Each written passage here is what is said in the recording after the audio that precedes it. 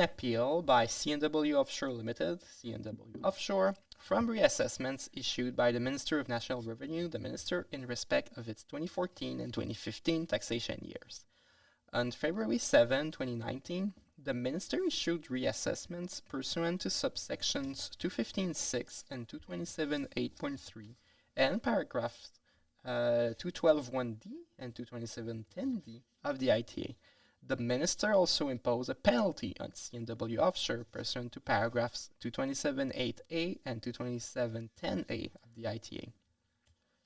The reassessments arose from transactions that took place between December 2013 and February 2015, the relevant period. During this period, C&W Offshore leased heavy subsea mooring chains to Seadrill Canada Limited, Seadrill Canada. C&W Offshore leased these chains from Intermoor Limited, Intermoor UK, a resident of the United Kingdom. Intermoor UK itself leased the chains from its Norwegian affiliate Intermoor AS, Intermoor Norway. During the relevant period, C&W paid approximately $8.9 million to Intermoor UK in rental payments. We have a lot of different people here. Yes. The Minister concluded that the rental payments constituted rent, royalty, or similar payment, within the meaning of paragraph 212.1d of the ITA. Consequently, the Minister concluded that the payments were subject to non-resident withholding tax of 10%, pursuant to paragraph 2015.1 of the ITA and Article 12 of the Convention between the Government of Canada and the United Kingdom of Great Britain of Northern Ireland for the avoidance of double taxation, the prevention of fiscal evasion with respect to taxes on income and on capital gains. I think that's the first time I see in a case like the whole title. Yes, the entire title. No shortcuts. Yes. The Canada-UK Convention. Finally, for failing to deduct or withhold the required amounts with respect to the rental payments and pursuant to paragraphs 227.8a, the Minister concluded that C&W Offshore was liable to a penalty equal to 10% of the amount it failed to deduct or withhold. The amount of the tax and penalty reassessed for the 2014-2015 taxation years are the following. So let's look at the table. Okay. So we have 20. Okay, so we have 693,000 withholding and 69,000 penalty, and 208,000 withholding and 20,000 penalty, for a total of just under $1 million.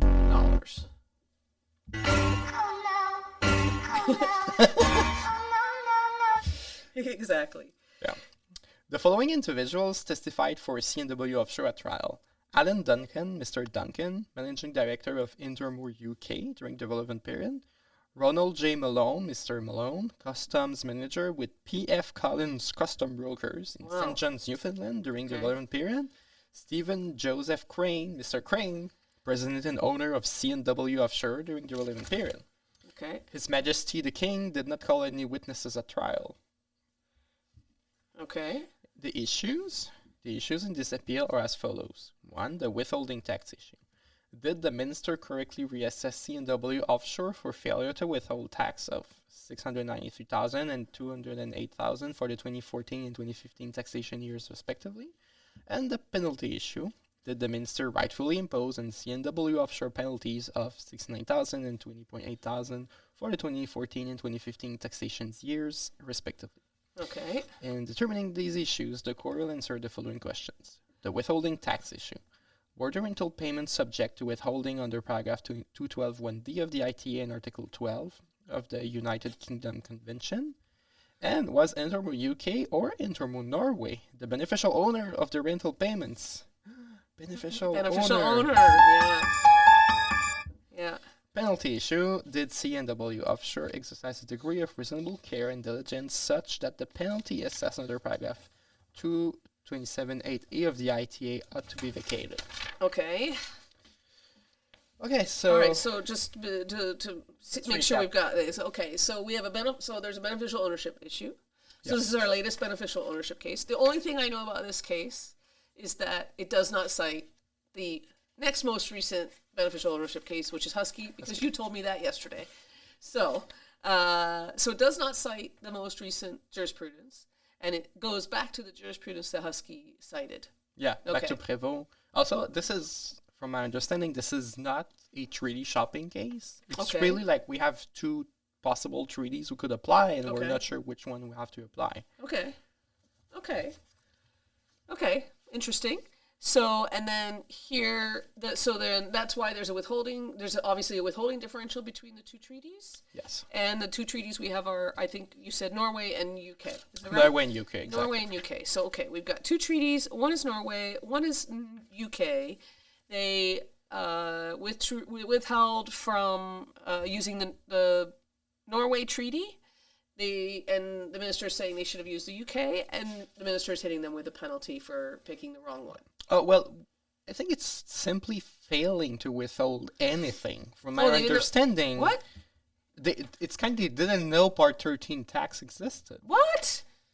Because if you look at the amounts, They're not withholding at all? well, they paid approximately $8.9 million in payments. The withholding rate is 10%, and the CRA is assessing $900,000. So it looks like there was absolutely nothing withheld. Okay, that's bizarre. I think that's the case. I think they just forgot to do any withholding under Part 13. Okay. Yeah. That's interesting because it's a lot of money. Okay. So welcome into people who are joining us from Instagram. That's fun. Yeah. Nice. Hi, everyone. Welcome.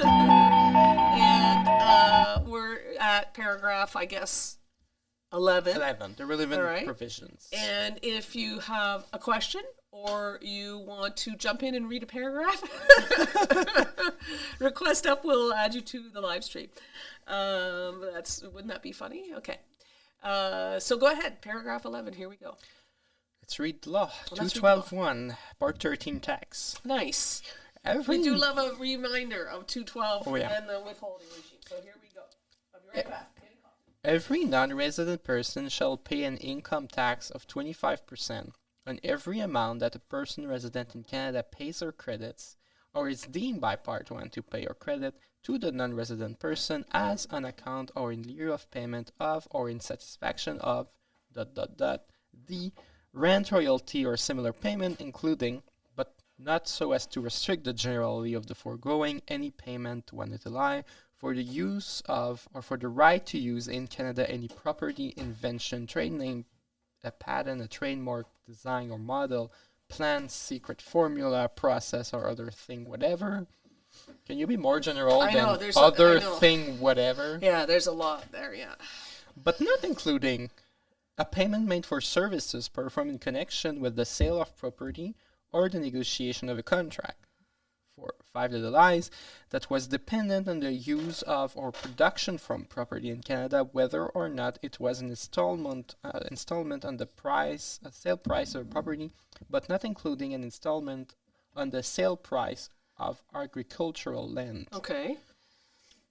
Withholding and remittance of tax to 15.1. When a person pays credits or provides or is deemed to have paid credit to the provided, an amount on which an income tax is payable under this part, or would be so payable if this acts were read without reference to subparagraph 94.3a 8 lies and to subsection 2016.11, the person shall, notwithstanding any agreement or law to the contrary, deduct or withhold from it the amount of the tax and forthwith remit that amount to the receiver general Okay. on behalf of the non-resident person an account of the tax and shall submit with the remittance a statement in prescribed form. Okay, so just to remind, I love the Canadian law because it's always so complicated and never straightforward. So every non-resident person has to pay. That's 212. That's setting the liability. Yep. And 215 is saying if you pay to a non-resident, you have to withhold. So you can't have a 215 without a 212. You need a 212 to get a 215. Correct. Yeah. Okay. And now we're going to get the liability.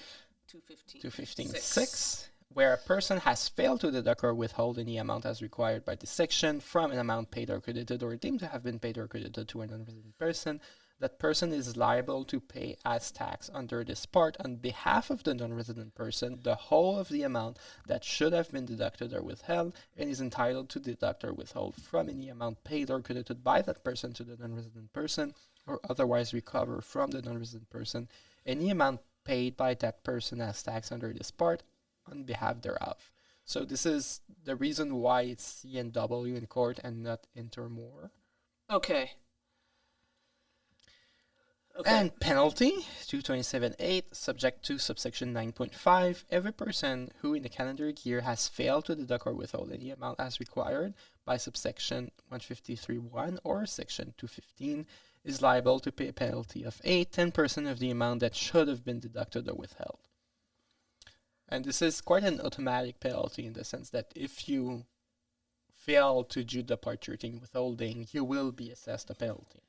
Okay. And the only way to get out of this is showing that you were diligent enough. So, for example, you tried to know if the person was a non-resident and you had good reasons to believe that they were resident. Okay. Really, it never happens. Yeah, it's hard to imagine. Yeah. But, and even in that landlord case, like the tenant, all they knew was that they were talking to somebody with an Italian phone number, and that was enough to be like, no, you're paying a foreign non-resident person. I mean, you would have, I think, to ask the person, like, are you a Canadian resident? And they would be like, yes. Yes. And now you were diligent enough. Oh, yeah. But you still have to pay the Part 13 tax. Yeah. You just got out of the penalty. Yeah, you still have to pay the tax. Yeah. All right. Assessment? I love that. This is one of my favorite assessment provisions right here. The 227.10. The minister may, at any time, assess any... Forever. Yeah, forever. Yeah. 100 years ago. No statute of limitations. Yeah. Yeah. Nothing. 100 years ago, you forgot to pay, and you can be on the hook. Yeah. You could. Any amount payable under a subsection 227.8, 227.8.1, 227.8.2, 227.8.3, or 227.8.4, 224.4, or 224.4.1, or section 227.1, or 237 by a person. B. Subsection 237.1, 7.4, 7.5, or 237.48 by a person or partnership. C. Subsection 227.10.2 by a person as a consequence of failure of a non-resident person to deduct withhold any amount, or D. Part 13 by a person resident in Canada. Good. And where the minister sends on the delivery assessment to that person or partnership, divisions I and J of Part 1 apply with any modifications that the circumstances require. Okay. The relevant provisions of the United Kingdom Convention, I don't know why it's not like Canada-UK Convention. Yeah, so I've seen this before, like where they just say the name of the other one on the assumption that, well, obviously it's with us. So we don't have to say Canada. I don't know, I prefer Canada-UK. Yeah, I understand. I understand your preference. Yeah. I prefer treaty in English. Say it again? Conventions sounds very French to me. It is, but yeah. Yeah. So they are as follows, those provisions. Article 7, in force on December 18, 2014. Oh, I just went blank for some reason. Business profits. Okay. I can see on Instagram that we just went blank. I'm not really sure what's going on. Look at, we have What is going on? I'm not sure. Can you do like transition? No, I didn't touch a thing. But I think it went blank. Oh, no, it's still okay. Never mind. It's just on there that it looks blank, but it's still okay. Oh, go ahead. okay, Keep we're going. still there. Yeah, Okay. you're still there. Yeah. 1. Profits of an enterprise of a contracting state shall be taxable only in that state unless the enterprise carries on business in the other contracting state through a permanent establishment situated therein. Okay. If the enterprise carries on business as aforesaid, the profits that are attributable to the permanent establishment in accordance with the provisions of paragraph 2 may be taxed in that other state. So this is just the normal P provision. Yep. Where profits include items of income or gains which are dealt with separately in other articles of this convention, then the provisions of those articles shall not be affected by the provisions of this article. Okay. So just that's the PE saying business profits if you have a PE, but other articles shall not be affected by the provisions of this article, which is the this is like a weird circularity, but it means that if you have the royalties, rent, whatever, if you have specifically enumerated, you go to those provisions. You don't lump them all in PE. Yeah, because technically, if you think about like a royalty, probably it's also business profit in a PE. Yeah. But you will not supersede Part 13 tax with the PE provision. Yeah. Yeah.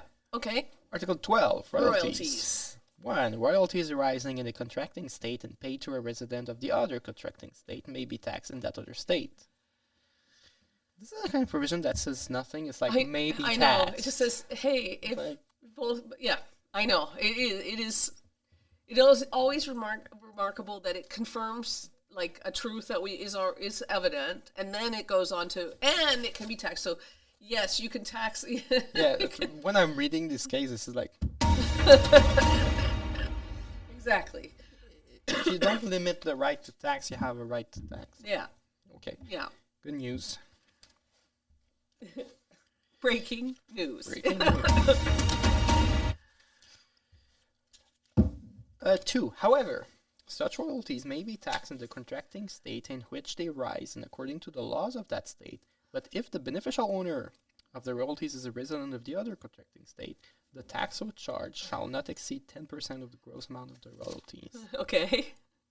So there's your limit on, yeah. Which has the word so, beneficial owner. I just want to welcome in that we do have a little bit of an audience forming here for this reading of the case. So welcome everybody in, and do drop a question or a comment, or if you need us to recap where we are. We do it periodically, but if you need a recap, let us know. We'll recap it. And if you want to come up and join us and read, let us know. You can join the live stream and read a paragraph. Hi everyone, this is a tax. We're just reading legal cases. That's what we're doing. All right. So we're in the middle of the UK convention, and we're reading about the UK. We just found out that the royalty rate, if you're in the Canada-UK convention, is 10%. And now we're going to see what royalties are. The term royalties, as used in this article, means payments of any kind received as a consideration for the use of the right to use any copyright, patent, trademark, design or model, plan, secret formula or process, or for the use of or the right to use industrial, commercial, or scientific equipment, or for information concerning industrial, commercial, or scientific experience, and includes payments of any kind in respect of motion pictures and works on film, videotape, or other means of reproduction for use in connection with television broadcasting. All right. That's a lot of things. Yeah, it's everything. It's all your IP. So all you IP buffs, that's what IP is. And in the end, this is what it is to regulate IP. It is to decide who gets to pay tax on the royalties. That's really what matters about IP, by the way. Everything else is kind of, The provisions of paragraph 1, 2, and 3 of this article shall not apply if the beneficial owner of the royalties, being a resident of a contracting state, carries on business in the other contracting state in which the royalties arise through a PE situated therein, or performs at that other state professional services from a fixed base situated therein, and the right or property in respect of which the royalties are paid is effectively connected with such PE or fixed base. In such a case, the provisions of Article 7 or Article 14, as they may be, shall apply. Okay, so just to be clear, when you're coming in as a PE, there's no withholding obligation. Yeah. Maybe that's why they didn't withhold. And if you're coming in with royalties without a PE or not according to these terms, then the royalty withholding applies. So case 1, no withholding, and the person that's earning the income has to pay the tax and is liable for the tax, and it's not 212, it's somewhere else. Anyway, and in case 2, which is where we are, 212 applies, royalties, and you have to be in the right treaty. And it also says not the person who receives, not the recipient. It says paid to a resident. Paragraph 1 says paid to a resident. And then, but if paragraph 2 says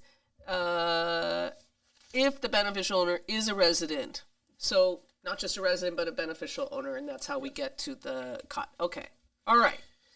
That's the UK. Now we're going to look at Norway. Great. The relevant provisions of the Convention between the Government of Canada and the Government of the Kingdom of Norway 1996 for the avoidance of double taxation and the prevention of fiscal evasion with respect to taxes on income. The Norway Convention I don't provides think as I ever follows. noticed that the year 1966 was in the title of the Norway Treaty. Technically, it's in the title. I don't really understand why. It's weird because the Government of Kingdom of Norway 1966. Huh. Yeah, I don't know what that's all about. Why, okay. Anyway, Okay. mystery. I don't know. It's a mystery. Okay, Article 7, business Okay. profits. The profits Should be of the an same, right? Should be enterprise exactly should the same. be the same. If Should be it's not the exactly. same, It we'll should be have a problem. identical, right? The profits of an enterprise of a contracting state shall be taxable only in that state unless the enterprise carries on business in the other contracting state through a PE situated therein. If Okay. the enterprise carries on and carries on business as aforesaid, the profits of the enterprise may be taxed in the other state, but only so much of them that is attributable to that PE. Okay, it doesn't have the notwithstanding, go to the other. It's shorter, but it's older. It's older. Yeah, that's It's true. 1966. Yeah. So. Article 12, royalties. Okay. Royalties arising in the contracting state and paid to a resident of the other contracting state may be taxed in that other contracting state. Thank you. Thank you. Breaking news. Okay. However, such royalties may also be taxed in the contracting state in which they arise and according to the laws of that state, but if the beneficial owner of the royalties is a resident of the other contracting state, the tax so charged shall not exceed 10% 10%. of the gross amount. So it's the exact same rate. The same rate. Okay. So there's not that's why it's not a treaty shopping case. They were 10% either way. Okay. But maybe they're doing a husky where if it's Norway, the treaty no longer apply, and so it's 25. Yeah, that could be. Yeah. Yeah. Okay. Well, it's a good example why you don't want this conclusion in husky. Exactly. Yes, you don't want that conclusion to stand because now we don't know, is it 10% if you're not the beneficial owner? Do you get the other one or do you get 25%? Yeah. Okay. Okay, 3. Notwithstanding the provisions of paragraph 2a, copyright royalties and other like payments in respect of the production or reproduction of any cultural, dramatic, musical, or any other artistic work, but not including royalties in respect of motion picture films, nor royalties in respect of work on film or videotape, or other means of reproduction for use in connection with television broadcasting. And B, royalties for the use of or the right to use computer software. It must be not 1966 if Yeah. we're talking about computer software. Well, it's for sure amended by protocol. Yeah, for sure, protocol. Or any patent or for information concerning industrial, commercial, or scientific experience, but not including any such royalty in connection with a rental or franchise agreement arising in the contracting state and paid to a resident of the other contracting state who is the beneficial owner of the royalty shall be taxable. Shall be in that taxable only in the other state. state. Okay. The And term- then, here we get this. This is. They're saying. Are they saying that's PE or not? Notwithstanding to. Okay. All right. And then for the term royalties means slightly different than the other. Yeah. Okay, so the term royalties, as used in this article, means payments of any kind received as a consideration for the use of or the right to use a copyright, patent, trademark, design or model, plan, secret formula or process, or for information concerning industrial, commercial, or scientific Industrial, commercial, or experience, scientific. Experience. I always like that. And then it's experience. Yeah. Yeah. and includes payments of any kind in respect of motion picture films and works on film or videotape for use in connection with television. Okay. Are we still using videotape? Videotape? Yeah, Real some people tape? do. Yeah, they do. Yeah? Yeah, reel to reel. Yeah, some people do. Like purists. Yes, for sure. Because it says in respect of motion picture films Yeah. and works on film or videotape. Trust the process. So, all right. So that's our law. So we've gone through the withholding. Here's the withholding, the tax, the withholding, the liability, the penalty, the assessment, the UK treaty, and the Norway treaty. And if you have joined us recently, you will see we are reading C&W Offshore Limited versus the King, a very recently released Tax Court of Canada case. Drop your questions in the comments or make other comments in the comments if you like. Yeah, let's go back to the case. Let's go. Facts. C&W Offshore. All right, here we go. C&W Offshore is a corporation resident in Canada. It has been in operation since 2005.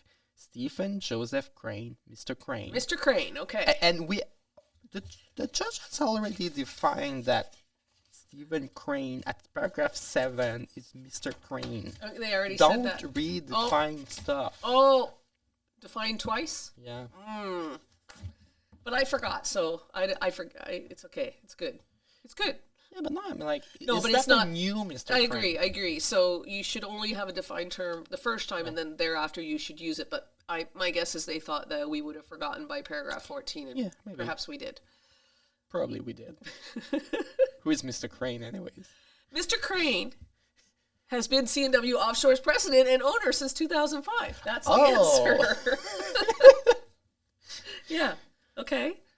Good. All right. So if Mr. Crane is there, hi. Hello, Mr. Crane. Hello, Mr. Crane. C&W Offshore manufactures metal structures for Newfoundland and Labrador's offshore oil and gas industry. Okay. More specifically, C&W Offshore is specialized in the fabrication of carbon steel products, including shipping containers and transport frames. Okay. During the development period, the rental of large industrial equipment, such as heavy mooring chains. Heavy mooring chains. Heavy mooring chains. Yes. Heavy subsea mooring chains. We're going to see that later, but I think the first time I saw this, I said, this is a good band name. This is my next band name. Heavy mooring chains. Very good. Okay. Was not part of its usual business activities. Okay, so it's specializing in fabrication of steel products, including shipping containers, and not renting heavy mooring chains. They're telling us. Yep. That's not normally what it was doing. It's not the business. Yeah, they're telling us that they were not, that was not part of its usual business activities, which suggests that there's a reason for the court to tell us that, which is that that's where the rental is coming from. Yep. And so we're getting set up to understand that there's going to be a conflict here. Is this business profits, so it's under the PE, or is this still, is this rental royalty because it's not part of the business, it's separate, and you're going to do the withholding? That's the key here. Yeah, but in Canada, we don't care if the Canadian has a P in Canada. It's a resident. So it would be the UK company. Does the UK company have a P in Canada? Right, because C&W Offshore is here. Yeah, That's it's our a Canadian. Canadian. That's the person that was supposed to be withholding when they paid to somebody else. So they're renting the equipment. They are going to rent the equipment and pay the rent. So they're going to say that Intermore UK has a P in Canada, and that's why they did not withhold. Yeah. Probably. Okay, that's it. I think that's it could be a good argument. Maybe let's Maybe. let's But find it out. depends on what Intermore UK is doing else in Canada. Yeah, but to be clear, C&W, we're not thinking about its business doing this production and shipping containers. I don't know why the court's telling us about its business, but we are thinking about it. It's going to pay an amount, and then Canada's going to be like, "Where's my withholding tax?" Yeah. And it's going to have a reason it didn't pay it. Okay. But heavy mooring chains. So we're going to keep this in mind that heavy mooring chains is the short form for this case. Like every time in the future, when I'm like, "Oh, what was that case about?" Heavy mooring chains. Exactly. You're going to say heavy mooring chains, and then I'm going to remember. Oh yeah. C&W Offshore. And we're going to see later that those chains are 82 millimeters in diameter. It's big chains. It's big. That's Very each big. chain It's is 82? huge chains. Huge. Huge chains. And they are subsea chains, very good chains. Subsea. Exactly. Okay. Good. Okay. All right. Okay, so the rental agreement between C&W Offshore and Seadrill Canada. Oh, we have a new person in the picture, Seadrill. Okay. Seadrill Canada. Do you think they are drilling the sea? I'm going to guess that their job is to drill the sea. Yes. In December 2013, C&W Offshore was urgently contacted by one of its customers, Seadrill Canada, to procure 2 lengths of heavy subsea mooring chains. Okay. They're not just heavy mooring chains, they are subsea. Heavy subsea mooring chains. My band name is changing now. It's going to be heavy subsea mooring chains. Okay. HSMC. Yeah. HSMC. Heavy subsea mooring chains. I can't wait to make the logo for this band. All right. The request arose after Seadrill experienced a failure on one of the 8 mooring chains anchoring the West Aquarius drilling rig, the West Aquarius rig, Okay. to the ocean floor.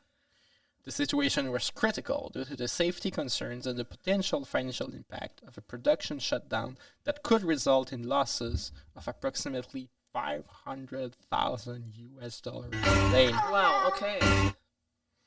C&W Offshore was asked to source the chains and arrange delivery to Newfoundland as quickly as possible. Okay. DNV, a marine certification authority, had referred Seadrill Canada to Sean Conway, Mr. Conway. Mr. Conway, okay. Mr. Conway, an employee of C&W Offshore and former DNV mooring expert, to assist in sourcing the chains. Okay. Seeing a potential business opportunity for C&W Offshore, Mr. Conway informed Mr. Crane of the request. Okay. Although C&W Offshore was not ordinarily engaged in the supply of heavy subsea mooring chains, Mr. Crane decided to proceed with sourcing the chains, considering the apparent low risk of the transaction and the potential commercial benefit to the company. Okay. So now they're like, we don't do this usually. Okay. Yeah. But let's try. Yeah. Okay. Okay, it's a little bit funny. It's a little interesting. So Mr. Conway and Mr. Crane are saying we're going to get into the business of renting heavy subsea mooring chains. Yes. Okay. I got it. Okay, so the rental agreement between C&W Offshore and Intermore UK. Okay. In early December 2013, Mr. Conway contacted Alan Duncan, Mr. Duncan, to source the mooring chains. Okay. How does that happen that you call somebody like, do you have heavy subsea mooring chains? I know. I'm just picturing like calling all, like what would you do? You go on Google Maps and like the heavy subsea mooring chains, right? And then nothing. They'd be like, here's your local A&W, right? Like, here's a burger. Go get a burger because I don't have that. And then I don't know. What do you do? There's no yellow pages anymore. Yeah. So how do you Google it? Yeah, you call someone. You're like, do you have heavy subsea mooring chains? They're like, sir, this is a Wendy's. Exactly. Exactly right. Okay. All right. So they're going to contact some people trying to find some heavy subsea mooring chains to share. At that time, Mr. Duncan was the managing director of the Intermore UK, a supplier of offshore mooring systems and equipment based in Aberdeen, Scotland.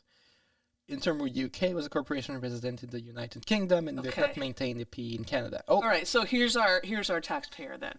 I like how the legal conclusion of did not maintain the permanent establishment is in the facts. It's in the facts. So that's not the question. So that is not the question. Okay. All right. We're learning. So we've got our UK resident now, Intermore UK. They supply offshore mooring systems and equipment. They're in Scotland. They're resident in the UK. They don't have a PE in Canada. Okay. And they've never dealt with C&W Offshore before. Okay. Prior to this interaction, Intermore UK had never conducted business with C&W Offshore. Mr. Duncan was acquainted with Mr. Conway through Mr. Conway's previous employment with DNV. Okay. All right. At the time, Intermore UK was part of the Action Group, which comprised 23 affiliate companies worldwide, including entities in the United Kingdom, Norway, Singapore, the United States, and Brazil. Intermore UK specialized in engineering services and the rental of offshore mooring equipment for the UK market. Its inventory included anchors, chains, connectors, and buoyancy modules. Wow, okay. All right. What are buoyancy modules? Okay. Anchors, chains, connectors. So anchors anchors hold you to the bottom. Chains connect things. And buoyancy modules keep you to the surface. Yeah, so maybe like some sort of a marker, like to show you where the thing is, like a bobber, like a fishing bobber. Yeah. Yeah, a buoy. A buoy. Yeah. You've seen them at sea. We should have had a sea sound for our soundboard today. Too bad. You know, the buoy, it's like there's a green one, there's a red one. It tells the ship like where to go. Yeah, exactly. I think maybe that's what they're up to. I think for now on, I will call these buoyancy modules. Yeah, buoyancy modules. Yes. Yeah. Good. With rental activities accounting for approximately... they do a lot of renting. They're doing a lot of renting. 55 to 60% of its revenue. So they're just renting those chains and anchors. Anchors, chains, connectors, and buoyancy modules. Yeah. Okay. At Intermore UK, Mr. Duncan managed 101 employees. Okay. 101. Not 100, 101. Yeah. Do you think really? Like, that's a funny... Were they like dogs? Were they Dalmatians? Like... Stop it. And oversaw daily operations. It's like Mr. Duncan and the 101 employees. Okay, good. They have a good marketing strategy. They should use it. I don't think they will, but they should. Okay. Mr. Duncan had 101 employees. Yeah. He was responsible for the UK sales team, which was comprised of 101 salespersons. Now I'm going to say Dalmatians, but yeah, 101 salespeople. Okay. And for pricing the services provided by Intermore UK, Mr. Duncan personally acted as the salesperson for the chain rental due to his prior relationship with Mr. Conway, and because Intermore UK did not have the required 84 millimeter chains. Yes. big chains. Right. 84. I thought it was 82. It's even bigger. It's 84. It's 84, not chains. 82. Huge You lied chains. by this much. Coupled with the urgency of the request. Okay. This is urgent. We need those 84 millimeters We chains. really need these heavy subsea mooring chains, like right now. Okay.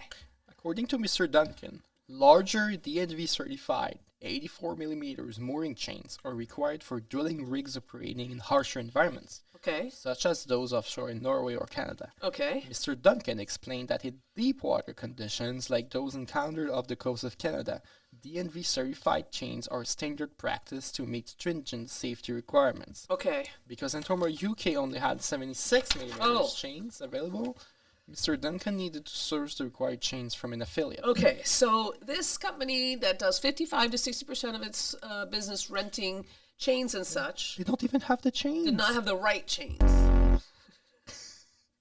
It's like you need 84 mil. We only have 76. Is that okay? They're like, no. It's a 12 mil difference. No, 10, no, 8. They had 76 and they needed 84. 8 mil difference, right? Right. This much. It's not. It would seem like not that much on such a huge, but okay. What do I know? I don't know anything about subsea Heavy drilling. submarine chains. I have no idea. Heavy subsea drilling. Yeah, I don't know. Okay, so he needs a source. So Yep. he finds a source. He also goes on Google. So he located 20 to 100 meters of Okay. 84 millimeters DNV certified chain Okay. at Intermore Norway's facilities in Mongstad. In Mongstad. Okay. Mongstad. All So right. Mr. Duncan is calling someone in Mongstad, like, do you have 84 millimeters chains? And like, yes, we do. Yes, we have 2,200 meters. Is that enough? Is that enough for you? Okay. So then we see this chain. We see a chain, huh? A chain of chains. A chain of chains. To rent the chains to C&W Offshore. Okay, so UK Intermore itself. is going, he's like, okay, we will lend you chains. Yep. But we have to borrow them from Intermore Norway, which is presumably a related party. Yeah, it's an affiliate. So we have a affiliate, transfer yeah. pricing issue between the two Intermore. Okay, sure, exactly. Fine. Like, how much is it worth? Yeah. You have to What's the figure out. markup? Yeah. Because if you have the price for 76 millimeters chain, Yeah. that's not the correct price for 84. That's right. So you have to like specially go. They seem to be in limited supply, but that's your affiliate. So whatever you rent, you're gonna pick up. I assume you're gonna pay most of it over to Norway, but you're gonna keep a little carrying charge for facilitating. Why not just hand the whole contract over to your Norway people? Because I think there was already a contract between C&W Offshore and Intermore UK. Okay. Because Mr. okay. Duncan knows Mr. Okay. Conway. Conway, who then knows Mr. Crane. Yeah. Okay, so Crane is C&W. Yes. Crane is C&W's guy. Crane C&W. Conway is Intermore UK. No, Conway is Seadrill. Oh shoot, who is our UK guy? Duncan. That's Duncan. Okay, so I'm just trying to figure out who. I lost track. I lost the thread of the story here. Okay, so I'm just trying to figure out who's who here. So our guy is Crane. Yeah. Crane needs the heavy subsea chains. He talks to his friend Conway. Conway connects to the UK, Duncan. Well, Is it right? Conway needs the chains. Oh, Conway needs the chains. Call Crane. It's like, I need Oh, the he said, chains. okay, so Conway is the guy that needs the chains. Yeah. He calls Crane. He says, "Can you find me some chains?" And Crane doesn't know anybody, but Conway does. I'm just trying to figure out who called who and in what order here, just so we have a story. What is the story here? Sorry, Let's- three guys. We had three guys in the heavy subsea mooring chains business. So, Seadrill needs chains. Okay. They don't have chains, and Okay, Seadrill needs a I need a piece of paper. Why do I not have a notebook here so I can write some of this stuff down? Oh, here's my notebook from last time. Now let me find a pen so I can write some of this down because I do get confused. All right. So we have. Sorry about the cough. oh, okay, I get it. I was wrong. I was wrong about Mr. Conway. Oh, okay. All right, let's get this story straight. We want to be able to tell a story. Okay. So, all right. So So we have Seadrill, Seadrill. we don't have a name of the guy at Seadrill. Okay, so Seadrill, we have like Seadrill anonymous guy one. So Seadrill guy. calls a DNV, the certification authority, Okay. and DNV refers Seadrill to Conway Okay. because Conway used to work at at DNV, And he now works at C&W. C&W. Okay, so it used to be, okay, I got this now. It used to be at DNV, now at C&W. And now Okay. Conway calls Crane Conway goes up the chain to his up boss. the chain, up the heavy mooring subsea Calls- chain.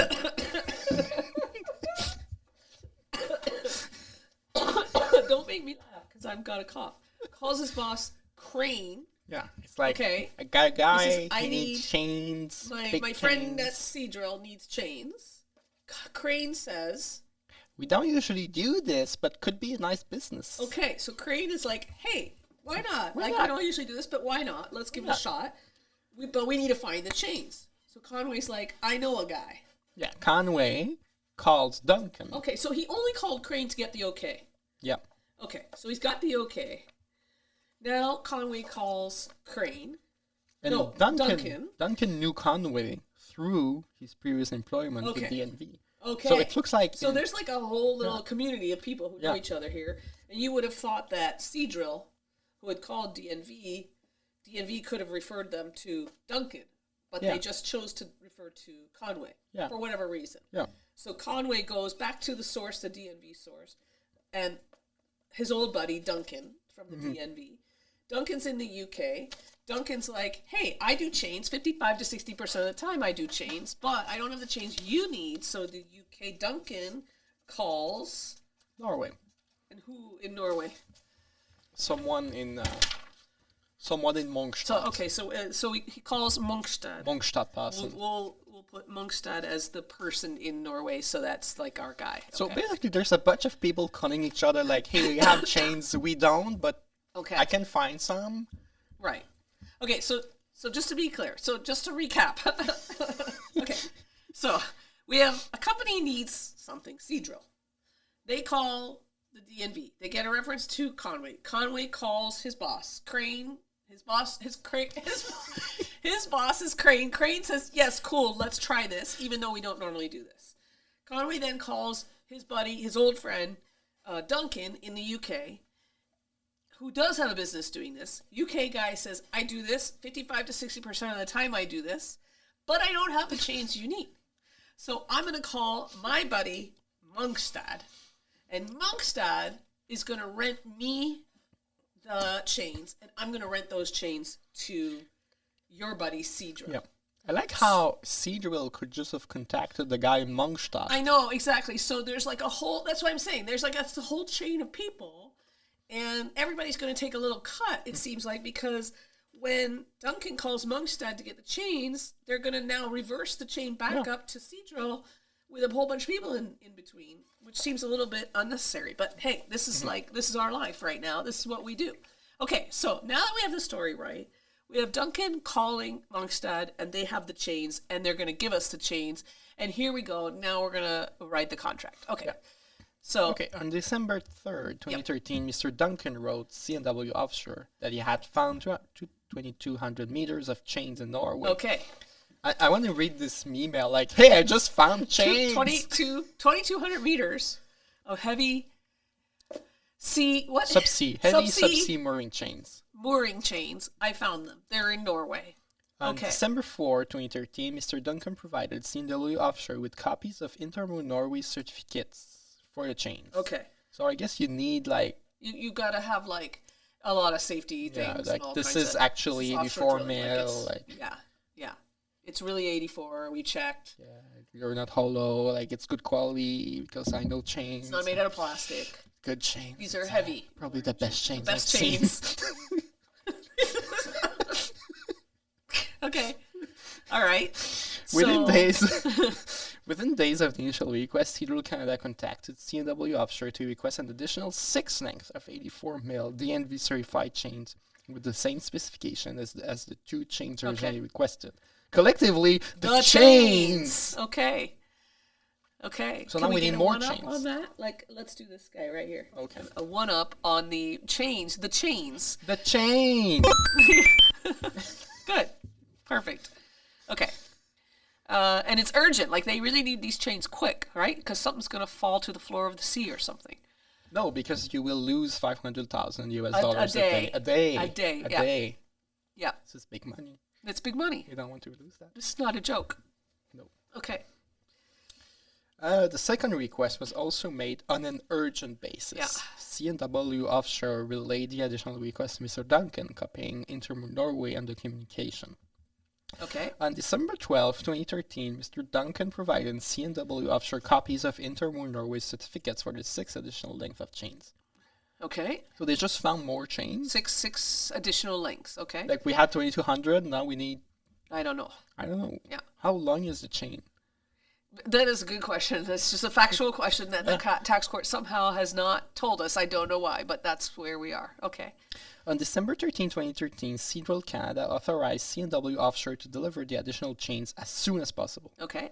Pursuant to its agreement with Intermo UK, C&W Offshore was required to take delivery of the chains from Intermo Norway in Mongstad, Norway, Yep. and arrange transportation to Canada. Mr. Duncan Okay. recommended that C&W Offshore hire Pentagon Freight Services PLC, Okay. Pentagon, a United Kingdom corporation, to find the necessary transport vessels and manage the logistics of the transport to Canada. Okay. Pentagon was instructed to liaise directly with David Smith. Mr. Smith. Mr. Smith. Okay. So this is our this is our transport guy. The managing director of Intermo Norway. No, it's the Intermo Norway guy. To coordinate that's- all logistical arrangement for delivery and shipment of the chains. Oh, okay. So that's Mongstad. Who we've been calling Mongstad is actually Smith. The Mongstad person is Smith. David Okay. Smith. All right. So Smith. All right. So Smith is going to go coordinate all the logistical arrangements for delivery. So Smith, actually, Norway is doing the work here. Yeah. Is what they're saying. Yeah. While the UK is just sitting over there doing nothing. Okay. All right. Mr. Duncan subsequently coordinated with Intermo Norway staff to verify the chain certification, review inspection results, and confirm port handling requirements.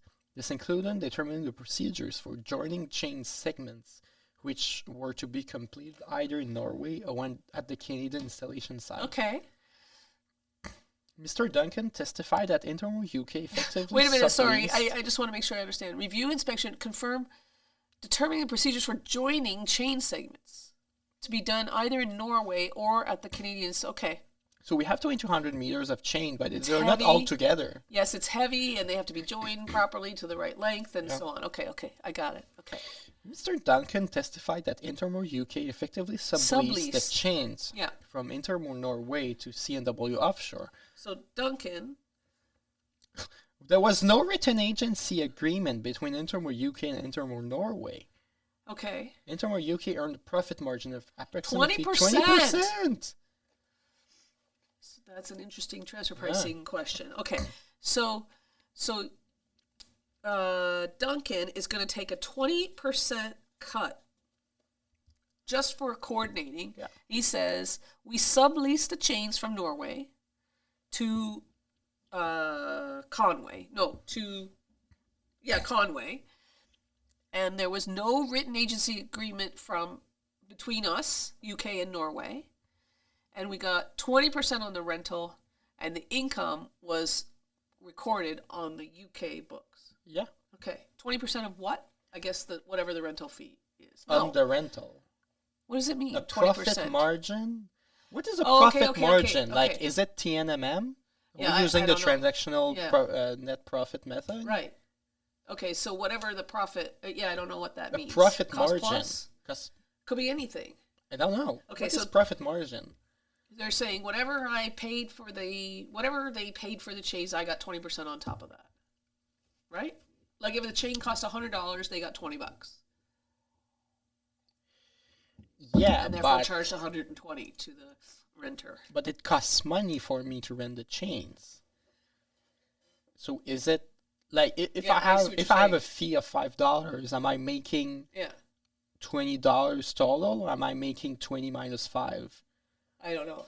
But That's- in this case, they made $990,000. Because that's a good transfer pricing issue. Yeah, that's a good question.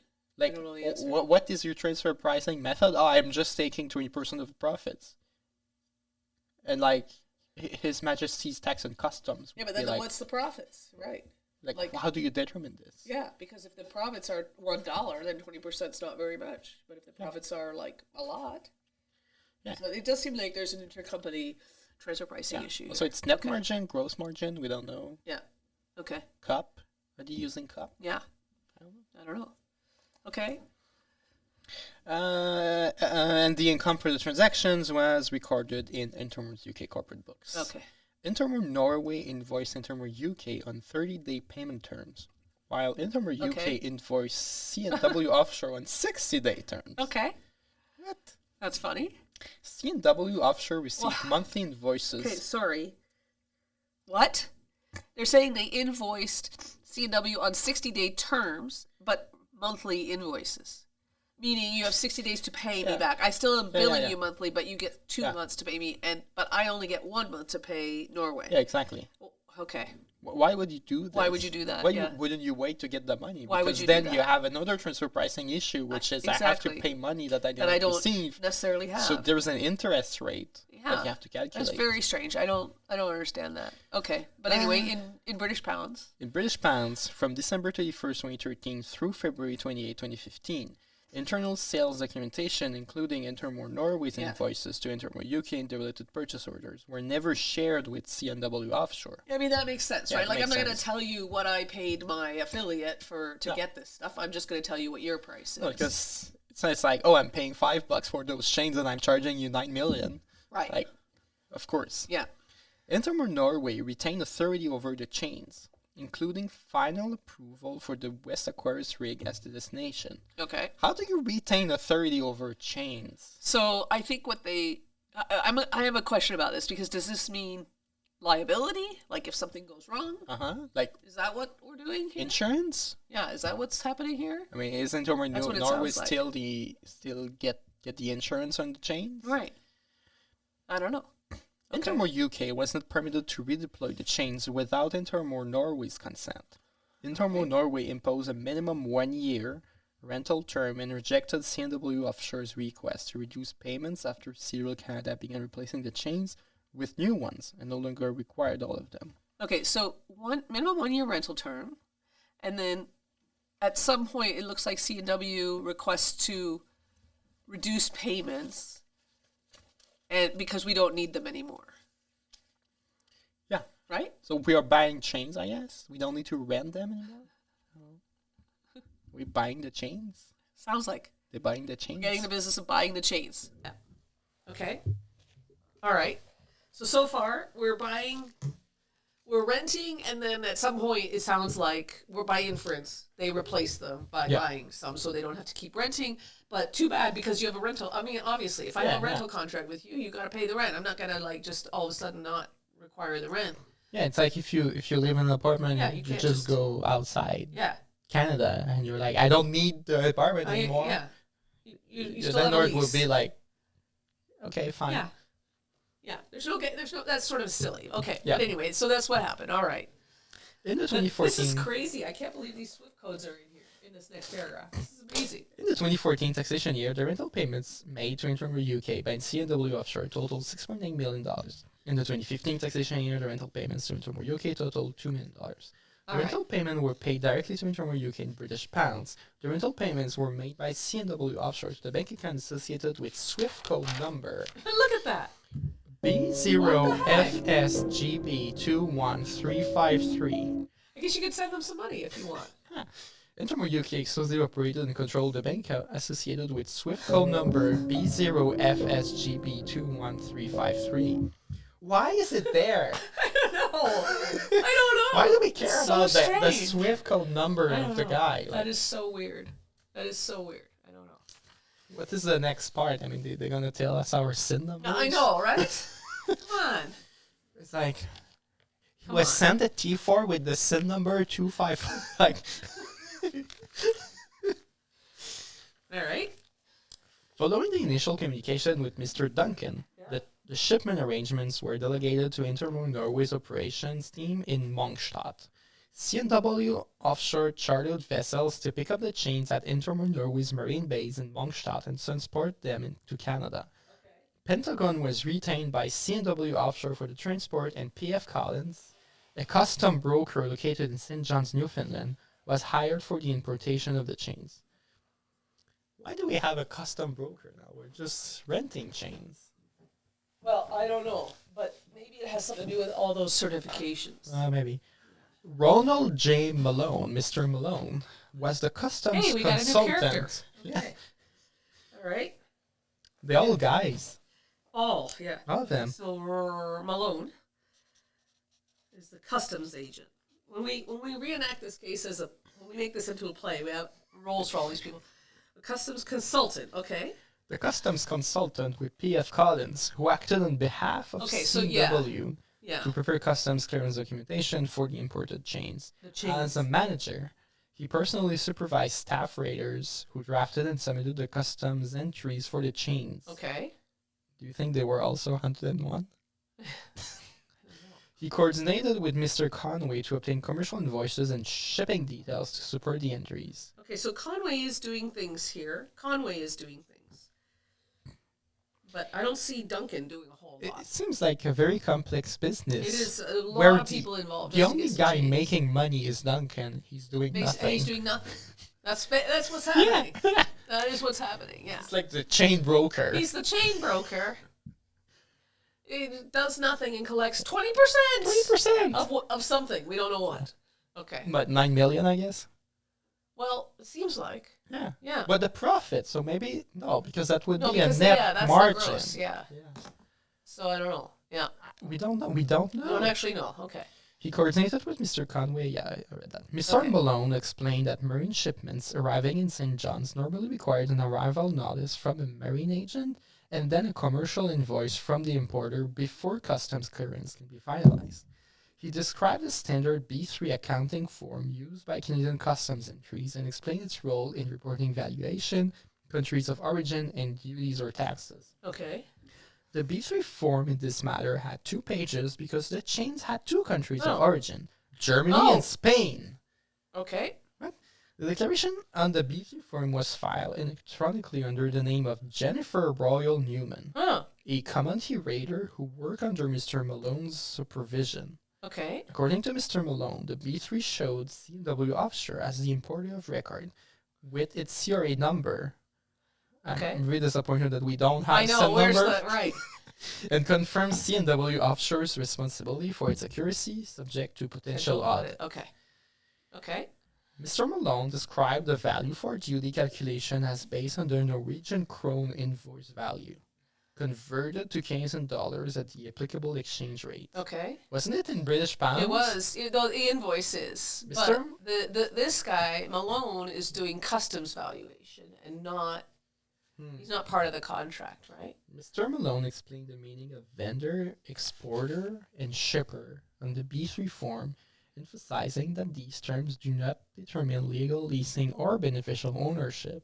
He also testified that no one disputed the validity of the B3, which was accepted by customs and showed a release date after approval. Okay. As for Mr. Crane, he has stated that it would have been unprofessional to bypass Mr. Duncan and read the chains directly from Intermod Norway, since Okay. Mr. Duncan had initiated the arrangement. Okay. Well, so Okay. So that's like a gentleman's agreement. Yeah. If I call you to get the chains, I can't then I go get to the your money. supplier. Yeah. You get the, yeah.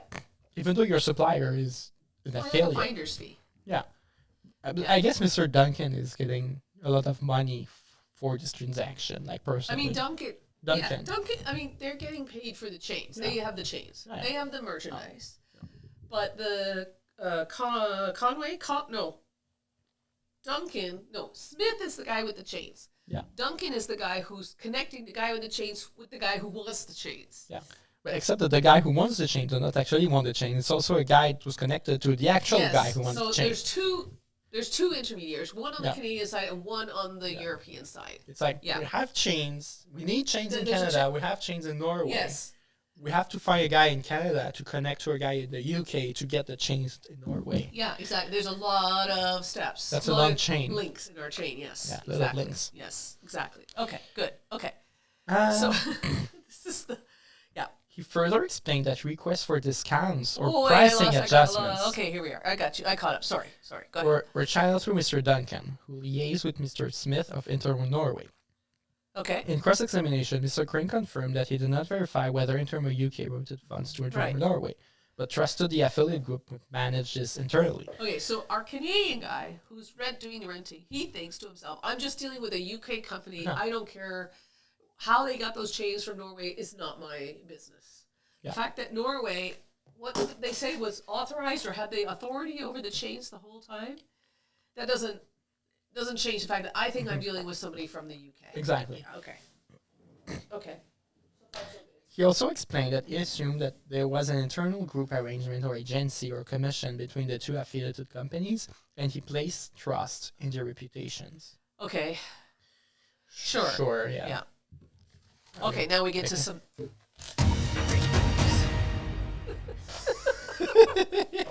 Good. Okay. So now we get some finally, we're going to get some tax here. Withholding. Okay. Withholding tax on the rental payments. Before the rental of the chains to C&W Offshore, Intermo UK had never rented equipment to a Canadian company and had no prior experience with Canadian withholding tax. Okay. Intermo UK did not advise C&W Offshore about the requirements to withhold tax on the rental payment. Sure. I mean, you think that someone somewhere would go see a tax practitioner? I mean, this is absurd. Come on. Like, the idea that what you do is 55 to 60% of your job is lending equipment to companies from all over, presumably from other countries. You have experience. You're aware of the idea that there's tax. I mean, Part 13 is not a purely Canadian feature. It's right. all over the world. Everybody's got, exactly. Every single tax treaty has an article on rental. Yeah.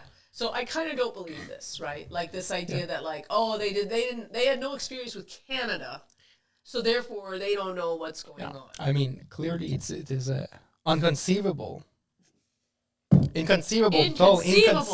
completely inconceivable. Yeah. That they don't know. Yeah.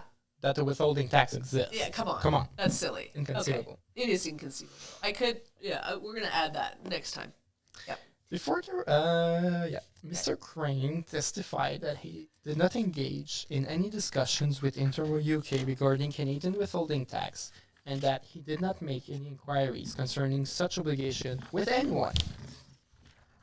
I want to reread this. Okay. He testified that he did not engage in any discussion regarding Canadian withholding tax, and he did not make any inquiries concerning such obligations with anyone. Okay, so remember, Crane, he's kind of like just the guy that okayed the deal. He didn't do any of these things. It's Conway that did all this stuff. Let's go back to who Crane is. Yeah, so, okay, just to recap. Okay, now we're through the facts. So we're going to now let's recap the facts. Okay. Crane is president and owner of the company. Of C&W Offshore. Since 2005. Yeah. And he's like, I'm doing a deal that I never done before with a UK company. Yeah. And I will not check with anyone if there are tax consequences. Yeah, come on. Like, just call your accountant. Yeah, well, like, why? Come on, there's an internal person that you would just call. Just call. Even like your accountant. Yeah. Call the CRA. Just get a little... Call the CRA. CRA would have told you have to withhold regulation 105 at 15%. Would have been wrong, but at least you would have withheld something. Yeah. Okay. So, let's just recap. Okay. So this is what we know so far. What we know so far is that there's a company called Seadrill that needs heavy subsea mooring chains. DNV certified 84 mil, 2,200 meters of Right. Okay. And Seadrill, somebody from Seadrill calls this DNV certification to find those chains. Yeah. Okay. DNV is like, oh, I know a guy who used to work here. He's good. He's dealing with chains now. Yeah. And he's Canadian. Like, yeah. I think this makes sense so far, right? Let me hook you up. Go talk to Conway. Yeah. Conway, who used to work at DNV, now at C&W Offshore, listens to the request. Well, I'm not at DNV anymore, but let me ask my boss. I'm going to ask my boss. So he goes to his boss. The boss is like, Crane. Right? Right? He's like, sure. And Crane says, Sure. we don't normally do this, but why not? Let's give it a try. And then, so go ahead, Conway. He says, go ahead, Conway. Go find it. Conway's like, I know a guy. I know this guy, Duncan, from the UK. He goes to, what's happening? Because Duncan used to work at yes, DNV too. Right. Small world. So he's probably a friend of Conway. That's it. So, Duncan says to Conway, yeah, we do this. 55 to 60% of our business is renting this kind of equipment. We do this. Let me look into my inventory. Looks in his inventory, realizes he does not have 84 millimeter. Yeah, 76, but it's not enough. It's not enough. So he says, okay, let me go check my affiliates. And I have an affiliate in Norway. The Norway affiliate has exactly what we need, 2,200 meters. I'm going to get that. Calls Duncan back. No, sorry. Duncan calls Conway back. Hey, I've got your chains. Set up the contract. Let's go. Yeah. So Conway's company, C&W Offshore, signs a contract with Duncan's company, which is in the UK. Yes. That's the contract. Meanwhile, the UK company has a subcontract with its Norway affiliate, and the Canadian company has a separate contract to deliver these chains to the ultimate, the requesting party, which is Seadrill. Yes. Okay. So, in order to make all this happen, Duncan then calls. So Duncan is making this side arrangement with his Norway connection. That's Smith. And in the end, it is Smith who has the chains in Norway, and they have to connect with a customs consultant, that's Malone, to get the chains from Norway to Canada. Yes. And the last thing to know is that so there's a lot of extra admin involved, and things have to be done, but in the end, Crane, after having given the okay, does nothing. He doesn't check to see, what are the implications of this rental agreement. What am I on the hook for? He just doesn't even, I think he probably thinks to himself, all we've done is done a little middleman thing from Seadrill to the UK. Yep. And we're just a middleman, and he's not thinking maybe about what kind of income this is. Well, the UK person doesn't really care because he's not the one liable to withhold. Mr. Crane, the president of C&W, yeah, should have asked someone. Yeah, but the UK is subject to the tax, and we saw that it's forever. For sure, but it is the Canadian company that will be assessed. Yeah. So it's really the Canadian company that is on the hook for That's this. right. That's right. At the end of the day, even though we know it's the UK company that is the taxpayer under 212, to the extent that tax is imposed, if it is a withholding tax, Part 13 tax, is not the UK company that Canada's going to look to for payment. They're going to look to their Canadian, because they can chase that UK company all day long and not get them, not get them in court. And they have also, why would you go to a UK court to get money if you can get it from a Canadian company? Well, of course, you're going to assess the Canadian company. Exactly. All right, so we're caught up. We know what our facts are. Yeah. And now we're ready for the parties' positions. Now, I really like this outline. I will say, this is what I like to see. It's well done. It's like, what's the law? They start with the law, so we got a basic, it's abstract, but we got the idea of what's going on. Then we got the facts. One in fact being no PE, which was an interesting fact, conclusion of law. And now we're going to get the parties' positions, and it's well explained. Like, look, we're going to look at C&W Offshore's position first. I like this. I'm really, really happy with this. It's well done So far. Okay. For this position, C&W Offshore's position, the withholding tax issue. Okay, so here we go. C&W Offshore's submissions regarding the taxation of the rental payments can be summarized as follows.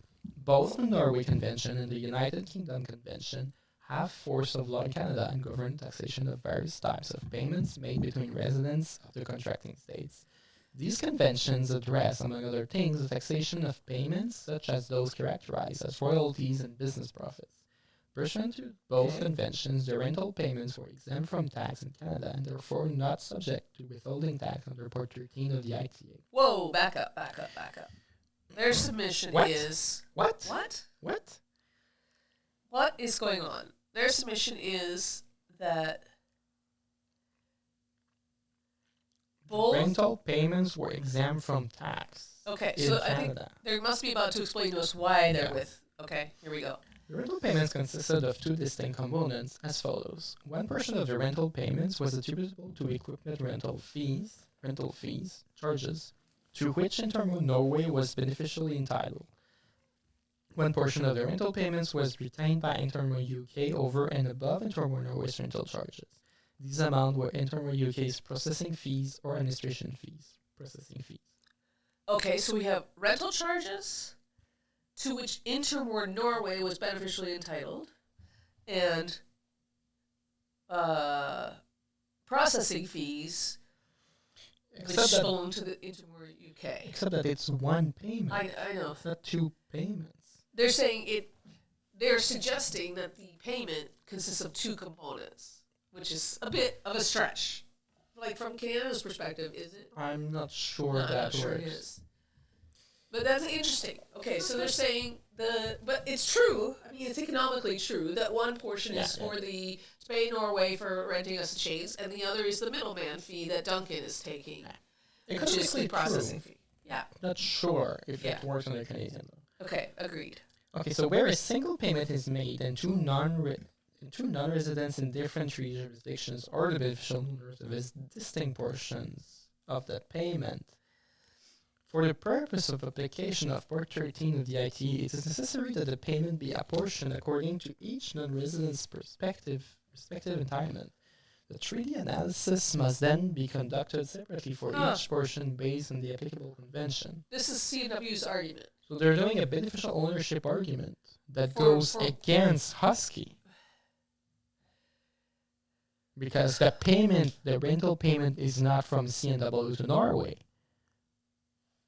Yeah, that's right. Interesting. Yeah, that is interesting. Yeah. Okay.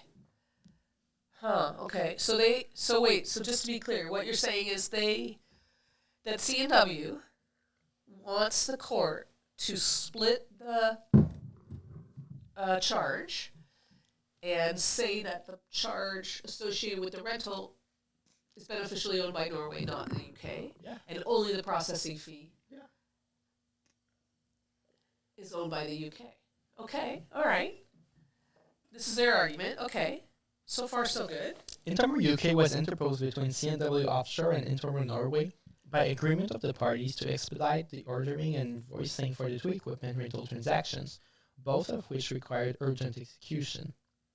Okay, Intermo was interposed to expedite. Okay. Sure. Intermo Norway was beneficially entitled to the portion of the rental payments attributable to C&W Offshore's rental of its equipment. It was entitled to the rental charges. Consequently, C&W Offshore was the beneficial owner of only the processing fees. Interesting. Okay. C&W Offshore's submissions regarding the application of the United Kingdom Convention to the rental charges can be summarized as follows. Article 12 of the United Kingdom Convention provides that royalties payable by a person resident in Canada to a person resident in the United Kingdom may be taxed in Canada at a rate not exceeding 10%, unlike the definition of royalties in the Norway Convention. Paragraph 4 of Article 12 defines royalty to include payments made to a resident of a contracting state for the use of or the right to use industrial, commercial, or scientific equipment. For the purpose of determining whether Article 12 of the United Kingdom Convention applies to payments in the nature of royalties, including payments for the rental of movable property to a non-resident, it is relevant to consider whether the recipient is beneficially entitled to the payment or is merely receiving it on behalf of another person who is entitled to its benefit. That's interesting. Interesting, yeah. Payments made by a resident of Canada to the beneficial owner of royalty who is a resident of the United Kingdom for the use of the right to use industrial equipment are subject to Part 13 tax in Canada and the withholding requirements under subsection 215(1) of the ITA. However, the applicable withholding rate is reduced from standard 25% under Part 13 to 10% pursuant to the United Kingdom Convention. Okay. The term beneficial owner, as used in the United Kingdom Convention, is not defined. Therefore, the definition of beneficial owner is to be defined according to the law of the contracting state. That's right. In Canada. Now, it's interesting that this is the... Okay, yep. The law of beneficial ownership in the treaty context is set out in Prévost Corps versus Canada. Okay. Okay, that's very clear. I mean, yep. That's probably the clearest sentence I've seen on beneficial ownership. That's right. That's right. That is, the term is not defined in the treaty. It has to be defined according to the law of the contracting state. What's not said is that is applying the treaty, in that case, Canada. In Canada, law is, in a treaty context, is set out in Prévost. Okay. Which they, yeah, okay. Yeah, it's a good sentence. Ta-da. Okay. The term, based on the language of Article 12 of the United Kingdom Convention, and on the importance of beneficial ownership of a payment to a resident to determine whether withholding rate in respect of a payment or of royalty to a non-resident is reduced or eliminated by a tax treaty. It is necessary to determine whether 1. The non-resident payee is the beneficial owner of the income, or some party other than the payee will have the benefit of the income. The beneficial owner of the income is a resident in a country with which Canada has a tax convention. And 3. The beneficial owner is eligible for convention benefits under the tax treaty on the income being paid. Okay, so just to recap, just before we keep going here, this is to say, what the taxpayer is saying here is, our position is that only the portion of the payment that is related to the processing, this intermediary charge, only that is beneficially owned by the UK company that we're paying the entire fee to. The other portion, presumably the larger portion, is beneficially owned by Norway. And the definition of beneficially owned is in the UK treaty. That's the one, because we paid to the UK. And so they have to be beneficially, this is interesting, they have to be beneficially owning the entire payment in order for you, Canada, to impose the entire tax on them. They're not. The larger part is being, is going to be passed on to Norway. So don't, but that seems, okay, I'm just going to say this. I don't know exactly what's going to happen yet because we haven't finished reading the case. But it seems to me a strange argument, because wouldn't the CRA just come back and be like, okay, and you're also on the hook to withhold to Norway? Like, how? I'm guessing they have an argument to say it's not Part 13 tax in Norway. To say it's a PE, or I don't know. That the Norway has a PE by virtue of. I don't know. It's very strange. Okay. Let's read. There's like 10 pages of argument. Yeah, I don't know. It's very strange. Okay, all right. So now we're at paragraph 42. Intermar UK was not the beneficial owner of the rental payments for the following reasons. Intermar UK had no discretion over the rental payments it received from C&W Offshore. Sure. No discretion. The payments... Absolutely no discretion or no discretion? Which one? Because if we recall, you have to have, according to the FCA... Yeah. In Prévost. In Prévost, you have to have absolutely no discretion, even though that is not actually what? Yeah, because no discretion is still a bit of discretion, but absolutely no discretion is absolutely no discretion. Exactly. Okay, so no discretion. No discretion. But not absolutely no discretion. Which is very different. Apparently. Yeah. In Canadian jurisprudence. Okay, the good. windows. Yeah, good. The payments were contextually required to be paid to Intermar Norway. Intermar UK's role was limited to the administrative task of issuing invoices to C&W Offshore, receiving the rental payments and forwarding nearly all the income to Intermar Norway. The evidence in this case shows that Intermar UK operated under a strict arrangement with Intermar Norway. The invoices sent by Intermar UK to C&W Offshore mirror the invoices that Intermar UK received from Intermar Norway, issued on the same dates and for the same equipment. Okay. This demonstrates Mirrored. that Intermar UK had no discretion over the income. It was contractually obligated to pass the payments along to Intermore Norway immediately, retaining only a small fee for 20%? administrative purposes. It's a small fee. 20% of something. We still don't know. So maybe Could it be was $1. Could be $1. Could be. Yep.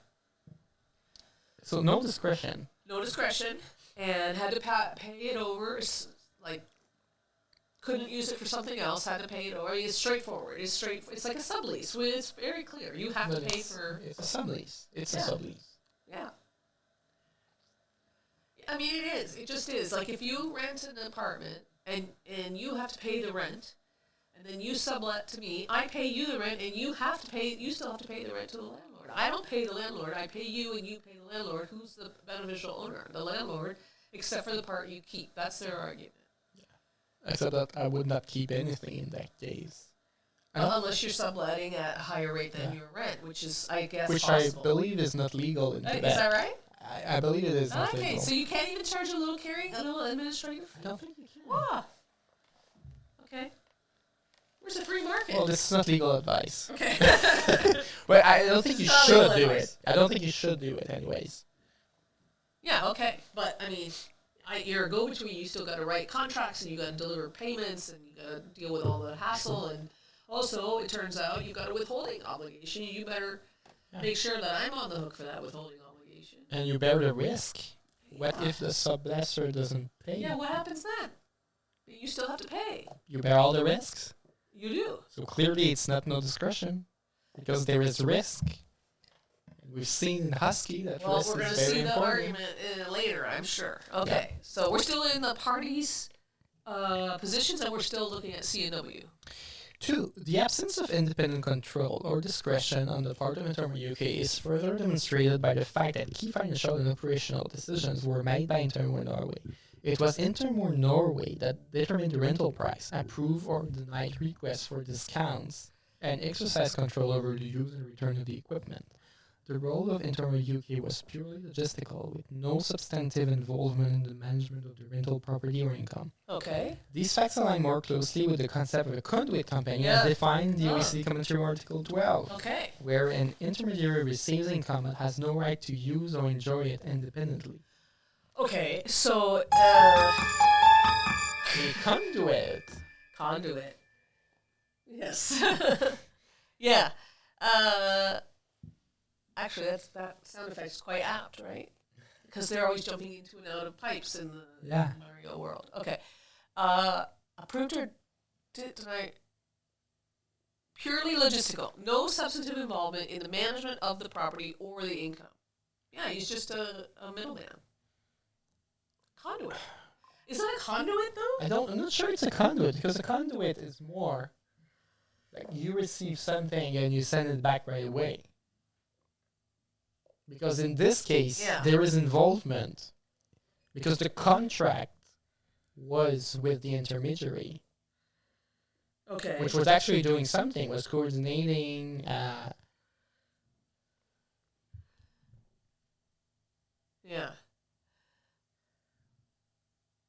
Ugh, just a sec, sorry. No problem.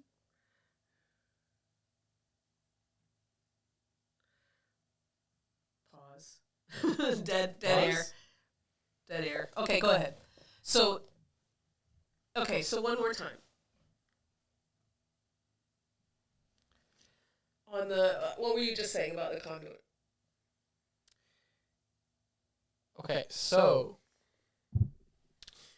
usually a conduit would be there is a contractual arrangement between the parties saying that the payment must pass on the other party. Like I receive a dividend, but I will not enjoy the dividend. I just pass it on to you. Yeah.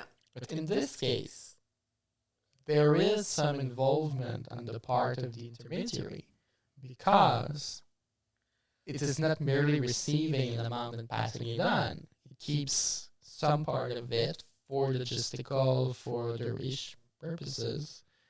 It's kind of not just an agent for the other person. It has a real purpose. Okay, because they're in it for themselves to the extent of the processing fee. Yeah. They're calling it the processing fee. Uh-huh. So you're not, okay, is there a difference between a conduit and a mere conduit? because they're a conduit, but they're a conduit that's grabbing a little bit on the way through. So they are entitled to some percentage of it. Is a conduit? Is that a conduit? Do you have there risk? I don't. Yes. Is there risk in the UK? There is risk. Yes. Yeah. There's risk.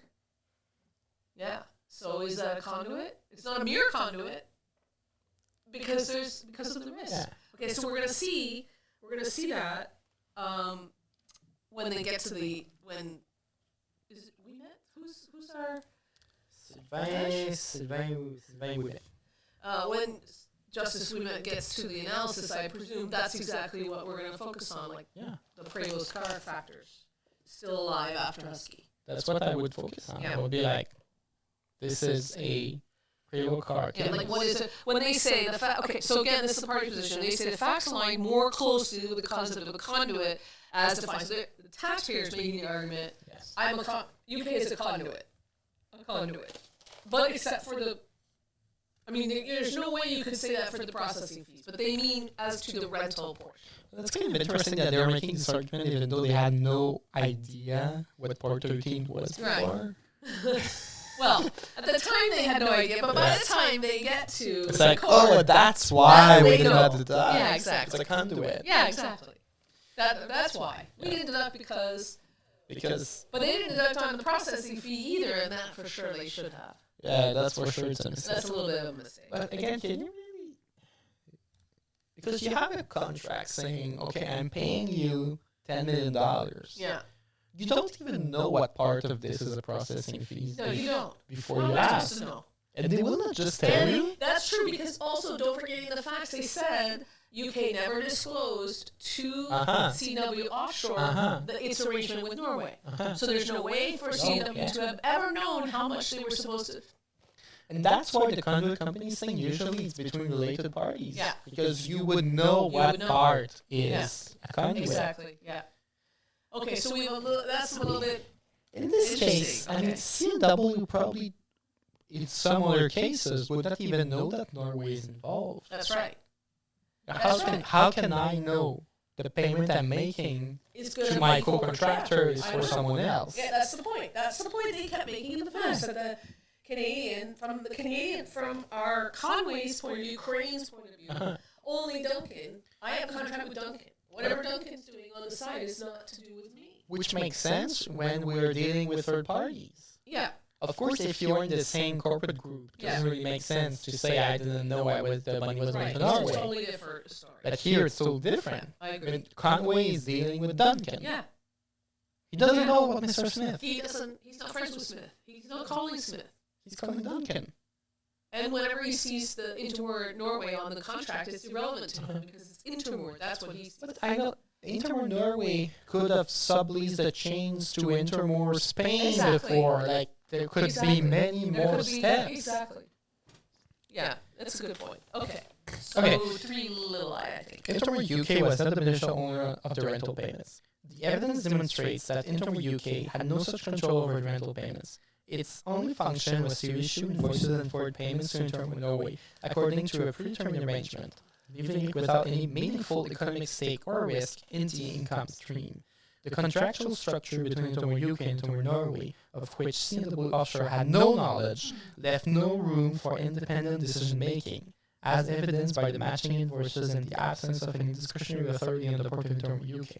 What a strange argument. We didn't know anything about it, and therefore we don't have any obligation to withhold. That's so weird. Very strange. Yeah. Based on the principle established in Prévost, the court should conclude that Intermore UK was not the beneficial owner of the rental payments received from C&W Offshore. The economic reality of the transaction shows that Intermore UK acted merely as an intermediary, facilitating payments on behalf of Intermore Norway. Okay. The fact that Intermore Norway retained both operational control and the economic benefit of the rental income reinforces the conclusion that Intermore Norway, not Intermore UK, was the true beneficial owner. As such, Intermore UK's involvement should be treated as that of a conduit or agent, with no entitlement to Those are the 2 different things, Yeah, by the way. a conduit or agent. Welcome to the Twilight Zone. Which one are you? It is very eerie, yeah. With no entitlement to be considered the beneficial owner under the relevant legal framework. Okay. It's kind of wobbly. Yeah, it's wobbly. It's wobbly. Yes, agreed. It's like we're trying to get out of this Part 13 tax. Yeah. And it's clear that everything we're reading now is not something that has been considered at the time of not making the That's payments. right. That is correct. It's like we're trying something. At We're the time- forcing. Yeah, at the an time argument. we just had nothing. Yeah. We did nothing. Yeah. Okay. Interim UK had no independent authority to modify rental terms or retain income. The UK office merely facilitated the rental by enforcing C&W Offshore and forwarding payments to Interim Norway. But that doesn't make sense No, because I every know. time you are doing a contract with a multinational enterprise, you would have to ask yourself, is the money really going to this affiliate or is it going somewhere else? Right. I mean, if the company is U.S. headquartered, I would always use the Canada-U.S. treaty because ultimately the U.S. company is benefiting. Yeah. It doesn't make sense. It doesn't make sense. There's too many. Yeah. It's Yeah. it's like a contract with the world otherwise. Yeah. Yeah.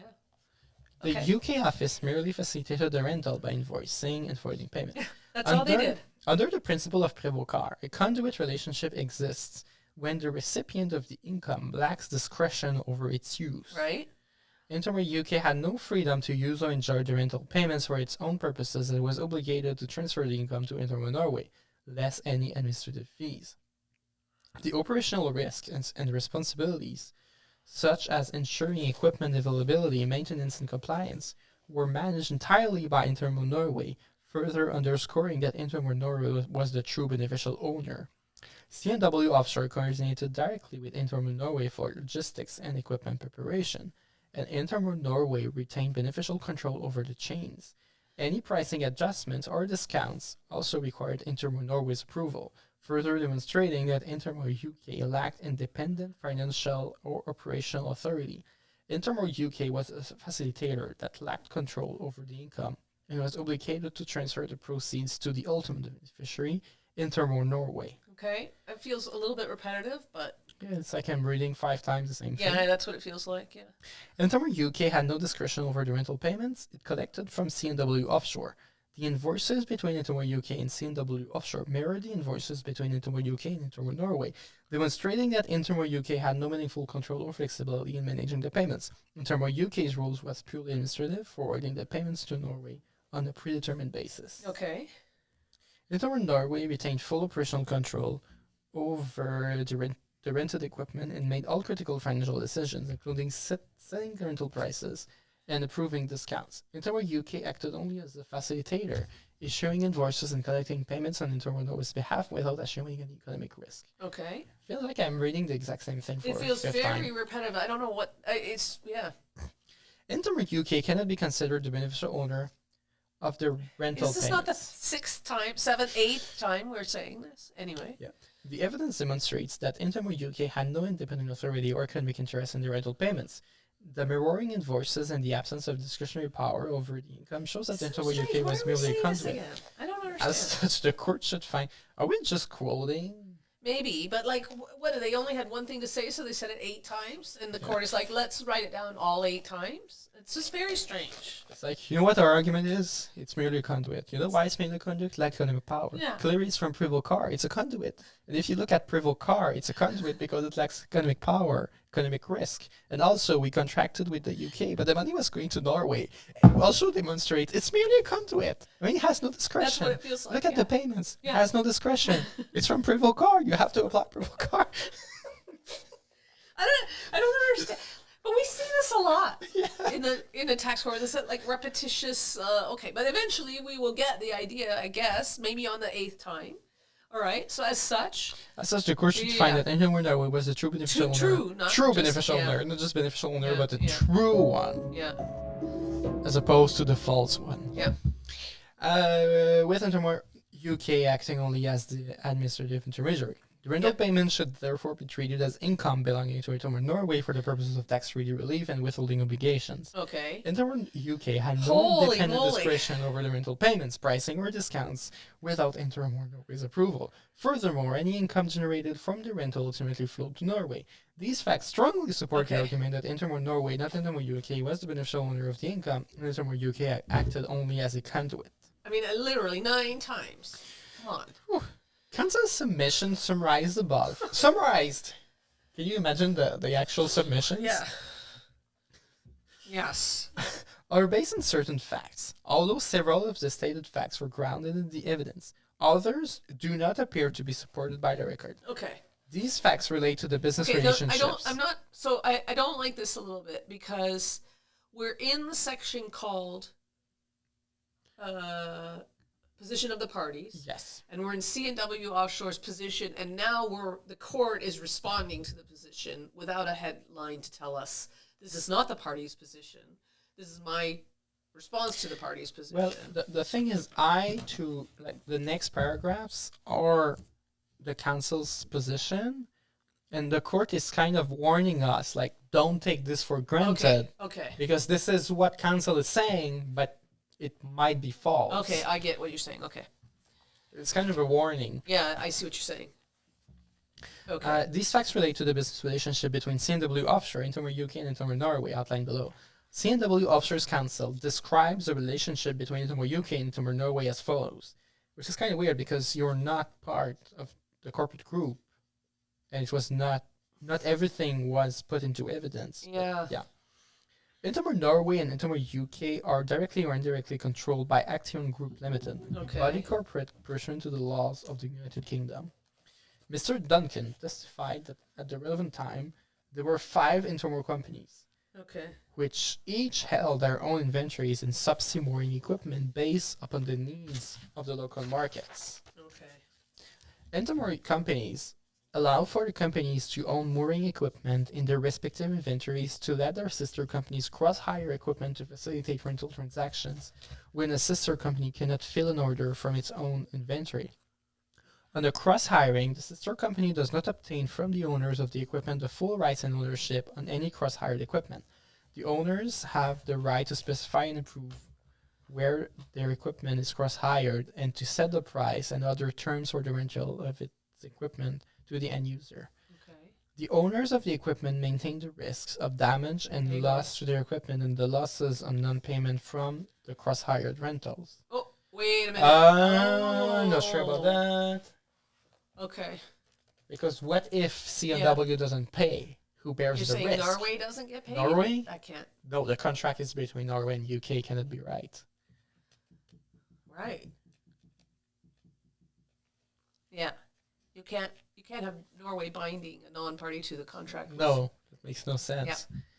The location of the equipment cross-hired is carefully tracked through the company's accounting software, which assigns a sale description starting with an X followed by a code for the owner, i.e. Okay. CIOS for equipment owned by Intermore Norway. Okay. Purchase orders and sales clearly delineate where the equipment is to be used under cross-hire as approved by the owner of the equipment. In this case, the purchase order indicated to Intermore Norway that the cross-hire was to C&W Offshore, and each sales order between Intermore UK and Intermore Norway specified that the owner's equipment was to be used on the West Aquarius rig owned by Seadrill Canada. Okay. But that's the kind of thing that you want to put in the contract. Like, Yeah, I don't you want would my think. chains to be used for any kind of... Right. You need to know where they are. It's Yeah. a heavily regulated industry, Yeah. presumably. And if there's an accident, it's a major disaster of some kind, right? Like an oil spill type accident. Yeah.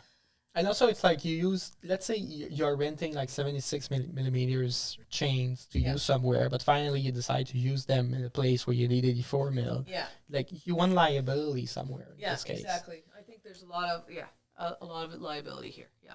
In this case, the purchase order indicated to Mirrored mirrored sales invoices are produced by the Intermore accounting system at the same time for rentals to the end customers, just C&W Offshore, and for the cross-hire between the sister companies to track the use and rental of the owner's equipment. Okay. If the end user does not pay, the sister company is not required to pay the owner of the equipment. Look. That's weird. Okay, so that's maybe a fact that the party is suggesting, but Not sure if it's true. yeah, okay. if the owner has been prepaid for the cross-hire, exempla gratia, if the equipment terms for the cross-hire are shorter than the rental terms to the end customer, such as an instance where C&W Offshore had 60 days to pay Intermar UK and Intermar UK had to pay Norway in 30 days. Okay. The owner of the equipment is then required to credit the sister company for the amounts prepaid. The owner of the equipment, Norway, is then required to credit UK? What? What? Okay, I'm confused. So let's just put some terms in. If Seadrill does not pay, I guess it's C&W. If Conway C&W. doesn't pay, because they're not suggesting that Seadrill should be on the hook here. So C&W. it's Conway, right? So if Conway doesn't pay, then Norway is not required. No, then UK is not required to pay Norway. Yeah, and if Norway has already received the money, yeah, Norway will refund the money to UK. What? Oh, meaning Because the 60 if days and UK the 30 already days. paid Norway, Yeah. but then Conway doesn't pay you Duncan, then Smith has to give Duncan back.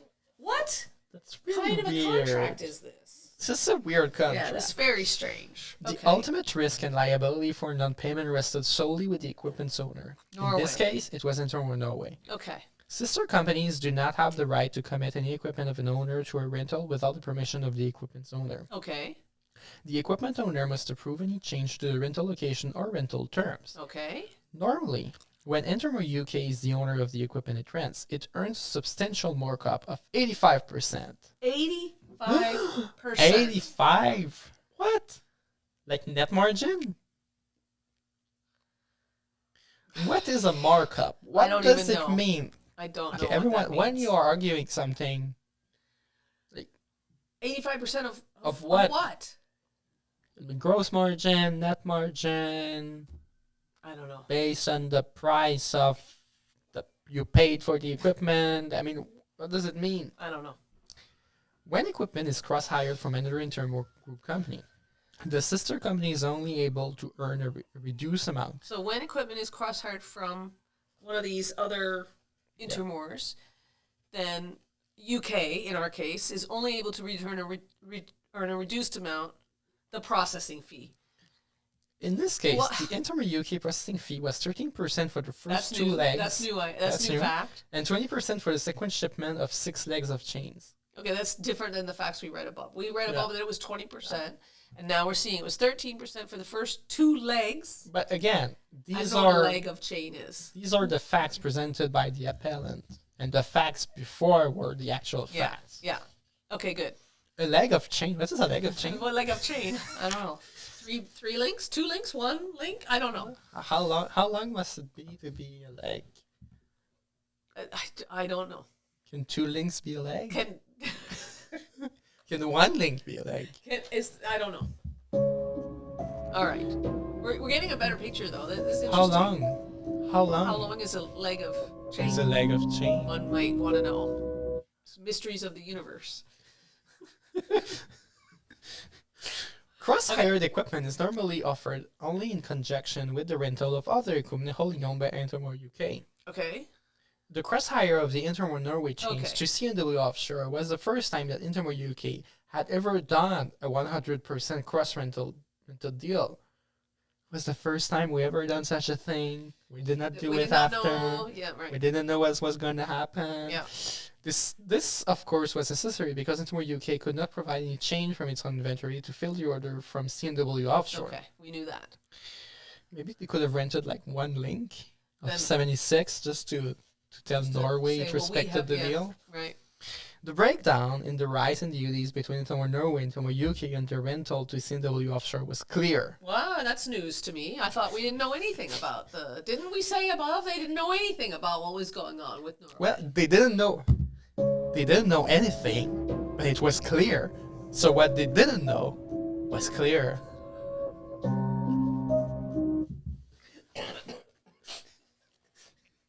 Good. Intermar UK facilitated the deal, taking advantage of Mr. Duncan's initial communication with C&W Offshore to help put together the rental of the 8 chains 8 chains. Okay, we have 8 8 chains. We have 2 plus 6. It's not 2 chains. It's 8 chains. 8 chains. I don't know if you know 2 chains. Do you No, know? it's 8 legs of chains. No, it says 8 chains. Yeah, but there are legs. Oh my god. Honestly, I can't. Do you What know? is a chain? Yeah, What is a leg of Yeah, chain? I don't know. Is Okay. one big chain 8 chains? 8 chains. Because remember, they found 2,200 meters and then they found, I know, anyway. Yep. Okay. So it's a big chain, but now it's 8 chains. Now it's 8 chains. Okay. Okay. In other 2 weeks in December 2013. After the terms of the rentals were set on December 13, 2013. December 13, 2013. That's a nice. Was it a Friday? Oh, yeah. Was it? For sure it must have been. Friday the 13th, 13th? I can find out, but I'm not going to bother.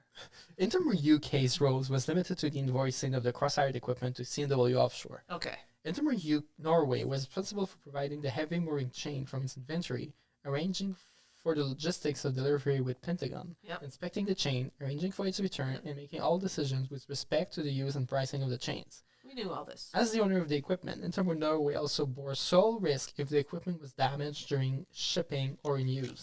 Again, that's where they said the authority thing. Yeah. That's what they meant. Okay. When C&W Offshore sought to discount the rental, Intermore Norway rejected the request. Yeah. While C&W Offshore knew that Intermore UK was earning something for its role in facilitating the rentals from Intermore Norway and was processing the billing, at the time it had no reason to believe that it was renting any equipment from Intermore UK. I mean, yeah, it had no reason to believe, but maybe it wanted to believe.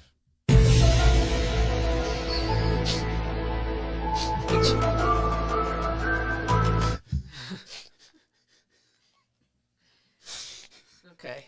What a story there. What a yarn there we here. I like the facts, though. I do a lot, actually. This is why we read the cases, right? Because it is so often turned on the framing of the facts by the parties. Yeah. C&W Offshore was privy to an internal arrangement, paperwork, or bidding information between Intermore UK and Yeah, Intermore see, Norway. once again, the things we know, the things we don't know, they don't seem to add up. They know the things they don't know because now they know that they didn't know, but not because they know they cannot not know. It's clear. It's very clear. Great. Once the rentals were set up, C&W Offshore believed that they were dealing with Intermore Norway for the rentals, as evidenced by the fact that C&W Offshore itself was required to obtain chains directly for Norway, and that C&W Offshore shipper Pentagon was coordinating directly with Intermore Norway, and by C&W Offshore filing of Canadian Border Services Agency paperwork submitted at the time of the importation of the heavy mooring chain that indicated that Intermore Norway was the vendor of the chain. Okay. They believe that we're dealing with Norway? Yeah. Okay. Yeah, I don't know. Yeah. C&W Offshore's submissions regarding the application of the Norway Convention to the processing fees can be summarized as follows. Okay, so now we're moving on from the rental fee, which is earned by Norway, to the processing fee, which C&W wants us to believe is earned by the UK and not Norway. Yeah. So they're saying now the application of the Norway Convention to the processing fee. What? Right? You see what I'm saying? Yeah. Yeah. At all relevant times, Intermore Norway did not carry on business in Canada through a permanent Okay. establishment. Consequently, pursuant to Article 7 of the Norway Convention, the business profit attributable to Intermore Norway's Okay. share of the rental payments are not taxed in Canada as business profit. Okay, I'm sorry, I don't like this. Look at how it says in 44.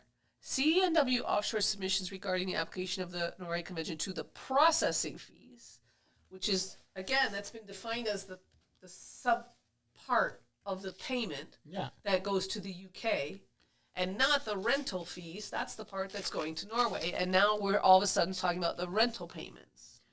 So, okay, maybe what they're saying is, okay, I'm going to tell you about the processing fees. But first, let me say, those rental fees, there's no PE, so it's not business profits. Yeah. Okay. The rental charges of Intermore Norway included in the rental payments are subject to Article 7, which apply to business profits. Okay. Article 7 provides that payment for the rental of movable property by a non-resident of a contracting state are not subject to taxation in the other contracting state in the absence of a permanent establishment in Okay, that so they're other trying to say contracting they're state. free. They're trying to say that's tax-free.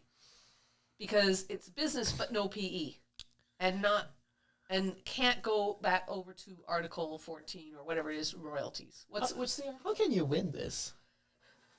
We're about to find out. Okay, but let's just remember, because their argument is going to be, if this is business income, I don't have a PE, you can't tax me at all. And the treaty that tells you, exactly, when the treaty tells you go over to rental, that's only if it's rental income and not business income. Not business income. If it's business income, you're still in Article 7, Article 5 being the barrier to taxation. That's what's going on here. So they're saying, as to the rental fee, that's a business of Norway. Norway is in the business of renting, so the rental fee is not a rent or a royalty under Article, is it 14? Article 14? But instead, it is business profits under Article 7. It does not get pushed out to the withholding regime at all, and Canada can't tax it because there's no PE. That's the argument. That is the argument. For the rental payment. Okay. Which, yeah. I mean, what is... Okay, we're going to see, but this is still the parties' positions.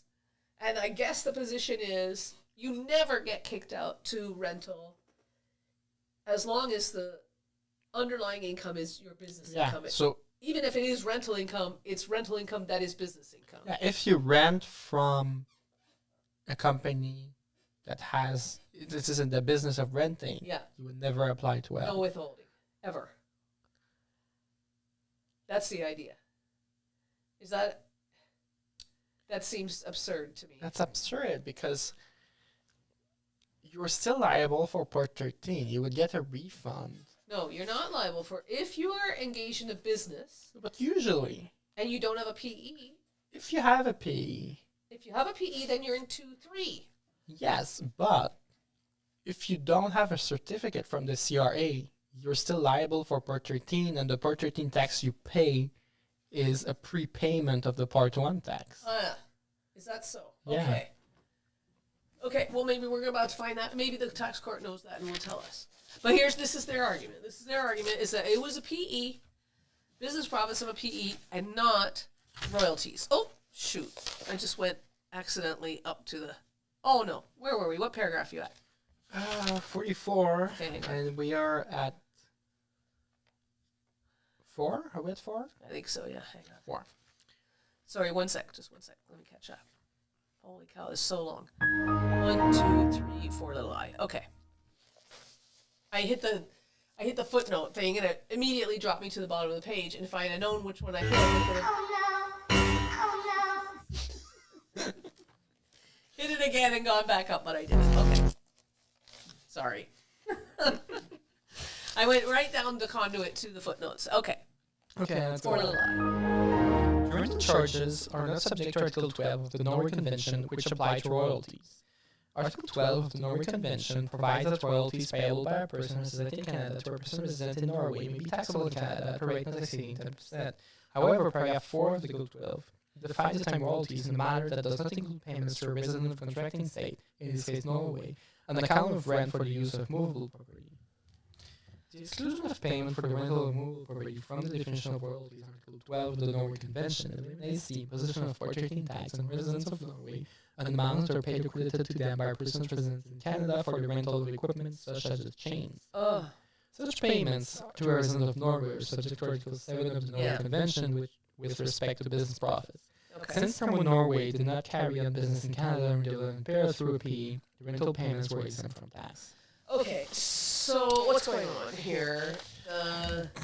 What is 12.4? I think we read Did they give it? before. Did they give it to us at the beginning? Yeah, they did. The term royalties, as used in this article, means payments of any kind received as a consideration for the use of the right to use an corporate patent, trademark, design, or model plans to from the information. It includes payment of any kind for motion pictures. Yeah, but it's something about, but not business. Of any kind. Yeah, how are they getting out of?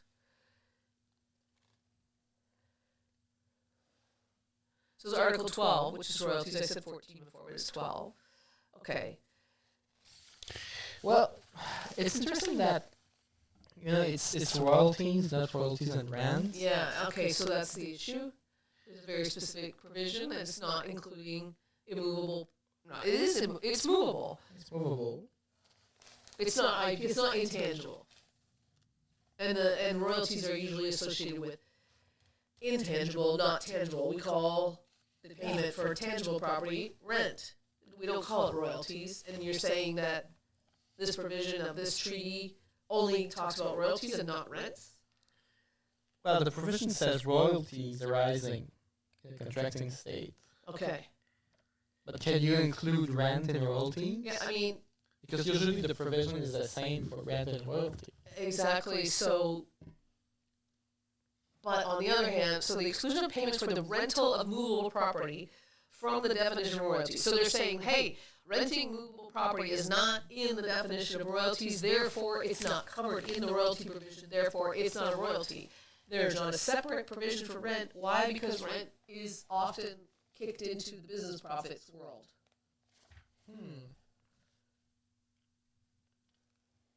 I don't even know. I don't know how far to go into this because, like, okay, we'll see in the analysis. But like, when you teach this, you basically say, hey, rent nominally can be income from property, but it's very hard to rent property without adding labor, adding services, and so almost always rent is really a business. Well, it could be passive income if you have like like a violin that you rent, a piece of art that you rent. Yeah. You're not in the business of renting this kind of equipment. Yeah. Although there's case law that says even one rental can be business. One rental can be It's business. like yeah. adventures in the nature of trade can be just one time, one shot, and you're in the category. It's also possible. So I don't know. Okay, so but still, it's obviously this is still the appellant's arguments here. So okay, so they're saying, hey, it doesn't say rental from movable property in Article 12, therefore it's not covered by Article 12. The only place it could be covered is in Article 7, business profits. Interesting. Yeah. That's 5 or 6. We're on to VI 6.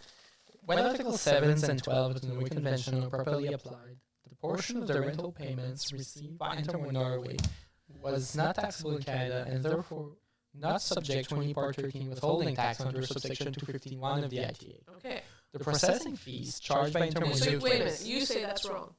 Because you say if you have a PE, you don't have a PE, but you have income subject to tax, Well, you still need to do the withholding and then get the refund to say So I'm, you're still on I'm the not. hook Yeah. for interest, Yeah. but you're not on the hook for The tax, The because tax. if you really don't have a PE. yeah. I mean, that's debatable. I mean, it's debatable. Yeah. Right. Okay. The processing fees charged by Interim UK that were included in the invoices to C&W Offshore were in consideration for its role in facilitating the rental of the chains of Interim Norway to C&W Offshore. This portion of the rental payments is therefore not in the nature of royalties on account of rent, but is rather on account of services performed in the UK by Interim UK as an intermediary in arranging or facilitating the rental of Interim Norway's equipment to C&W Offshore. The processing fees were paid to Interim UK and were subject to Article 7 of the Union Convention, not Article 12. Since Interim UK at all material times did not have a PE in Canada under Article 7, the business profits of Interim UK were taxable only in the UK and therefore were not subject to Part 13 withholding tax under subsection 215.1 of the ITA. Okay. So, what are we saying? We're saying the processing fees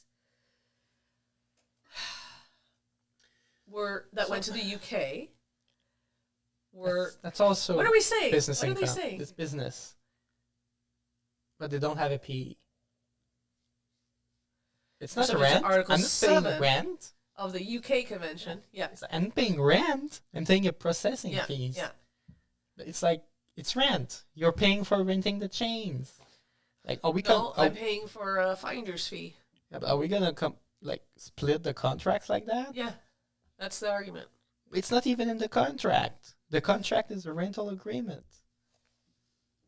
strange. How can I But that's the know argument. Okay, so when I okay. do the withholding? How can I know what part is Yeah. rent and what part is not? I have Well, to I didn't even ask. think about it. I didn't ask anybody when I entered into this contract. Maybe not, but it's clear. It's clear now. Okay, so to summarize, Yep. the argument is that the contract payment should be split into two. One part called a processing fee. The other part called a rental payment. Yeah. The processing fee paid to the UK, beneficially owned by the UK, should not be subject to withholding tax because it's business profit to the UK and they have no PE. Yeah. And the rental fee, beneficially owned by a Norway company, should not be subject to withholding tax because it is also business income of the Norway company and they have no PE. Yeah. That's the argument. That is the taxpayer's argument. And that's why I didn't withhold, because I'm paying business fees to two different taxpayers through one contract, two different taxpayers, neither one of which has a PE, and the neither treaty recharacterizes this income to be passive income subject to withholding. Okay. I mean, if you have to find an argument, try to get your client out. It's kind of the best thing you can come up with. This is the best you can come up with. Yeah, I think so.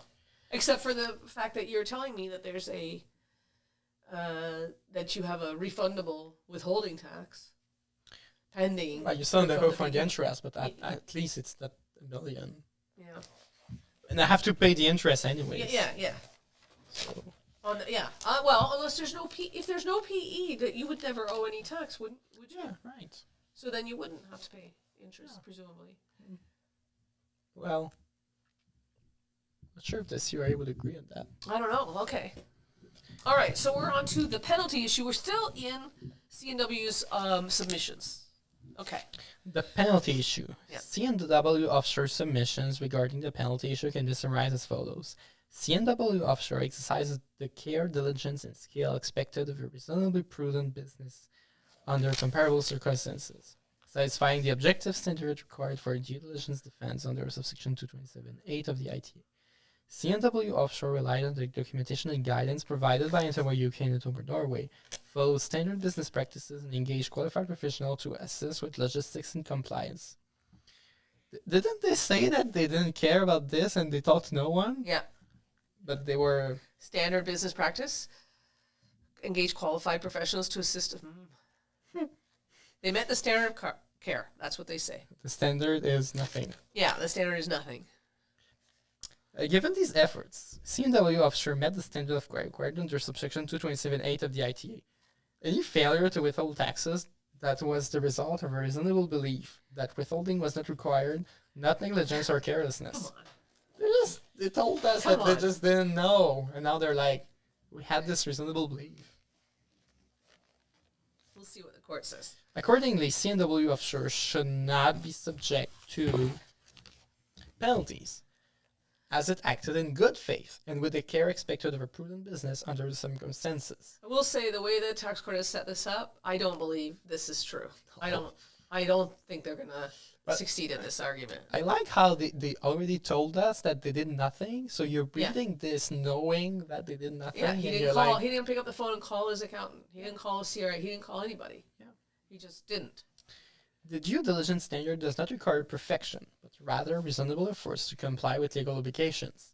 In Buckingham versus Canada, it is established that the objective standard evaluates whether a taxpayer acted with the degree of care expected of a prudent person based on the available information and circumstances at the time. Okay. In Buckingham, the Federal Court of Appeal clarified that the due diligence defense is met if C&W Offshore acted reasonably in the circumstances, even if a failure later occurs. The focus is on the defense is on whether C&W Offshore took proactive steps to comply with obligations. And it is evaluated using an objective test, not based on the subjective intentions of C&W Offshore, but on what a reasonable person in similar circumstances would have done. Okay. C&W Offshore relied on Interwar UK's invoices and instructions, which contain no indication of the requirements to withhold taxes. Okay. I mean, Here we go. A prudent business. a prudent business receiving invoices from a reputable international supplier would rely on those invoices in good faith. Huh. Furthermore, Intermore UK did not advise C&W Offshore of any withholding obligations, nor did Intermore Norway raise concerns about tax compliance. C&W Offshore's understanding was that the rental payments that were for equipment owned and controlled by Intermore Norway, where withholding taxes would not apply. This reasonable belief was reinforced by Norway's control over logistics, maintenance, and equipment preparation, leaving C&W Offshore with no reason to suspect that withholding was required. Additionally, neither C&W Offshore nor Intermore UK had engaged in a similar transaction before, further underscoring the company's reasonable reliance on Intermore UK's guidance. Huh. No guidance equals guidance. Yeah. Following the principles set out in Buckingham, C&W Offshore took reasonable business steps by engaging external experts and custom brokers Okay. to handle logistics and compliance. Courts have consistently found that reliance on external professional advice and business partners can satisfy the due diligence standard. C&W Offshore followed standard procedures and made reasonable inquiries by requesting the terms and conditions from Intermore UK to ensure the rental agreements would comply and transparent. There was no red flags or concerns raised during the transactions that would have triggered the need for further investigation into withholding requirements. C&W Offshore's actions align with the objective standard of due diligence established in Buckingham and reflects reasonable efforts to comply with the tax obligation. The company genuinely believed that the payments were going to Norway, where withholding taxes would not apply, and no indication was given by Intermore UK or Intermore Norway that withholding was necessary. Oh wow! What a story! What a great story. The payments made to Intermore UK were made to an agent acting on behalf of Intermore Norway, and the beneficial owner of the lease income was Intermore Norway. In this respect, Intermore UK merely facilitated the lease transaction and charged processing fees for its administrative services. Okay. The Norway Convention, not the UK Convention, governs the withholding tax implications. Because Intermore Norway was the beneficial owner of the lease income, and the supply was situated outside Canada, the payment was exempt from tax under Article 12.1 of the Norway Convention. C&W Offshore exercised reasonable care and diligence in its compliance obligations. Documentary evidence, such as import records, show Intermore Norway as the vendor in the overall structure of the transaction. If there was any deficiency, it arose from a reasonable mistaken belief based on the apparent role and authority of Intermore UK. C&W Offshore was not privy to any internal arrangements, paperwork, or billing information between Intermore UK and Intermore Norway. Once the rentals were set up, C&W Offshore believed that they were dealing with Intermore Norway for the rental, as evidenced by the fact that C&W Offshore itself was required to obtain chains directly from Norway, and that Pentagon was concentrated directly between Intermore Norway and by C&W Offshore's filing of Canada Border Services HCC paperwork submitted at the time of the importation of the heavy mooring chains. That indicated that Intermore Norway was the vendor of the chain. Okay, good. So that's the Penalty. That's the penalty. So no penalty because we did enough by not doing anything, but because we did nothing, but by doing nothing in retrospect, it's what we should have done. Yeah, because a reasonable person is supposed to rely on the attestation of the party that's earning the income. Yeah.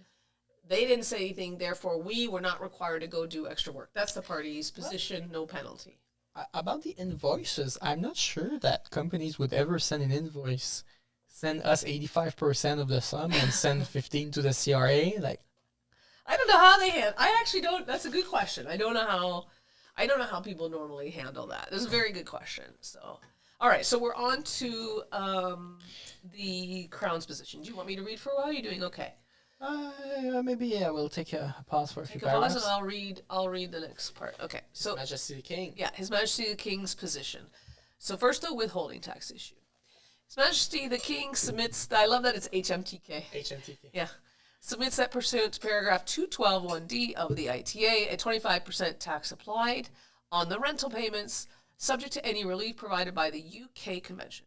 Furthermore, under subsection 215(1) of the ITA, C&W Offshore was required to withhold and remit the tax owed by Intermore UK with respect to the rental payments. So the rental payments is the subset, though, right?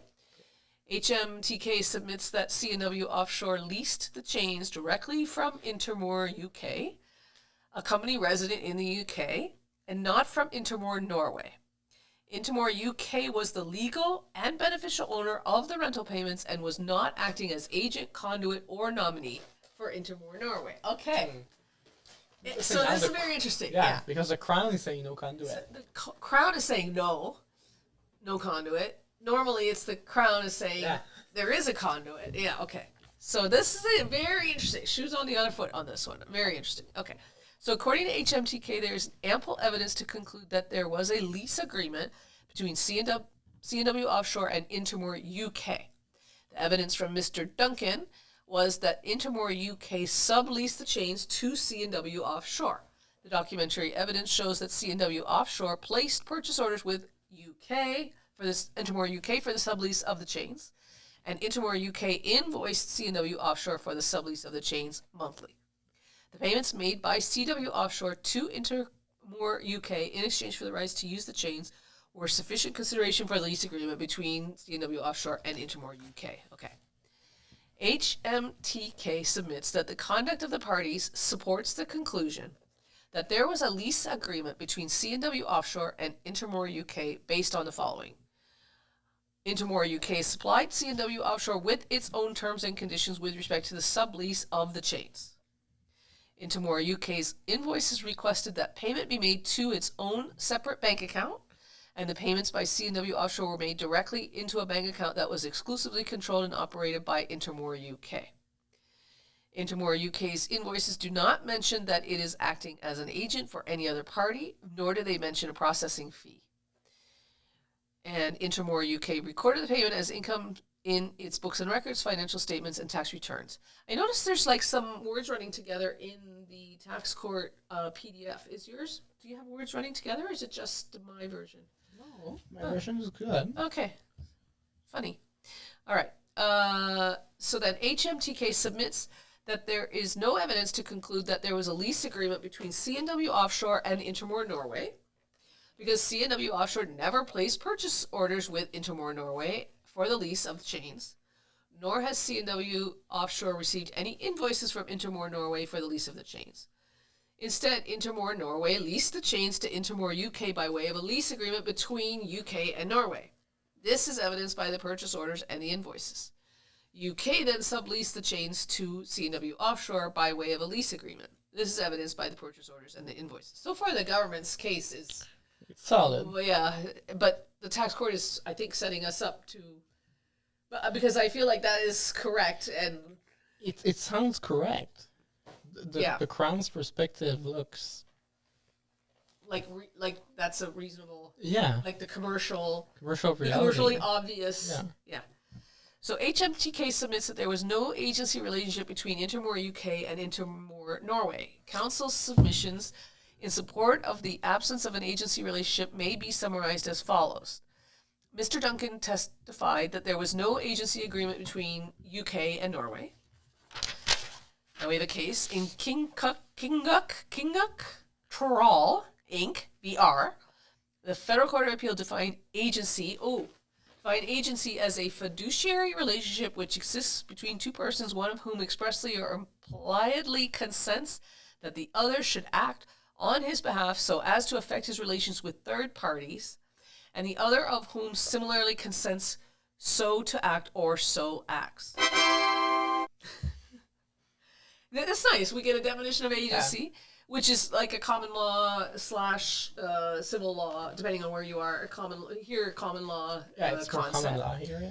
So it went on to state that the three essential elements of an agency relationship are the following: consent of principal and agent, authority of the agent given by the principal to affect the principal's legal position, aka bind it, and control by the principal of the agent's actions. I don't know what you're playing there. I love it.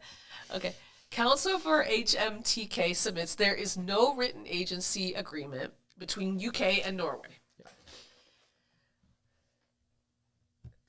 Which we saw already. Counsel further submits that in Fournay v. the Queen, this court held that in the absence of a written agency agreement, there must be an examination of the conduct of the parties to determine whether there was an implied intention to create an agency relationship.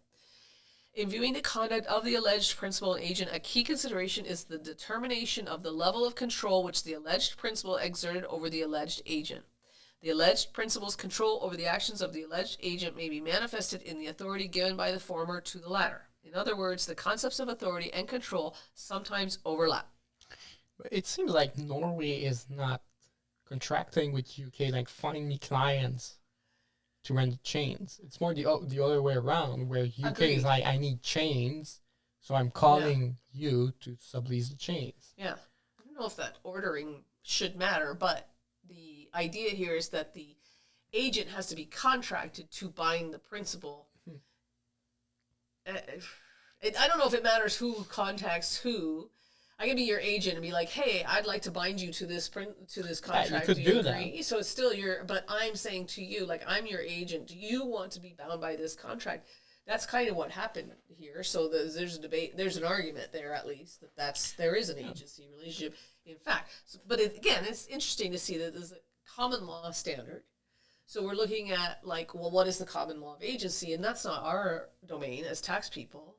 We just want you to tell us, is there an agency relationship? And then if so, then that's going to have implications on who is. I think it would be who's the payee. different if it was clear that Conway was dealing with Norway.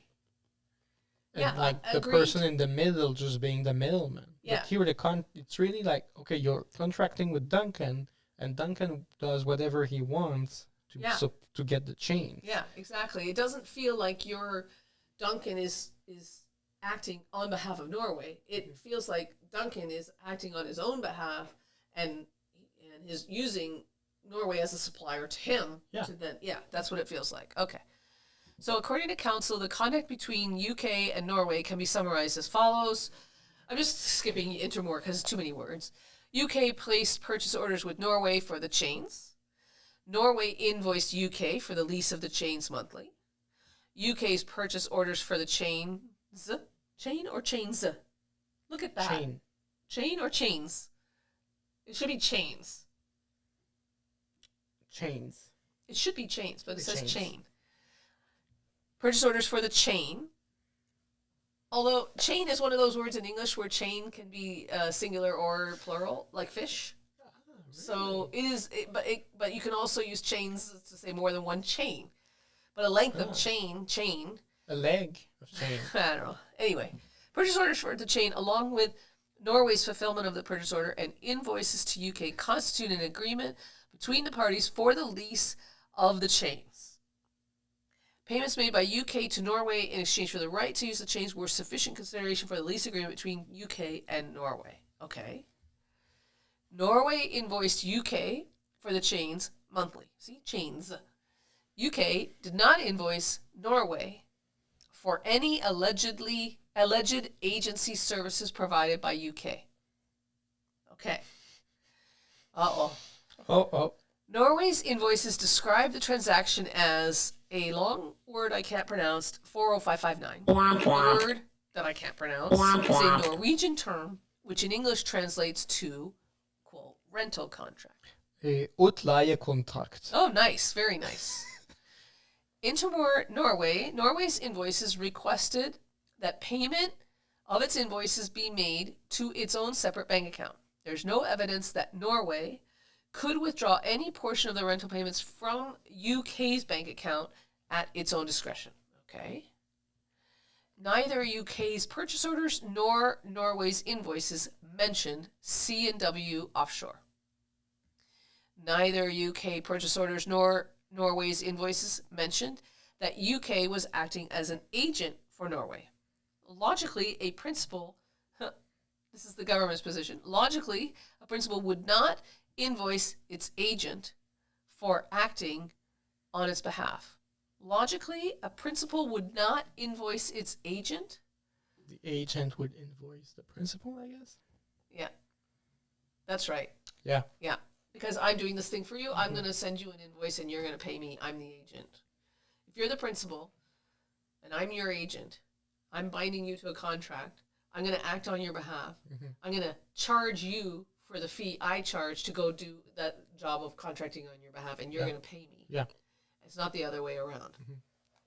You're not invoicing me because you have to pay me. I don't have to pay you. Yeah. Okay. Norway's invoices to UK were due to be paid every 30 days, whereas UK's invoice to C&W Offshore were due to be paid every 60 days. This meant that UK's payments to Norway preceded the rental payments received by UK from offshore, which we've already seen. Yeah. Thus, UK was not acting as an intermediary or conduit for the transfer of the rental payments from offshore to Norway. Instead, UK was paying Norway's invoices before ever receiving any funds from C&W Offshore.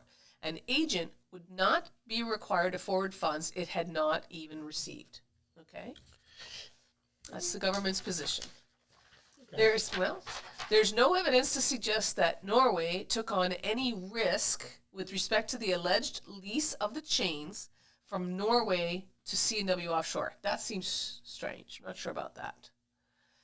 And then Intermore UK recorded the rental payments as income in its books and records, financial statements, and tax returns. An agent would not be treating its principal's monies as its own income. His Majesty the King submits that there is no indication that UK was given any authority by Norway to affect Norway's legal position. This is supported by the fact that there is no lease agreement between offshore and Norway. UK could not bind Norway to a lease agreement with offshore or any other entity. Okay. His Majesty the King submits there is no indication that Norway controlled the actions of UK. UK was acting on its own account and not as an agent of Norway. Okay. His Majesty the King's position on the application of the UK Convention to these rental payments can be summarized as follows. Okay, so here comes the treaty. To the rental payments. Again, not the processing fees, the rental payments. So under Article 7 of the UK Convention, Canada cedes its jurisdiction to tax a UK resident's profits in Canada if that income is not earned through a PE in Canada, unless the profits fall into a specific category covered by other articles. Okay? Unless the profits fall into a specific category covered by other articles. Yep. The parties agree that UK did not have a PE in Canada during the relevant period. Okay, so no PE, so unless another article, no tax. And then Article 12 of the UK Convention addresses royalties earned by a person. Royalties are defined to include payments of any kind received in consideration for the use or the right to use industrial, commercial, or scientific equipment. Under this article, royalties arising in one contracting state and paid to the resident, blah, blah, blah. Okay.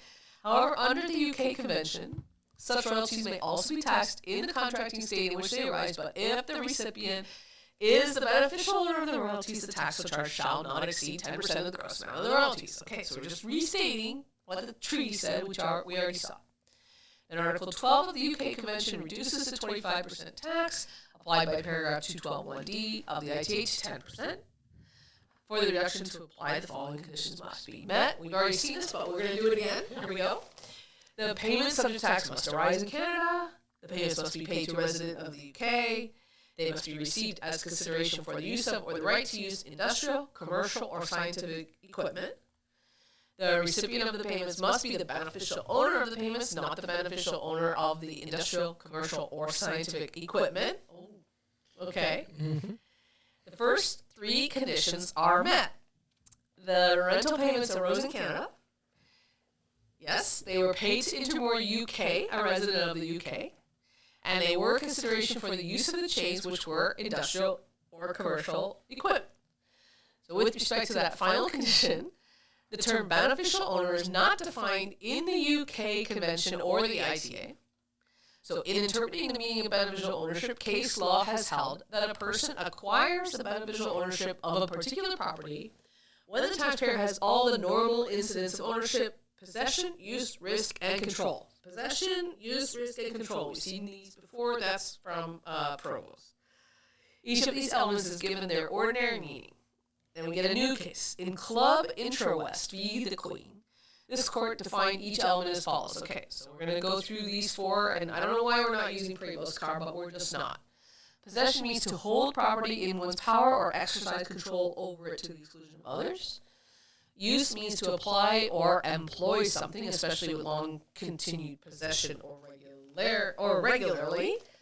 Risk signifies the chance of injury, damage, or loss. And control means to exercise power or influence over something. All right, so applying the beneficial ownership test, UK was the beneficial owner, says the government. Again, this is the government's position. The UK was the beneficial over the payments based on the following. Intermore UK possessed the rental of payments. Offshore made the rental payments directly to UK. They were held in UK's bank account. There's no evidence that anyone other than UK exercised control over the rental payments to the exclusion of others. And that Norway had to invoice UK and wait for the payment of that invoice, implying that Norway lacked the authority to directly access the rental payments. Okay? And then Intermore UK leased the chains to Offshore and had the legal right to receive the rental payments for its supply. Once the rental payments were received by UK in its bank account, it had the discretion and ability to use them as it wished without restriction. There's no indication that anyone other than UK could use the rental payments. Okay, so we got control and we got use.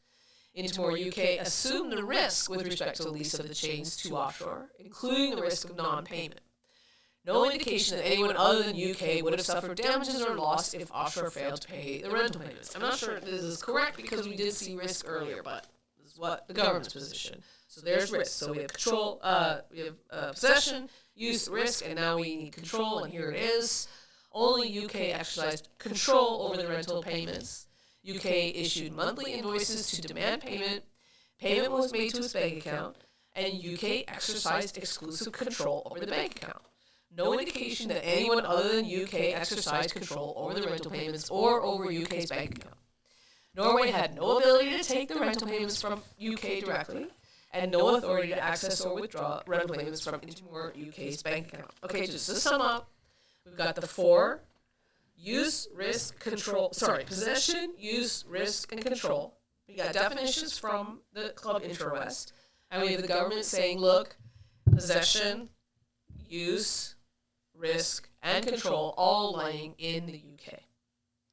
Based on the submissions summarized above, Council argued that UK was the beneficial owner of the rental payments.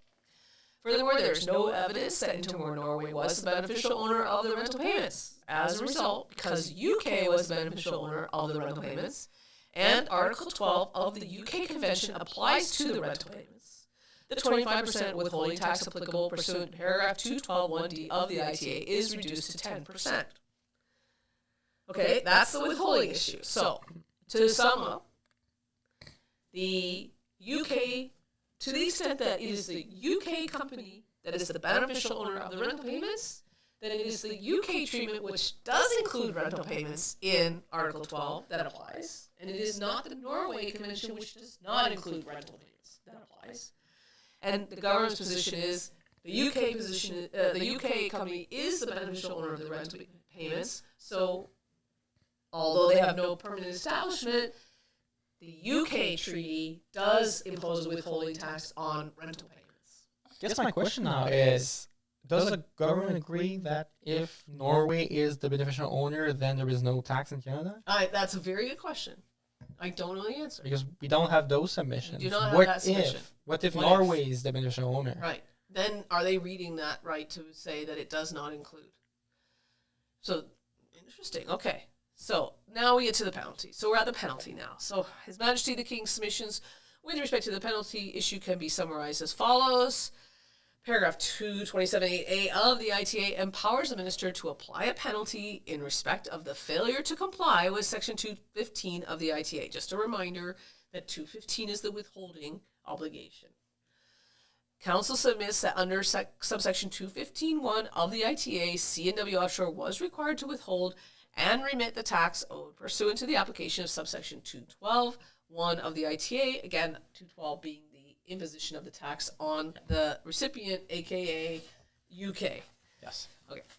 Although the penalty in 227AA is strict and the ITA does not provide for a due diligence defense, this court has held that even strict penalties should not be applied if the taxpayer has taken all reasonable measures to comply with the legislation. Okay, and that's why the appellant talked about we took all of our reasonable measures. And the Crown says the due diligence defense is not available if the defendant relies solely on a mistake of law. To successfully mount a defense to the imposition of a penalty, the taxpayer must show that it exercised a high degree of diligence to comply with its obligations under the ITA. My understanding, though, of case law was that a due diligence was available for the penalty. Because here the Crown is saying that the due diligence is not available. Okay, I don't know the rule on this. This is a procedural rule having to do with penalties and your defense to penalties. I don't know what the rule is. I mean, there's no due diligence, but the court has held that even strict penalties should not be applied if the taxpayer has taken all reasonable measures to comply with the legislation. Which sounds like that's higher due diligence? Okay. A higher standard of due diligence, maybe? What is... Okay, so there's this subset question that maybe the court will talk about this, but the government is saying due diligence here meant more than... You can't just use a mistake of law as your or mistake of fact. Yeah. Usually it would be mistake of fact. Like, I thought that was, but it's not. Okay, so you can't use that. All right, so C&W Offshore did not exercise any reasonable due diligence. Okay, so this is the Crown's position, and I mean, at this point, I kind of agree. I mean, yeah, like from what we've seen so far, this is absolutely true. Yeah. Mr. Crane called nobody. Mr. Crane was like, "They sent us an invoice. Let's pay." He said, "Who can say where the wind blows?" Okay, okay. So the Crown's position: Offshore did not exercise any reasonable due diligence concerning its obligations under the ITA. Mr. Crane testified that he took no steps to ascertain the true nature of the relationship between UK and Norway, or how Part 13 tax would apply to the lease transaction at issue. Mr. Crane also testified that he made no inquiries regarding C&W Offshore's withholding obligations in regard to the payment for the rental of the chains. There is, says the Crown, there is simply no evidence of any diligence conducted by C&W Offshore. Consequently, C&W Offshore failed to withhold and remit Part 13 tax in respect of these payments as required, cannot rely on the due diligence defense, and is liable for the penalty under 227(8) of the ITA. Okay. Okay, so all right. So we are ready for the actual case. Okay, exactly. So it took us an hour and 40, more than an hour, 2 hours. Well, I don't know how minutes? long we've been at it. A long time. We've It's been at it a long 140. time. Yeah. And I know it goes. And it took us that long to read 58 paragraphs of what? 200 and some paragraphs? It's a lot. 121. Oh, that's not so bad. 23 and 25. Okay, it's not so bad. We're not halfway there, but we're getting there. there. Okay. Thanks to everybody that has joined us so far. People have been coming in and listening a little bit and seeing what's going on. And if you have questions, comments, please pose them. To recap, we are reading, what is this case called? C&W Offshore versus the King. In C&W Offshore, we have the C&W Offshore renting chains from a UK company. Yep. And on either side, both CW and UK, each is sending those things, getting the chains from someone else and sending the chains to someone else. So they're both acting as intermediaries. Yes. And the payment is just between those two, C&W and UK. And the question is whether that payment earned by the UK is subject to withholding tax. I wonder if C&W sees itself as an agent, a mere conduit. I know, right. Because it's the same argument from the other side. To right, Seadrill, exactly. Yeah. But we don't know. So, all right. So we've just gone through the parties' positions. C&W saying, hey, we did everything we could. That is, we signed a contract where the payee didn't tell us that we had to withhold, so we didn't withhold. That's reasonable. I think that's the way it should be. Like, if you have an employment contract and the employer is not telling you you have to pay taxes, and you don't have to pay taxes. Yeah, that's the rule. That ought to be the rule. Exactly, yeah. So, okay, so now we're at discussion. You want to read again? Of course. Great. Here we go. The law. Always with the law. That's the great. law. Great. The withholding tax issue, the relevant provisions of the ITA and the Income Tax Act application rules. ITAR. Section 212 of the ITA is located in Part 13, which governs the withholding tax regime applicable to non-residents of Canada. Part 13 tax imposes tax on certain types of income that a non-resident receives from Canadian sources. These amounts are generally subject to withholding at source, often at the statutory rate of 25%, unless reduced by an applicable tax treaty. Pursuant to subsection 212.1 of the ITA, every non-resident person is subject to an income tax of 25% on the amount that the person resident in Canada pays or credits or is deemed to have paid or credited to the non-resident. This provision imposes withholding tax on certain types of payment made by Canadian residents to non-residents, even if the payment has if the payment have a specified link to a business carried out in Canada. No, not even if. Right? Impose a withholding tax if the payments have a specified link to a business carried on in Canada, right? Or is it even if? Which one? If If the payment have a specified link to a business carried on in okay, Canada. yeah. Or Okay. even if. If. Okay. Now we're going to look at the law again. We already did this, but we're going to do it again because this is what the tax court does. Yeah. Pursuant to substitute that paragraph 212.1D of the ITA. Yep. Paragraph? Yeah. No. Subparagraph. Subparagraph. Oh. Can you ding them with something there? The core. Is it? Yeah. Are you on deck 1 or deck 2 there? Deck 1. Okay. So, paragraph 212.1D, one little I. Of the ITA, rent royalties or similar payment made to non-residents are subject to withholding tax. The relevant part of subsection 212.1 reads as follows. Okay, now we already read it. So, we could read it again or we could skip it. Skip it. Let's skip it. Pursuant to subsection 215.1 of the ICA, a Canadian resident who pays credits or provides or is deemed to have paid credited or provided an amount on which an income tax is payable under Part 13 must deduct or withhold from it the amount of the tax and remit that amount to the Receiver General of Canada. Yeah, we already saw this. On behalf of the non-resident person, an account of the tax payable by the non-resident person. And then they're going to read the paragraph and we're going to skip it because we already read it. We read it at the top when they first gave it to us. Skip. Pursuant to subsection 215.6 of the ITA, a person who is required to withhold and remit an amount under section 215 of the ITA is liable to pay the amount that was not withheld and remitted to the Receiver General. Okay. Section 215.6 reads as follows. Pursuant to subsection 10.6 of the Income Tax Regulation Application Rules, the ITAR, the withholding tax rate applicable pursuant to section 212 of the ITA may be reduced or eliminated pursuant to the terms of an agreement or convention between the Government of Canada and the government of any other country that has the force of law in Canada. Subsection 10.6 reads as follows. We read that already as well, did we? Or no, we didn't. No, it didn't. We didn't read that, so let's read that.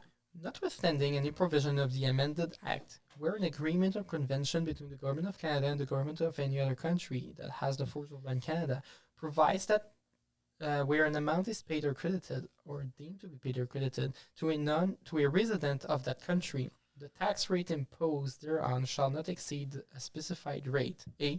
Any reference in Part 13 of the amended Act to a rate in excess of the specified rate shall, in respect of such an amount, be read as a reference to the specified rate. And B.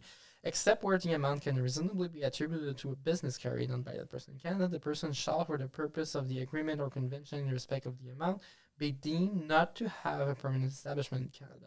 Okay, what? What's going on there? So this is just a provision that says if a treaty rate applies, you have to apply the treaty rate. Okay, that's it. That's what the ITAR That's what the ITAR in this case is for. The ITAR was the law in 1972 when the tax law changed, and sometimes you have to figure out like the fair market value of the property before 1972 and stuff like that. Oh, okay. It's an old act. Okay. It is not part of the ITA.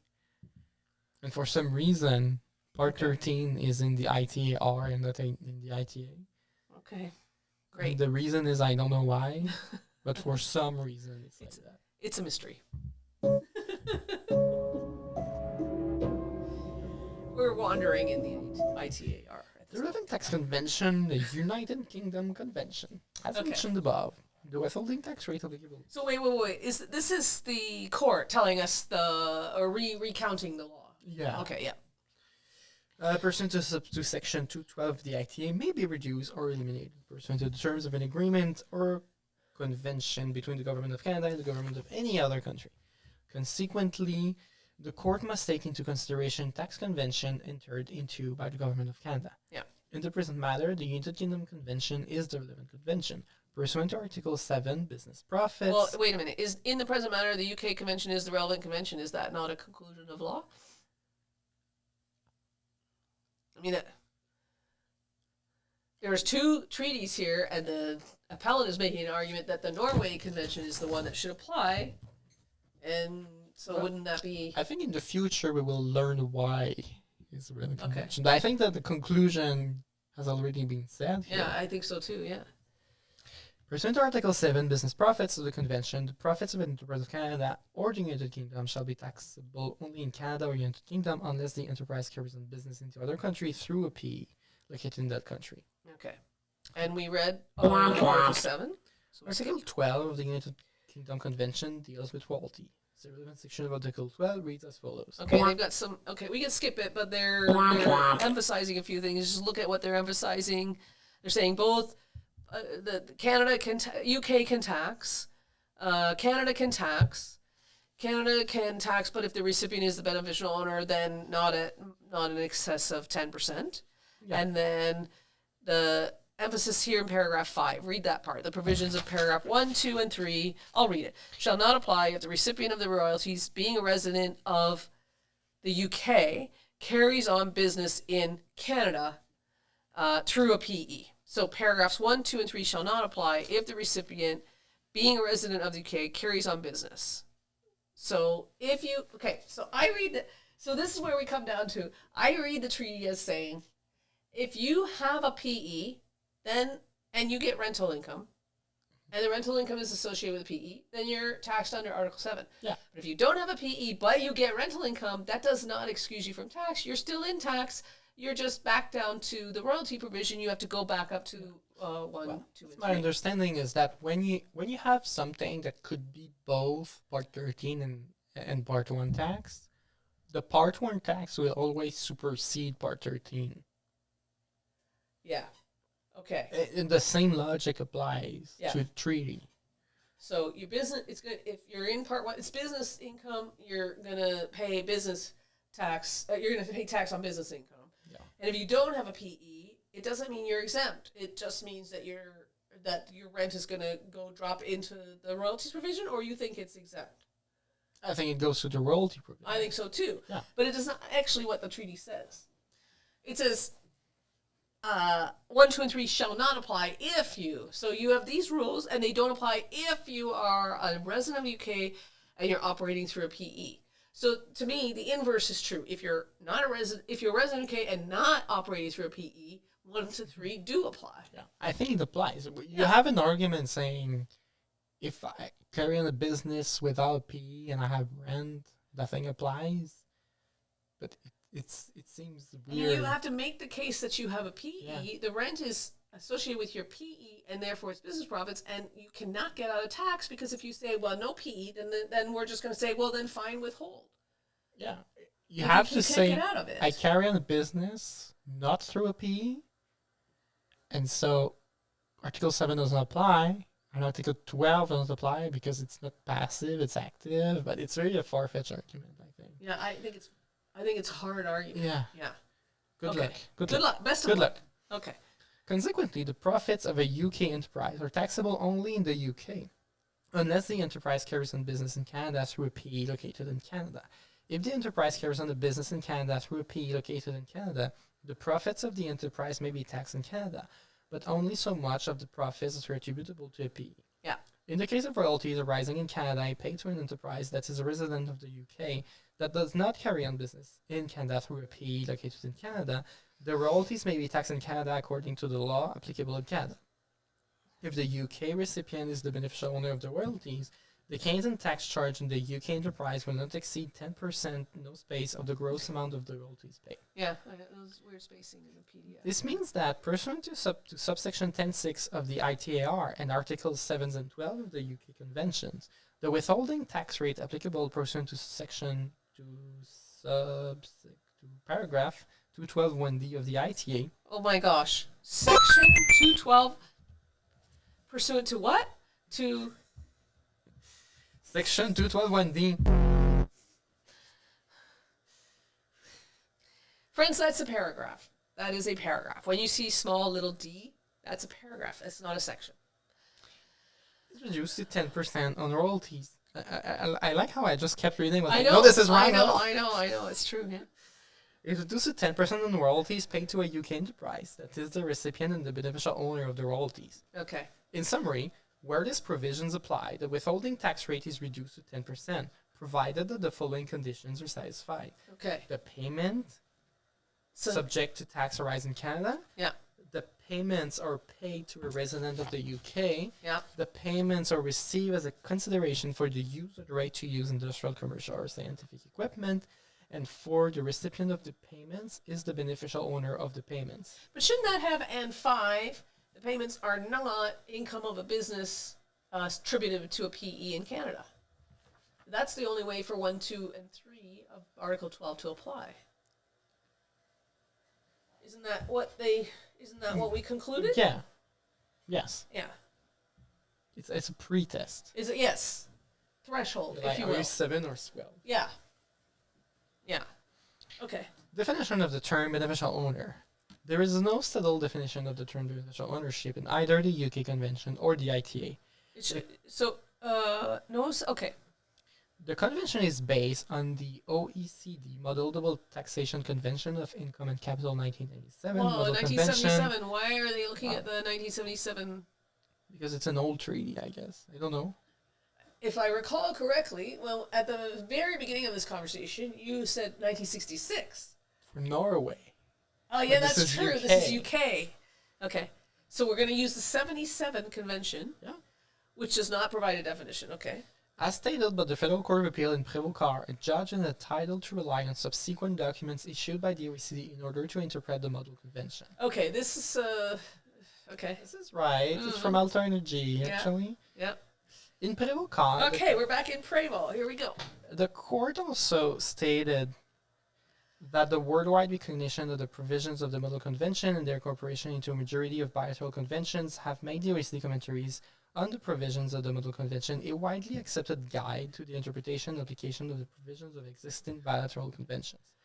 Finally, Okay. in Prévost, the court concluded that, for the purposes of interpreting the relevant tax treaty, the OECD Conduit Companies Report in 1986, as well as the OECD 2003 amendments to the 1977 commentary, are a helpful complement to the earlier commentaries, insofar as they are eliciting rather than contradicting views previously expressed. Okay, so this is the ambulatory interpretation. Yeah, that's from Alta Business. Energy. Yeah. It's Justice Cote saying, if it confirms something that the OECD said prior, or if it confirms the interpretations of the states, that's fine. But if it's departure from previous commentaries or previous position, then you cannot use it. Well, but we're not citing Alta Energy. We're citing Prévost here. That's interesting. It is. Yeah. Yeah. Okay. Article 12 of the UK Convention mirrors Article 12 of the Model Convention. Because the issue in this case turns on identifying the beneficial owner of the royalty payments, the parties agree that the government test is the one articulated in Prévost. Okay, so just a little sleight of hand here because they're talking about royalty payments and rent payments, and we keep going back and forth between them. But in the treaty, the definition of a royalty includes what we would call rent for the use of scientific Equipment. industrial equipment. You would think of as, I'm not paying a royalty to use industrial equipment. I'm paying rent. It's just like our normal natural language would be rent, not royalty. But the definition of royalty includes it. So that's how we're talking about royalties again. Okay. In Prévost, the issue is the interpretation of the term beneficial owner found in Article 2 of the Convention between Canada and the Kingdom of the Netherlands for the avoidance of double taxation and the prevention of fiscal evasion with respect to taxes of income. I don't know why every time it's like, here's the whole title. They already give us the Norway Convention, so why are we not using the defined terms? But I like the Indian. That's nice. In Norway. Yeah. It's Netherlands. That's Netherlands. why. Sorry. Yeah. Sorry, that's why. Sorry, I lost track. I was so focused on in there. Yeah. That I forgot. Okay, so there we're talking about the Netherlands Convention, and they didn't give us a short form for this, but very interesting because, okay, Netherlands, they give us the whole treaty, right? Wait for it, because the next paragraph we're going to get Sweden Convention without the full name. Nice. The context was the payment of dividends by a resident Kingston Corporation to its shareholder corporation resident in the Netherlands, which in turn paid dividends in substantially the same amount to its corporate shareholders, which were residents of Sweden and of the UK. The term beneficial owner was not defined in the Sweden Convention. Which Sweden Convention? Yeah, which? What? What Sweden What? Convention? Do we have a treaty? Sweden Convention for the taxation of meatballs ordered at IKEA? Maybe the Sweden Convention for the use of the law of the seas and the ships. Right? I don't It's know. debatable. I don't know. Okay. Oh, in the UK Convention. The term was not defined in the OECD Model Convention either. Okay. The Federal Court of Appeal agreed with this court when it concluded that when asserting who is the beneficial owner of the items being considered, exempla gratia, a payment of dividends or royalties, in the context of the application of a convention based on the OECD Model Convention, one must determine who has received the payment for their own use and enjoyment and assume the risk and control of the payment they received. The focus is on the attributes of ownership of the payment or items to be considered. The beneficial owner is the person who receives an amount of money for their own use and enjoyment and assumes the risk and control of the amount they receive. Okay. Yeah. In Club Intrawest, citing the decisions in Velcro Canada Inc. versus the Queen and Prevost Car, this court stated that there are four elements in considering the attribution of beneficial ownership: possession, use, risk, and control. Okay. So this is, again, the Club Intrawest is the one they used above, and they gave us the four, and we went through the four, so we already went through here, and they're saying Club Intrawest cited Velcro and Prevost, which is the two cases we know are like our main beneficial ownership cases. Citing Velcro, this court said that in looking at the beneficial ownership issue, one must apply the test set out in Prevost. And in doing so, one must look at the meaning of the digital words, that is possession, use, risk, and control. These words have ordinary meanings. Okay. So why is the They're not court saying technical. in Club Intrawest, they are citing I Velcro, know.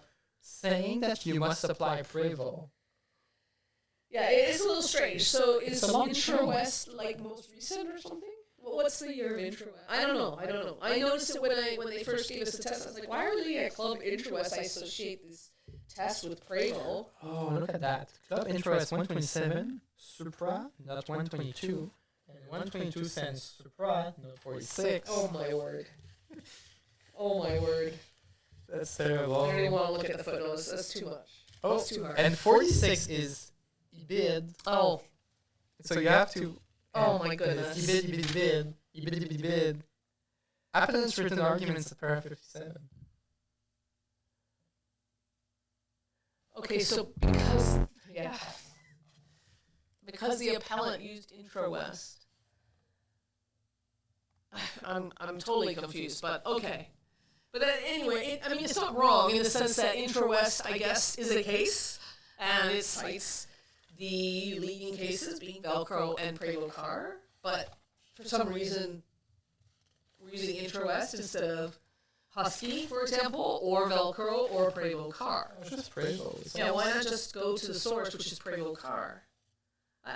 Oh, here it is, 112, 2016. Okay, well, I don't know why we're doing that, because Husky is 2025, FCA. Is that 2016 decision an FCA decision or a tax court decision?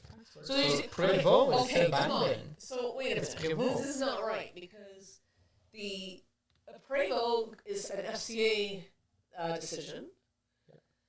That's the higher court. So you can't. Why would you cite a later tax court? That's not even the most recent tax court decision that cites the FCA. Why would you not just go to the FCA decision? And it's even weird today. It's like we have this TCC decision that cites Velcro that says the test is Prevost. Right. Like the test is Prevost. It's The an test is FCA Prevost. decision. It's the highest court. Yeah, it's a little confusing. I don't really understand this decision. Yeah. Okay. There's something weird going on. There's something weird there. But That's so anyway, weird. and then we already did this. We already looked at the possession, use, risk, and control. But I just want to make a note that they're saying ordinary meanings, meaning not technical. Yeah, meaning don't like have the dictionary meaning. We don't need to we're going to look at the dictionary. We're not going to look in civil law. We're not going to look in common law to figure out what possession, use, control, or risk are. We're going to look at Black's dictionary. Come on.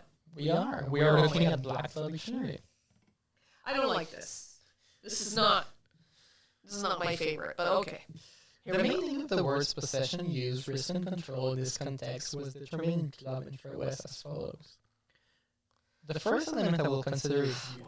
Black's dictionary defines the noun use in part as the application of employment of something, especially a long-continued possession and employment of a thing, for the purpose of which it is adapted. The Canadian Oxford Dictionary. I didn't know this existed. The Canadian Oxford Dictionary. Okay, not the Oxford English Dictionary, not OED. Canadian. Okay, Defines not the word OED, but use. COD. COD. Okay.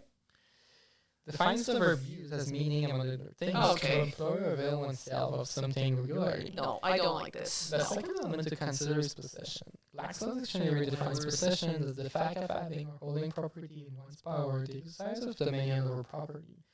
The I mean, right- Black's Law Dictionary is a U.S. Oh, anyway. Continue. under which one may exercise control over something to the exclusion of all others. I don't like it. The third element to consider is risk. This is a key element for the purposes of the appellant's argument. In Black's dictionary, risk signifies the chance of injury, damage, or loss, liability for injury, damage, or loss if it occurs. The Canadian Oxford Dictionary refers to a change of or possibility of danger, loss, injury, or other adverse consequence. Okay. And then control. Why are we, first of all, why is the court doing this when earlier it cited the law for those exact same 4 words and said what the law defines those words are? We just went through it. Why are we, It's I club don't, intro. that really makes me upset. I don't like this. The last element to consider is control. Black's Law Dictionary defines the word control as meaning to exercise power or influence over. The Canadian Oxford Dictionary defines it as having a sense of dominate or have command of. I don't. This is weird. I don't like this at all. I don't understand it, and I don't like it. I mean, earlier we defined the 4 things: possession, use, control, risk. We defined them with law. So with a legal, we already did this. Why are you coming back? Oh my goodness. Okay. Well, in the section called law, why are they coming back and using dictionaries? It's so frustrating. Okay, but now we're gonna get to this agency, which I'm looking forward to this, right? Because I want to learn. What's that? I want to learn as well. Exactly. And when we read Husky, I was like, well, what is the law of agency in Canada? And I had to go chasing after doctrine, right? Like a scholarship. Is there agency between Husky and Right. and Barbados. Barbados? Barbados, yeah. I don't know. Right. Okay, so here we go. As noted above, the beneficial owner is the person who receives a payment for their own use and enjoyment and who assumes the risk and control associated with that amount. I want the breaking news here. Bravo car is out. I mean, yeah. Accordingly, where an intermediary is interposed between the payer and the recipient, the latter may not be the beneficial owner. This is the case where the intermediary is acting as an agent on behalf of the recipient. As a result, in determining beneficial ownership, the court must often consider whether an agency relationship existed between the parties. Okay. In Kingook, Yeah, okay, now this is repetition because we just did this earlier. We read this exact definition Exactly. earlier. So we're going to read it again. Here we go. and I just want to read Supra at 110. Just want to see if it's exactly the same. Okay, good. Again, there's a problem with the footnotes. Because It's not the as right foot. a prior footnote leads you to one that says see prior. Prior No, to that it's Supra, not 110, but Yeah. that 110 is IBID. And if you IBID, and it's the respondent submissions again. There is a problem with the footnote. How do we explain that? How do we explain that problem? So, okay. So you just went to footnote 134. Yeah, footnote Okay, so we're gonna 134. just do this, right? We're gonna do this quickly because we've seen this now twice. Yeah. So you see the paragraph 83 is telling us look at Kingook. It says it cites a sentence from Kingook and it gives us footnote 134. Let's jump to 134. There it says Kingook supra note 110. So then you scroll up to 110. And 110 says, I bid at paragraph 76. So you scroll up all the I bids to get to the one that's before the I bids, which is respondent's written submission at paragraph 68, which suggests that our footnote 134 should have said supra note 102. Except that it's just Except that wrong It's not right. because it's note 100. It should be Supra Oh my note gosh. 100. I think that the judge added a bunch of footnotes after like the first draft and forgot to look at the IBID Oops. and the Supra. Okay, so tax court clerks. Note to tax court clerks. Check the footnote cross-references. Check the footnote cross-references. Also, Also, you know you what? don't have two. There's a tool in Word. Exactly, I was about to say. Also, you don't have to do this if you use field codes in your footnotes for your cross-references. I assume they're using Microsoft Word to write drafts in the tax court. I hope. Maybe I need to do a little tutorial to show how to use field codes to point you to the correct footnote, and then that way when you put a new footnote in, it renumbers the cross-ref. Yeah. Okay, maybe we need a tutorial on that. I'll put that together. And it is exactly the same quote, except that this time it's Yeah, shrunk in size yeah, and not the last time, yeah. even though it's more than 3 sentences. It's not great. It's Yeah. a little bit sloppy, and there's no reason for it other than just I don't know how to do cross references, and somebody was in a hurry and they forgot or made a mistake, like- and there's no reason for that. I mean, Kind of mistake. the hearing was At in least we know October 24, Yeah, they had date some of time to write judgment this. March Yeah. 26. Took them a while.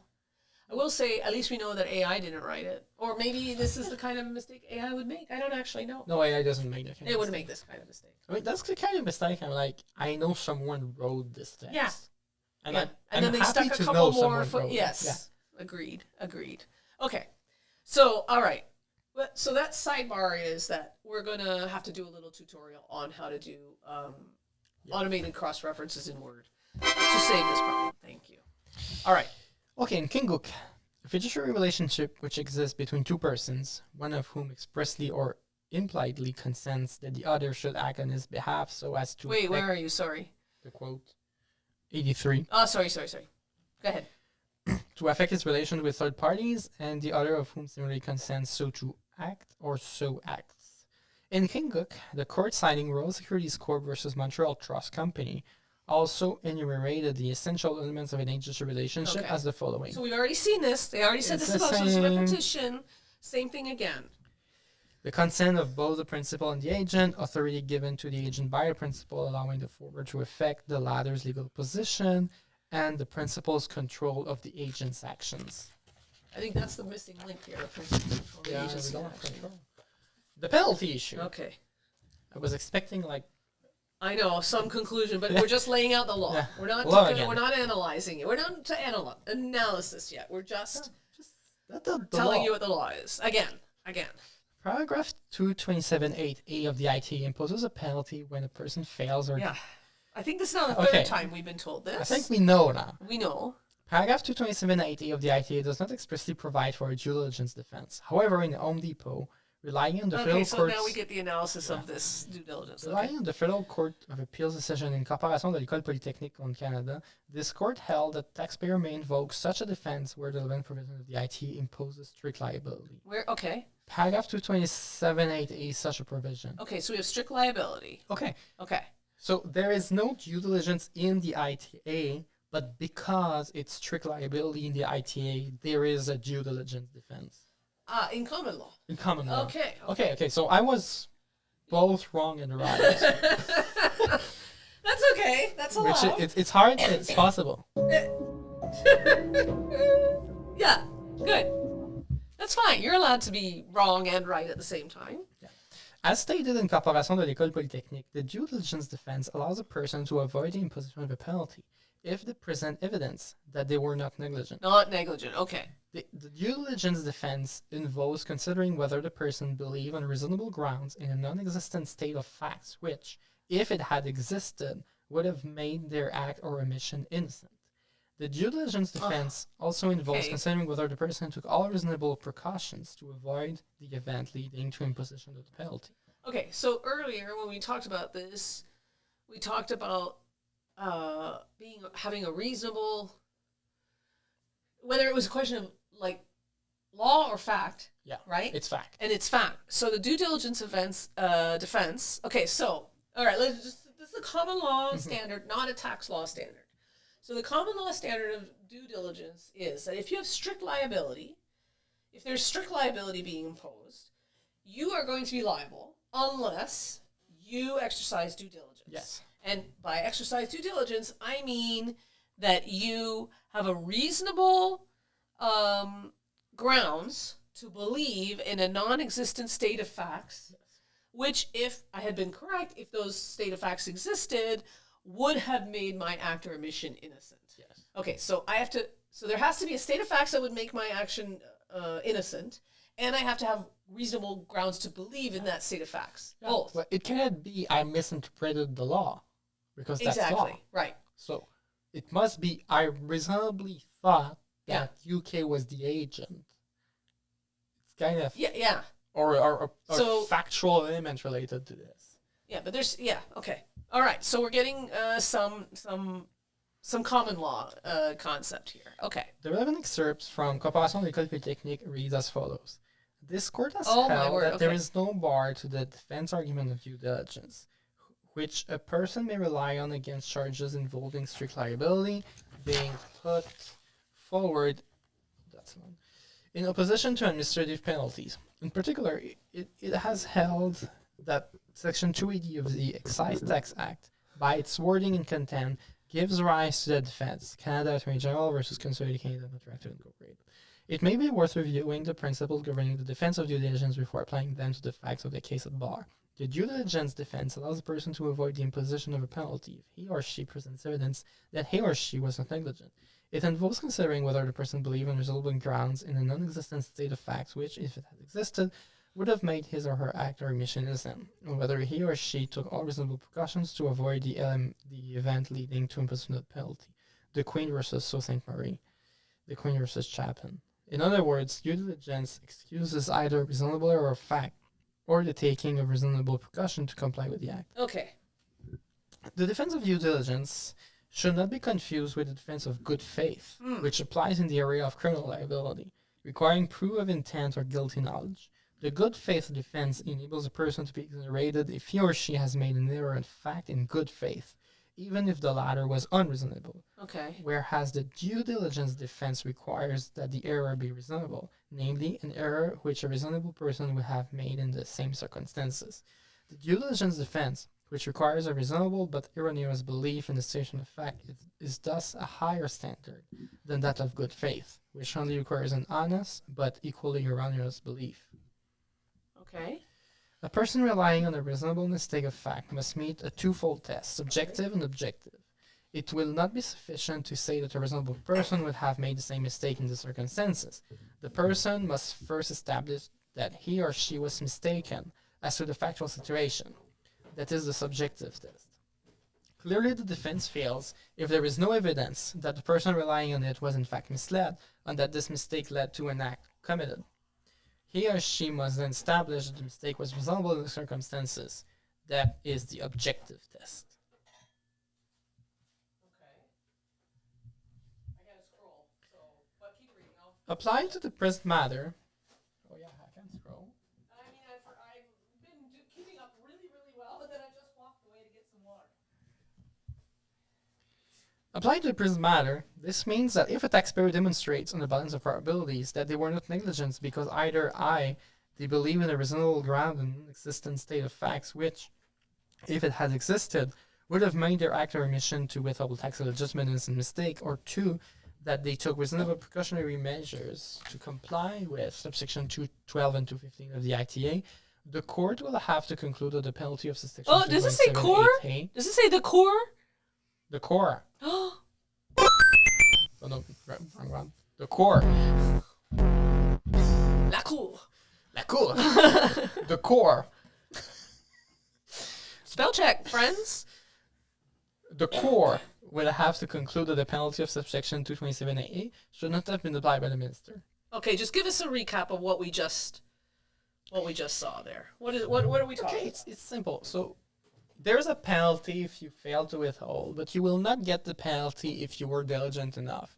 You can be diligent enough either if you made a mistake of fact that was reasonable, or B, you took all precautionary measures to comply, but you failed to comply.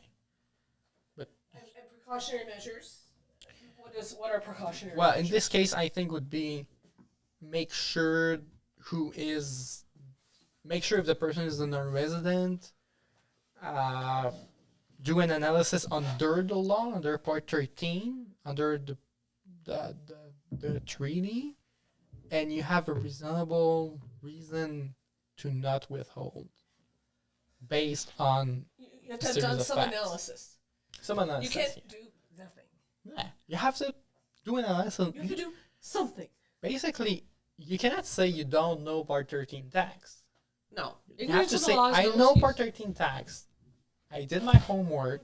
But based on my analysis, there was no Part 13 tax. I mean, okay, correct me if I'm wrong. I feel like getting a legal opinion to this effect is a good defense. Like, I went to a law firm. Yeah. They told me it's PE and no worries. Then you're in good shape. But I think if you have a legal opinion saying there is no need to do a withholding of Part 13 tax, then no penalty. it looks like due diligence. Yeah. So okay. So but I mean, admittedly, we've seen like 3 or 4 times already in this case. We've been told Mr. Crane did nothing. Yeah, He did nothing. But he was a mistake of fact because he thought he didn't have to, which doesn't make sense. But But he whatever. didn't know. He didn't even question. It didn't No. occur to him No, to think about it. Okay. no. All right. We're at analysis. How are you doing? Should I read a couple and then you read a couple? Okay, we'll just get a bit of water. Yeah, okay. And So let me be back. read analysis. Okay, here we go. So the withholding tax issue. All right, so we're getting now our first question. Were the rental payments? So we're focused on the rental payments and not the processing fee. So were the rental payments subject to withholding tax under paragraph 212(1)(d) of the ITA and Article 12 of the UK Convention? Okay, good question. So now we're talking about the courts. This is the court's analysis. The parties agree that C&W Offshore was required to do so. What? Wait a minute. I'm immediately annoyed by the analysis. This is the withholding issue. It's a yes or no question. Were the rental payments subject to withholding tax under 212(1)(d) and Article 12? The parties agreed that C&W Offshore was required to do so. It should say it was required to withhold, pursuant to paragraph 212(1)(d) of the ITA and Article 12 of the UK Convention, but only if UK was not the beneficial owner. What? Okay, so am I just getting tired? Am I Okay, so- confused? What are they saying? I get my question earlier as to what is the Crown's position if if the beneficial owner is Norway, is no tax. Parties agree that C&W Offshore was required to withhold only if UK was not the beneficial owner of the rental payments. If UK was the beneficial owner, I guess. It says was not. Is that a typo? No. Yes, that has to be a typo. It has says to be a was not, but typo. it has to be a typo Has to be a because typo. the only way the UK convention would apply.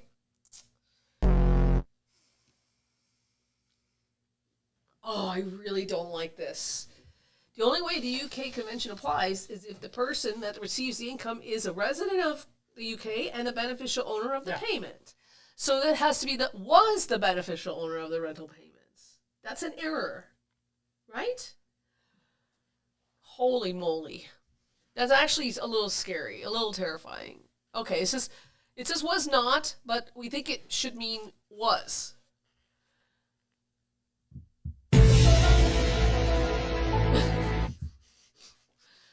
Yeah, we are in the twilight zone now. Okay, the parties also agree that the rental payments constitute a rent, royalty, or similar payment under paragraph. No.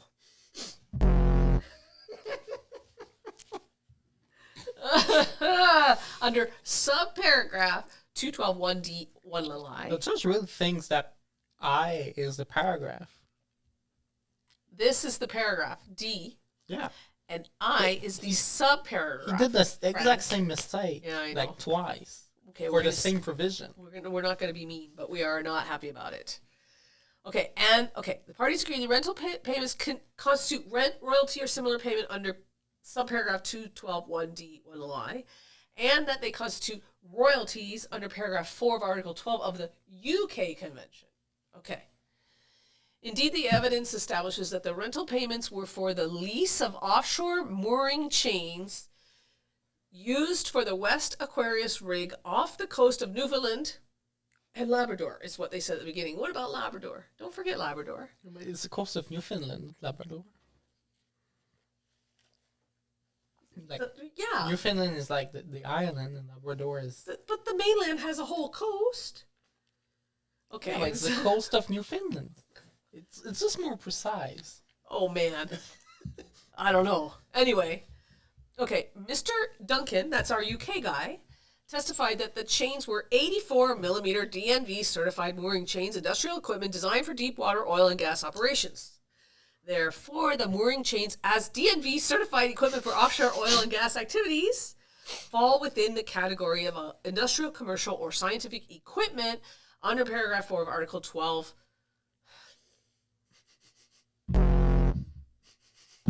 Okay, just to be clear, paragraph 4 is this number right here, paragraph 4, where it says Article 12.4. The 4 is the paragraph 4 of Article 12, and it's not paragraph 4 of Article 12.4. You don't know what is paragraph 4 of Article 12.4? Oh my goodness. Yeah. Because there is an Article 12. Yeah. There's a paragraph 4, Yeah. so it's Article 12.4. And now it's the paragraph 4 of this thing. Oh my goodness. So it's 12.4.4 in reality. It's not. Just I know it's hard. But we can do better. The court concludes, as the parties agree, that C&W Offshore was required to withhold and remit tax on the rental payments. The court okay, we have a conclusion. Sorry, this is important. The court concludes. But the parties agree. The parties agree that C&W Offshore was required to withhold and remit tax on the rental payments pursuant to paragraph 212(1)(d) of the ITA and Article 12 of the United Kingdom Convention, but only if UK was the beneficial owner of the rental payments. Okay. It's the same sentence. It's exactly the same thing, except this time they didn't make the mistake. So where was our prior mistake? It was 90. in 90? Hang on a second. So confirmed that this should not be here, because this sentence, 90, is exactly the same as the, where was I just now? 93. 93. Not three paragraphs later. Mm-hmm. Okay. On the same page. Only if, in the exact same page, was the beneficial owner. Okay? So, was the beneficial owner. That means the court hasn't concluded anything. Mm-hmm. All we're saying is, we all agree that if they're the beneficial owner, then the UK rental provision applies because the PE, there's no PE, but the UK treaty both includes rental payments in the definition of royalty and shifts you over to royalty withholding if you don't have a PE. You do not get out of taxation by avoiding the PE on this kind of income. Okay. Wasn't somewhere UK the beneficial owner of the rental payments? Let's find out. To answer this question, the court will apply the test established in Prevost Car. As previously stated, the beneficial owner is someone who receives an amount of money for their own use and enjoyment and assumes the risk and control of the amount received. In doing so, the court will determine if UK had the possession, use, and control of the payments. No more risk. Oh no, risk after. The court will also determine if UK assumed any risk in relation to the payments. Why is there a sentence about the first three and another sentence, oh, by the way, there's also risk? I don't know. Possession of the rental payments. The evidence that UK had possession of the rental payments. C&W Offshore paid all invoices directly to a UK bank account was under Interwar's UK's exclusive control. Duncan testified that UK received and held the funds associated with the payment. Duncan also testified that the funds were held without any obligation to separate them from other funds it received. Control. The evidence that UK exercised control over the rental payments. The payments were deposited into UK's exclusive bank account, granting UK unrestricted control over the funds. Use. The evidence establishes that UK had the ability to use the rental payments for its own benefit. When C&W Offshore remitted payments promptly upon invoicing, it was UK and no one else that could employ those funds during the 30-day period before this obligation to pay in Norway became due. UK also recorded the full amount of the payments as revenue in its corporate books. This demonstrates that the funds belonged to UK and it was free to use them as it saw fit. Risk. The evidence also shows that UK assumed the risks associated with the rental payments. The lease agreement for the chains was concluded between UK and C&W Offshore.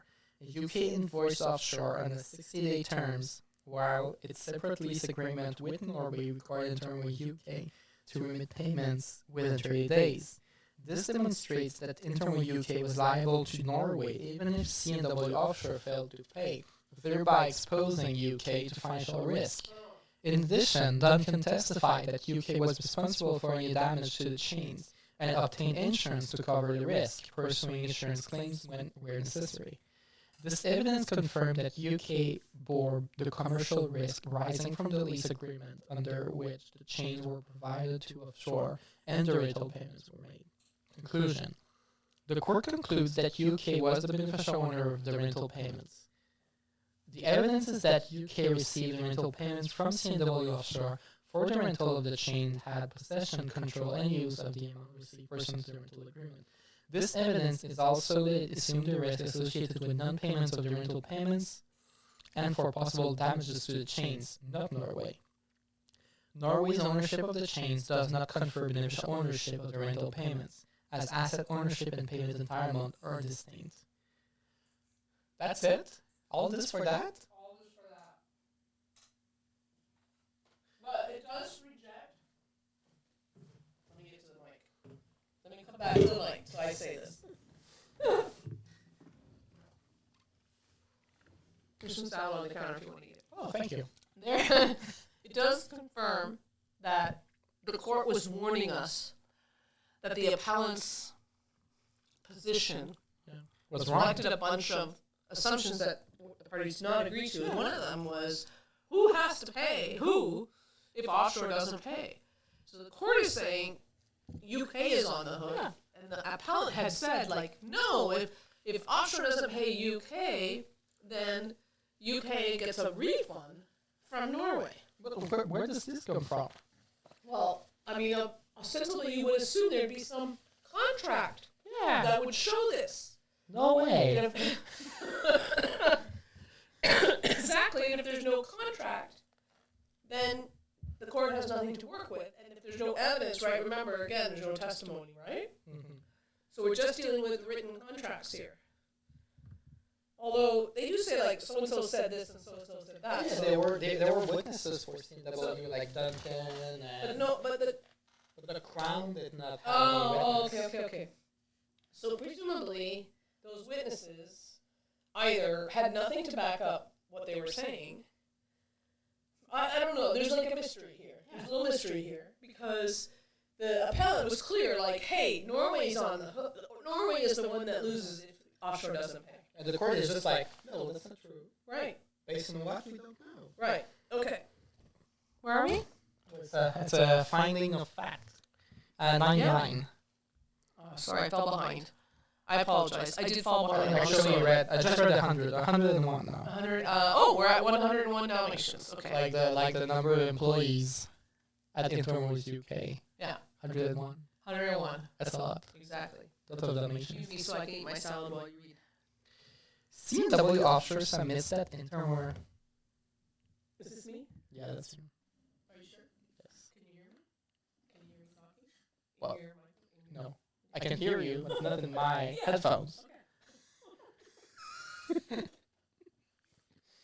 would be fun if I actually have headphones that totally block Yeah. ambient sounds, and you talk, and I don't hear you if I hit I do this. have another pair of headphones, and we do need to. There they are. And we do need to get them hooked up because then we can both hear exactly what's going on all the time. I never get to hear the sound effect. Only you. Right. Only you get a sound The effect. sound effects are good. I know. Yes. Okay, let's go back. C&W Offshore submits that UK acted as an agent for Norway. Consequently, Norway was the beneficial owner of the rental payment due to its ownership of the chains. As previously mentioned in King Book, the Federal Court of Appeal rated the essential limits of an agency relationship as follows: the consent of both the agent and the principal, authority given to the agent by the principal, allowing the former to affect the latter's legal position, and the principal's control of the agent's actions. It's like the court thing, we don't have any majority. Did not read it 5 times already. Consent to an agency relationship. There is no evidence that either Intermo UK or Intermo Norway consented to an agency relationship. Mr. Duncan testified there was no written agency agreement.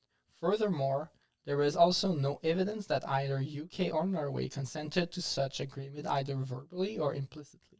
With respect to the administration fees and processing fees charged by UK to C&W Offshore, Mr. Duncan testified on cross...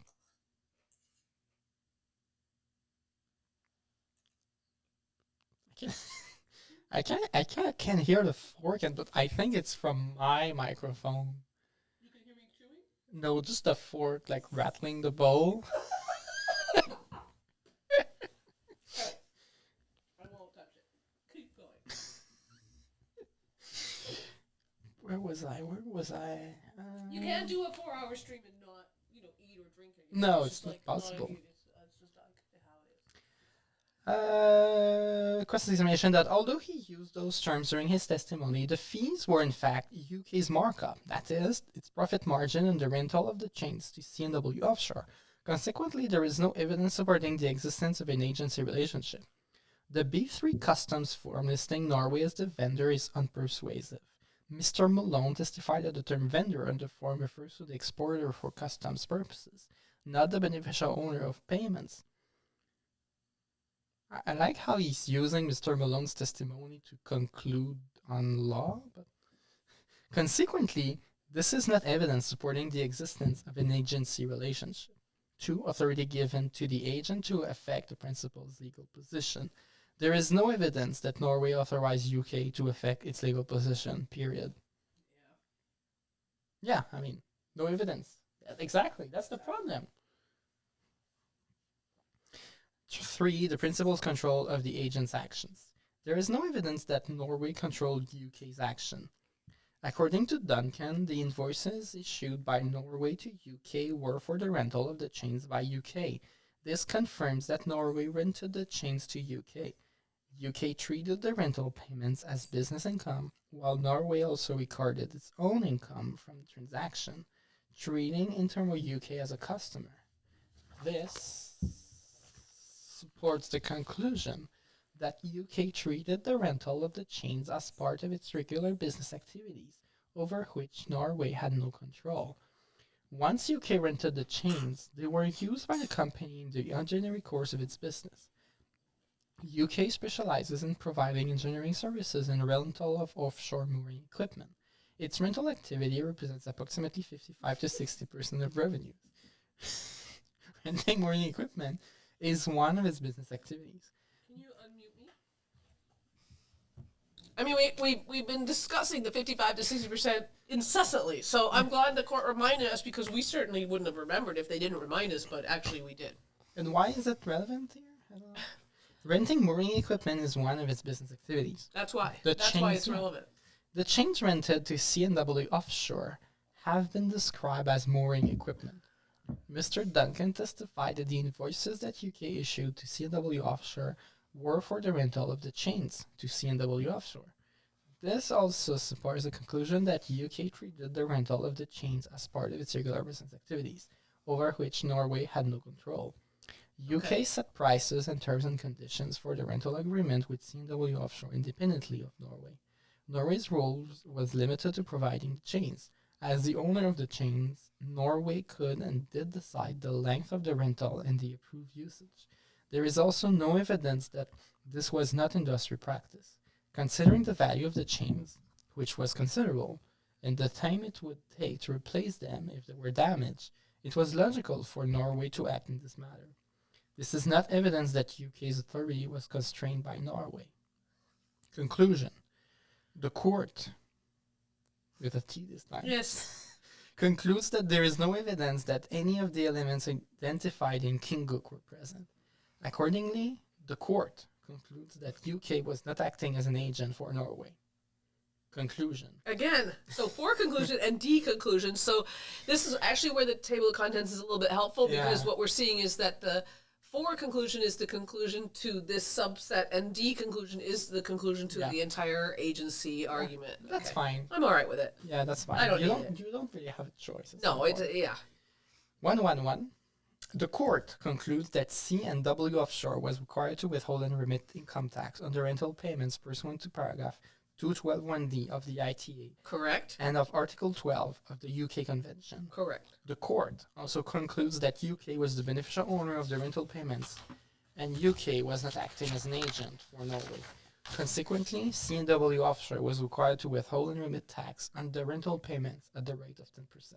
Okay, so just to be clear here, this is a pretty quick conclusion, would you not say? Because beneficial ownership means agent or conduit, and I'm not sure that the court has done a good job here explaining you're not an agent and therefore you also cannot be a conduit or any of the other things. Well, implicitly it says it's the same because But you're they're not an not the agent and same. not a conduit, but you can also be a conduit without being an agent. Exactly. If the money just flow through Exactly. UK, go to Norway. And that's the Husky case. Like, we were not an agent, but you were a conduit, says the government, right? I mean, so agencies should not be dispositive. But, well, actually, okay, let me ask you this.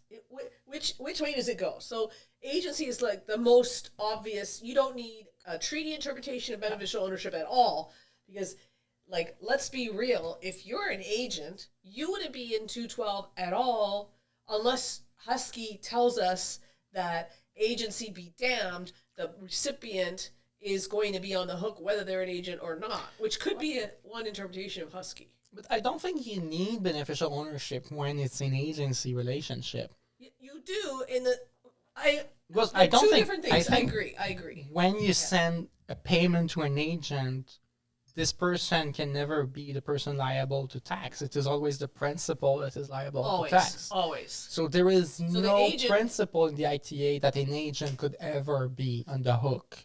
No, except For that the Husky liability. tax court suggests that yes, the agent is the one, Yeah, because he's the only person receiving a Receiving the rent or a payment, dividend. and then that implies, without stating, that person becomes the agent for withholding purposes too, and should have withheld when that payment went back out to the beneficial owner or the principal.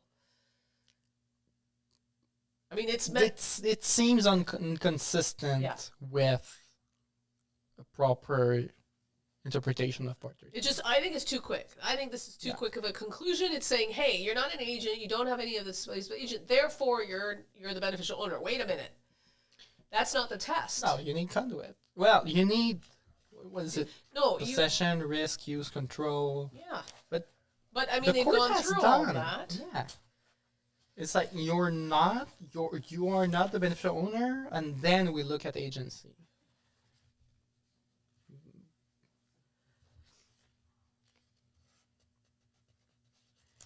I mean, it's a little weird because if you go back up to the question 93, I think it was 93 is our restated question without the mistake, right? Yeah. Okay. Court concludes that as the parties agree, C&W was required to withhold and remit only if Intermore UK was the beneficial owner. And now, where were we just now? At conclusion. Where are we? Because we have two parts. We have the first part, which is, was UK the beneficial owner? And then we have, was UK an agent? Exactly, right? Because this doesn't answer it. So you say this is the conclusion to that question. The court concludes CW was required to withhold and remit. An agent of Intermore? No. No way. No way. Oh no. Oh no. The typos. Okay, we're going to get, I know, that's bad. Okay. So court concludes was required to withhold and that UK was the beneficial owner and not acting as an agent. Oh, it concludes both. It was the beneficial owner and it was not acting as an agent. But It concludes both as two different conclusions. How can you be the beneficial owner and be an agent?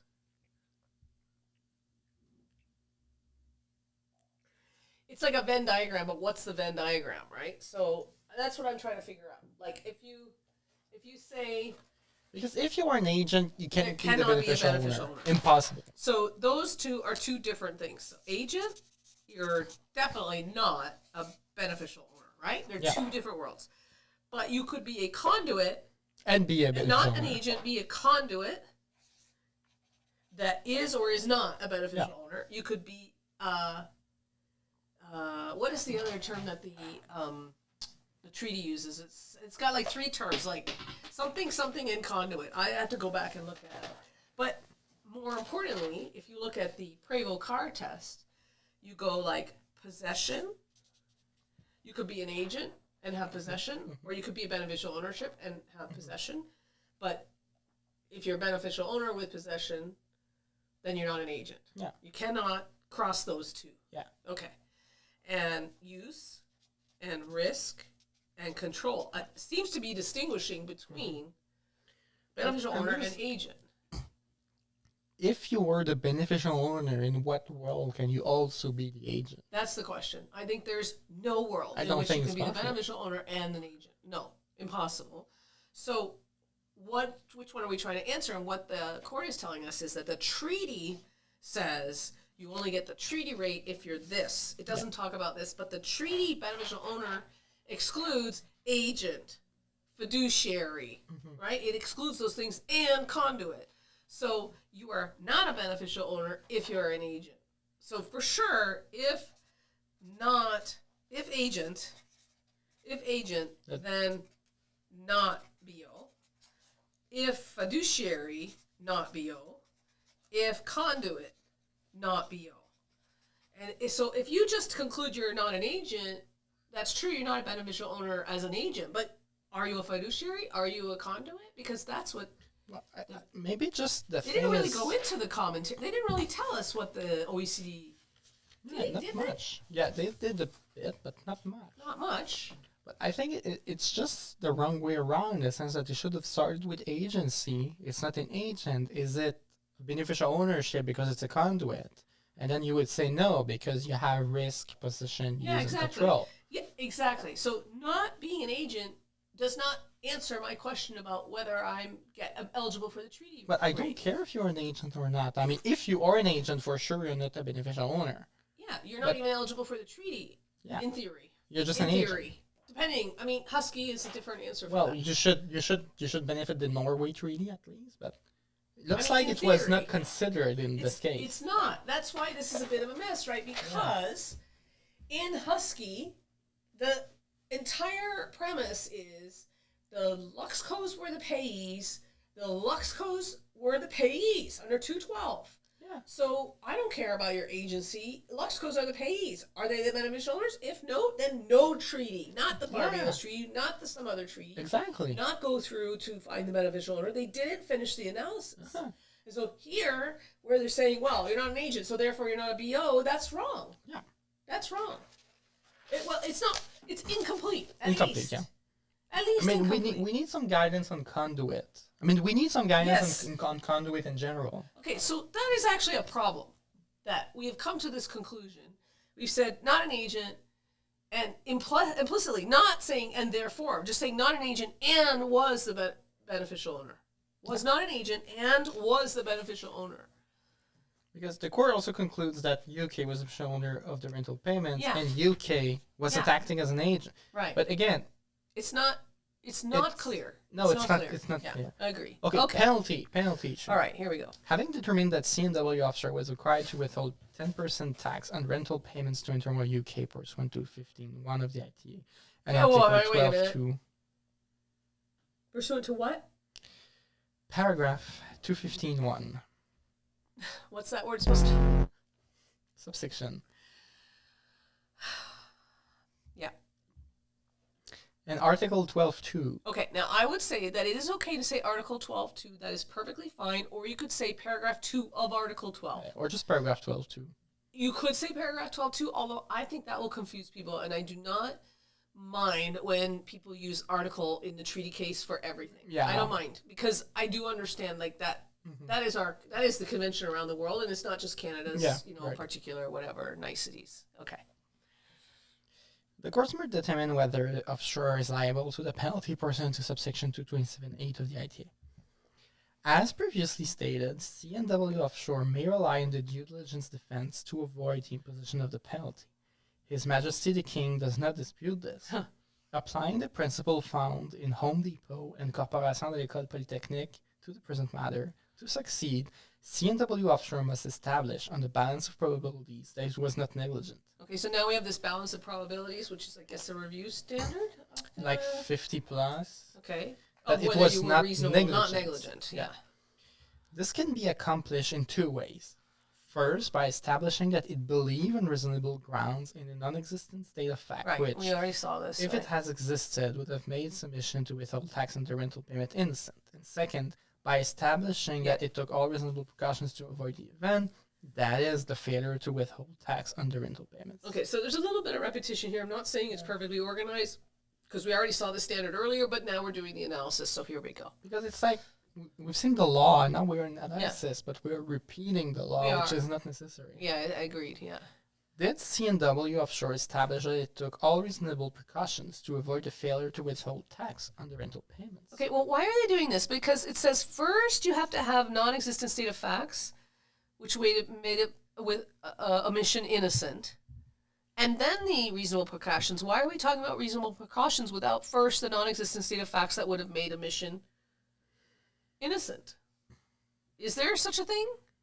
I don't think we have any argument about an error of fact. Okay, so all we care about is did you take reasonable precautions, assuming that there was some non-existent set of facts that would have made you innocent. I don't know what those. I don't think we've established those facts. I don't know. Okay. I mean, maybe we have, but I don't. I personally do not see that we have established those facts. Okay. The evidence is that offshore did not take any reasonable precautions any. to avoid a failure You have to to put the withhold emphasis tax. on any. They Any. didn't take any. because they took no precautions, reasonable or not. Yes, exactly. Mr. Kring testified that he did not do anything with respect to the possible tax implication for C&W Offshore. He testified that Intermore UK never discussed the topic of withholding tax. Yeah. But again, he didn't know. You didn't know. How could you know? How could one ever know? Yeah. C&W Offshore submits that the court should consider the fact that C&W Offshore relied on Intermore UK's invoices and instructions, which contain no indication of requirement to withhold taxes. It's not an argument. Well, hence. The court does not agree. There is no legal requirement for invoices from a non-resident to contain information with respect to withholding taxes. Yep. Also, the court does not agree with counsel for C&W Offshore when he says that a prudent business receiving invoices from a reputable international supplier would rely on those invoices in good faith for his own tax obligations. Yeah. This is dumb. It's like, Yeah. The court just doesn't agree. yeah, no. I don't agree. C&W Offshore also submits that it took reasonable business steps by engaging external experts and customs brokers to handle logistics and compliance. Counsel for C&W Offshore submit that the courts have consistently found that reliance on external professional advice and business partners can satisfy the due diligence standard. While it might be true in some cases, the courts have found that reliance on external professional advice and business partners Hey! can satisfy the due diligence standard. That was not done in this case. Okay, so that's what we were... Exactly. That's what we were saying. Like, if you'd gone to a lawyer, maybe you'd have a leg to stand on, but you didn't even bother, and you didn't do it, so... You'd have a leg, maybe a leg of chains. Maybe... There is, Exactly. there is no evidence that C&W Offshore hired external tax professionals to provide advice Right. or deal with possible They did, taxation yeah. issues with respect to the rental payments or any other of its tax matters. Yeah, that's bad facts. Yeah. Bad In facts. Home Depot, the taxpayer avoided penalties by outsourcing Yeah, look at this. compliance to Deloitte Tax, There you go. which, despite a clerical error, had sophisticated processes, including manuals, checklists, and an experienced team. By contrast, the evidence here does not reveal if C&W Offshore had any compliance system. Okay, just a note of English grammar. I think if should be whether. By contrast, the evidence here does not reveal whether C&W Offshore had any compliance system. I know if is very common, but it's wrong. Okay, so that's interesting. Okay, so just to go back, in paragraph 114, it was the non-existent state of facts, and then second, all reasonable precautions, and the court has just flipped them around. Yeah. They did all the reasonable precautions. No, you took none. You took no precautions, reasonable or not. So clearly you didn't take any reasonable ones since you didn't take any, at all. And that's A. And then B, we're gonna look at this non-existent state of facts. Why would we do that? But here we are. I don't know why. Because honestly, once you say you took no precautions, it doesn't matter whether there was a reason. What does it matter? Even if I found there was a... Well, maybe you took no precaution because you thought you were paying to a Canadian resident.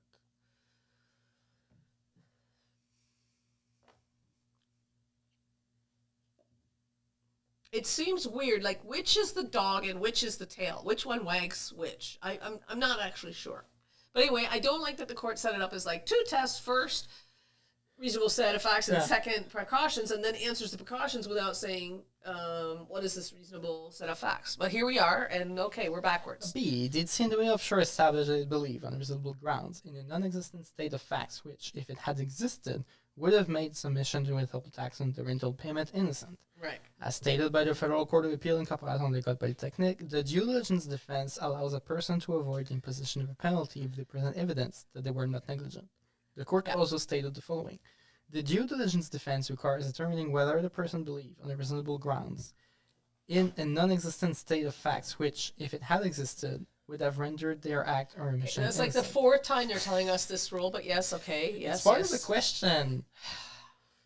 A person relying on a reasonable mistake of fact must meet a twofold test. Okay, subjective and objective. Okay. I feel like we saw this before, but okay, let's see. In the subjective component of the test, it is not sufficient to say that a reasonable person would have made the same mistake in the circumstances. The person must first establish that they were in fact mistaken as to the factual situation. The defense fails if there is no evidence that the person was misled and that the mistake led to an act or omission. In the objective component of the test, once the subjective component is established, the person must then demonstrate that the mistake was reasonable in the circumstances. Okay. The evidence shows that Mr. Crane was not misled by any person or circumstance. The omission resulted solely from his own assumption that UK, as part of an international corporate group, would pay the income tax owed on its income, including the rental payments, if required. Yep. As a result, the subjective element of the test has not been met. Yep. Consequently, it is not sufficient for Mr. Crane to say that a reasonable person would have made the same mistake in circumstances. We're getting it. We're almost there. Also, a reasonable person would not have made this mistake. No. Yeah. Hey, I can see the signature at the bottom of the page. I can see it. Conclusion. Oh, my God. Here we go. For the reasons set out above, the court concludes the following. Okay. 1. The withholding tax issue. The minister correctly assessed C&W Offshore pursuant to section 212.1, 215.1, and 227.10 of the ITA for withholding tax $693,114.52 for 2014 taxation year. The minister correctly assessed C&W Offshore pursuant to subsection 212.1, 215.1, and 212.10 of the ITA for withholding tax of $108,135.59 for the 2015 taxation year.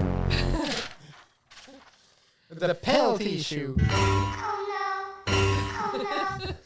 The minister rightfully imposed on C&W Offshore penalties of $69,314.45 for the 2014 taxation year and of $20,113.56 for the 2015 taxation year for its failure to withhold or remit tax pursuant to paragraph 227.8a of the ITA. Therefore, the penalty is confirmed. For all these reasons, the appeal is dismissed with cause. Oh! That's just because... Signed Edmonton, Canada's 4th day of March 2026. May we may. So what? So first of all, applaud yourself. You just read 123. It's shorter than that, but Shorter than that. quite a long. Still long. Quite long. Did you give yourself some applause? Oh yeah, I have to pause. Give some applause.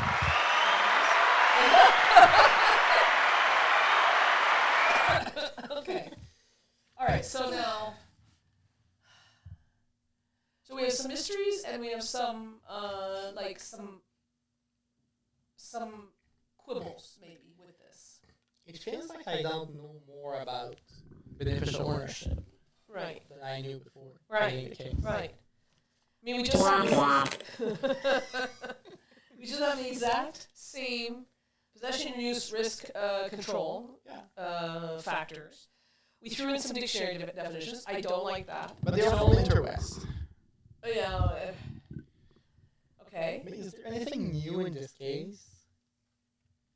Okay. Well, one thing I will say is that there's an unfinished business in this case where the court brings up the OECD commentary and the conduit company's report and then never uses either one of Like, those. hey, by the way, I can look at those. But I didn't. No, but I could have. So what? So there's an interesting question about like why did the court in the first section when we looked at the law, why did they lay out those? Why did they lay out what they did? And I find it weird that it looked like the beneficial ownership test was from Canadian common law and not from the OECD. Yeah. Yeah. Okay, so if we were to summarize this case, let's just do a little quick recap. Okay. So the case involves the rental of Heavy subsea mooring chains. Mooring chains. Heavy subsea mooring chains. And what had happened, let me go back to the top so we can see the head note of this case. Here we are. This is where we are. C&W Offshore versus the King. Okay. So the case involves heavy subsea mooring chains. There's a bunch of characters in our cast. Yep. The first character is unnamed. It's some guy from a place called Seadrill. Yep. Seadrill guy calls a regulatory agency called DNV, or a compliance agency called DNV. Says, hey, we need some heavy subsea offshore, Heavy subsea mooring chains. We need some heavy subsea mooring chains. 84 mil. We need 84 millimeter. It's 84 mil like that? Honestly, I don't know. Okay. So, Seadrill guy calls the DNV, says, we need these chains. DNV says, let me refer you to this guy called Conway. He used to work for us, and now he works for a place called C&W Offshore, and he's going to be able to help you. Conway calls his boss, Crane, who is running the C&W Offshore company. He says, hey, I've got this guy that needs some heavy subsea Mooring chains. And I know a guy in the UK that I think could probably supply those. How do you feel about us acting as the intermediary to get this deal together? And Crane doesn't look around for even a second. He says, yes, good idea. Let's do it. I'm going to authorize this. Go do it. Go get those chains. Get them from whoever and deliver them to Seadrill. And we'll take a little fee on the way. I think the 84 mil is the thickness of the link. The link, of the metal. Like it's big. Yeah, it's it's huge. big. 84 mil. Like, It's huge. Yeah, it's big. it's like this. Yeah, it's thick. It's a And big, thick heavy like, chain. like that. Nice. It's a big, heavy So chain. it's really like... That's a huge chain. Okay, we'll get some pictures of that. Wow. 2.2 kilometers of chain. That chain. Of that. All right, so Crane gives the okay to Conway. Conway then calls his friend Duncan in the UK. Duncan owns this company. What was it called again? The Intermoor or something? Intermore. Yeah. Says, hey, you guys have chains. Can you get me some chains? And I'm gonna, send them over to Seadrill. Duncan looks around. He says, oh yeah, we're in the business of renting chains.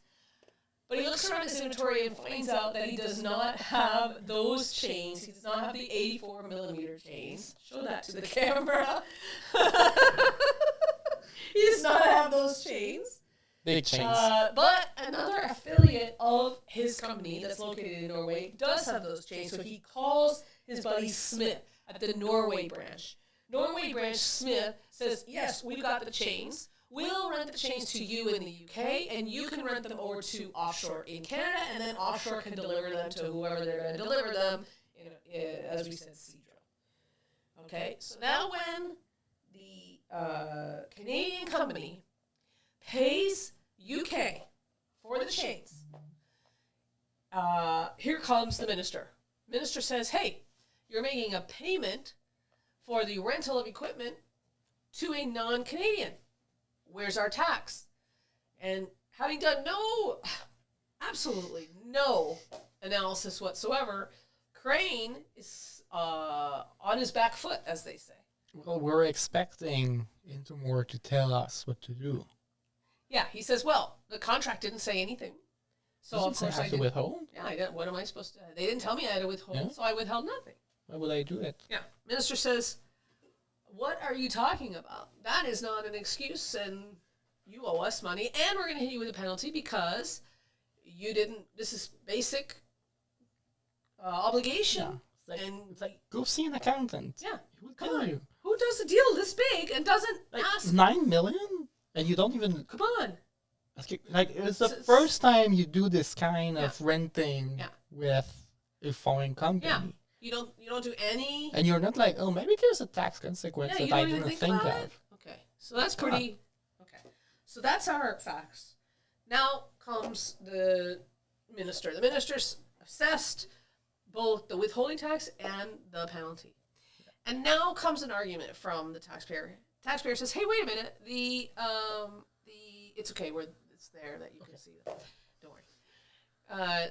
Minister comes and says, no, the tax court comes and says, no, sorry.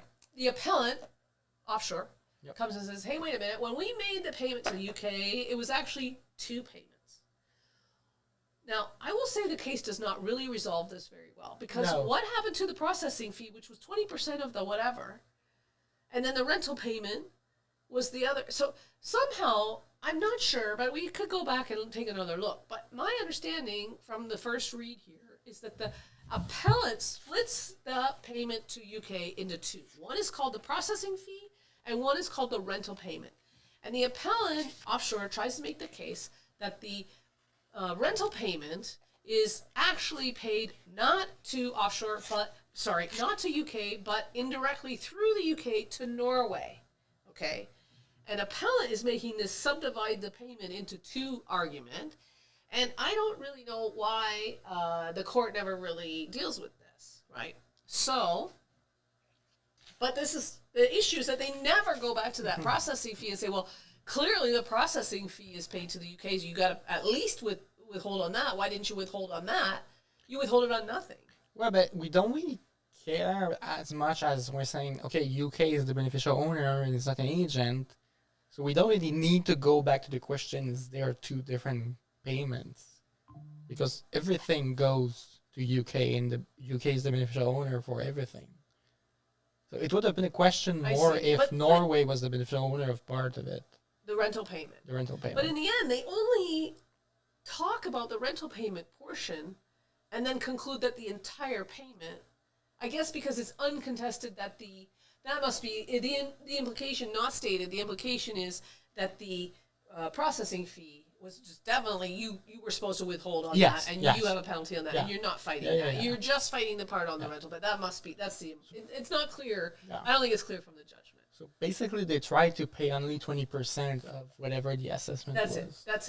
it. Which is... And accepted the penalty, like, yes, okay, maybe we should have. it means like it was a pretty bad case for the taxpayer. Yeah, bad facts. I mean, they tried something, and How many taxpayers just would withhold nothing on a payment to somebody and then look at the assessment and be like, okay, but only, okay, it's true I was negligent, but only with respect to 20%. Yeah. The other, I was not negligent, I was reasonable in not with. It doesn't hold. The and logic doesn't also hold. it's a very easy case to not get reassessed, especially because you're not even the one paying the tax. It's your co-contractor in the UK that is actually paying Yeah. the tax. So in this case, it's just a question of compliance. Yeah, but I mean, they've already sent the payment to the UK. They're never going to get the UK to bring it back, right? Maybe they will call Duncan. Can you send back a few million? Yeah, send me a Send me million a million. to cover the taxes. Yeah. Duncan's going to be like, no, No. I'm good. But you have to. please? I don't know. That's a tough business relationship right there. Yeah. That is. I bet that was a tough conversation. Yeah, and of course, Crane had nobody to blame. Like, he couldn't go back to Deloitte or anyone. Like, the court said, hey, you could have talked to a tax lawyer, and then you could have gone back to the tax lawyer and said, you didn't tell me, so now you have to pay. Yes. You have to pay because you didn't tell me, and I relied on your advice. Well, I didn't rely on anybody, so I'm the only one on the hook here. Crane is on the hook. Crane is really on the hook, Really, and really on the especially hook. because it's the employee that dealt with Duncan. Yeah. Yeah. Okay, so Same this is again? what I will say. Conway. Conway, exactly. So this is what I will say. I think the facts are strange. It's strange, and bad facts make bad law. That's always the law in case law. It's still the law here, exactly the same as always. I'm not sure they are so strange. I mean, it's just a... We ended. Oh. Hang on. Something happened. Well, anyway, let's end. It's too long. I have no idea. Could be. No, but we start at 11, 12, 1. Yeah, you know what? Exactly 4 hours. Oh, it's 4 hours. Wow. Okay, we're done. But we're still recording here. Let's just finish this little Okay, conversation.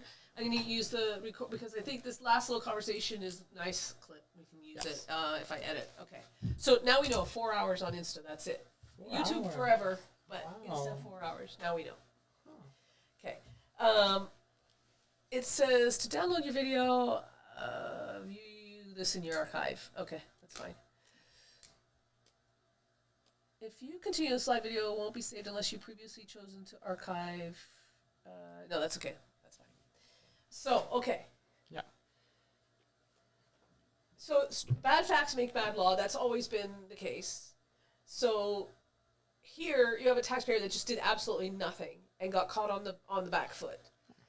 Came up with some wild story about, well, you got to bifurcate the payment, and only the part of the payment that is the processing fee. But was I negligent? But it's funny how it's clear that this explanation on why I did not do the withholding clearly came after receiving the assessment. It's like a way out, but you never actually contemplated this analysis while not paying the tax. Yeah. I think that is the worst fact there is. Yeah. That they just absolutely did nothing and got shocked when they got their assessment. Like, what is going on? You're going to see Crane getting the assessment. Going, what is going on? Why am I getting charged $1 million? Yeah, it's like the CRA is charging $1 million for nothing. Who knew? And then he Yeah. looks and says, oh, damn, I was supposed to withhold.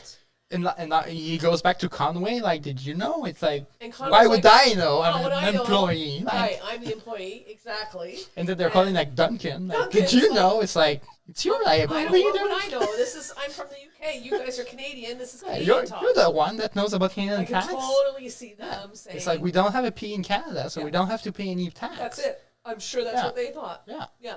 And so there is a little bit of interesting treaty analysis here in that in the UK treaty, not having the PE doesn't get you out of tax. But in the Norway treaty, it would have gotten them out of tax only because the Norway treaty, presumably because it's older, somehow doesn't have rental in the royalty provision. Yeah. It's just a narrower provision.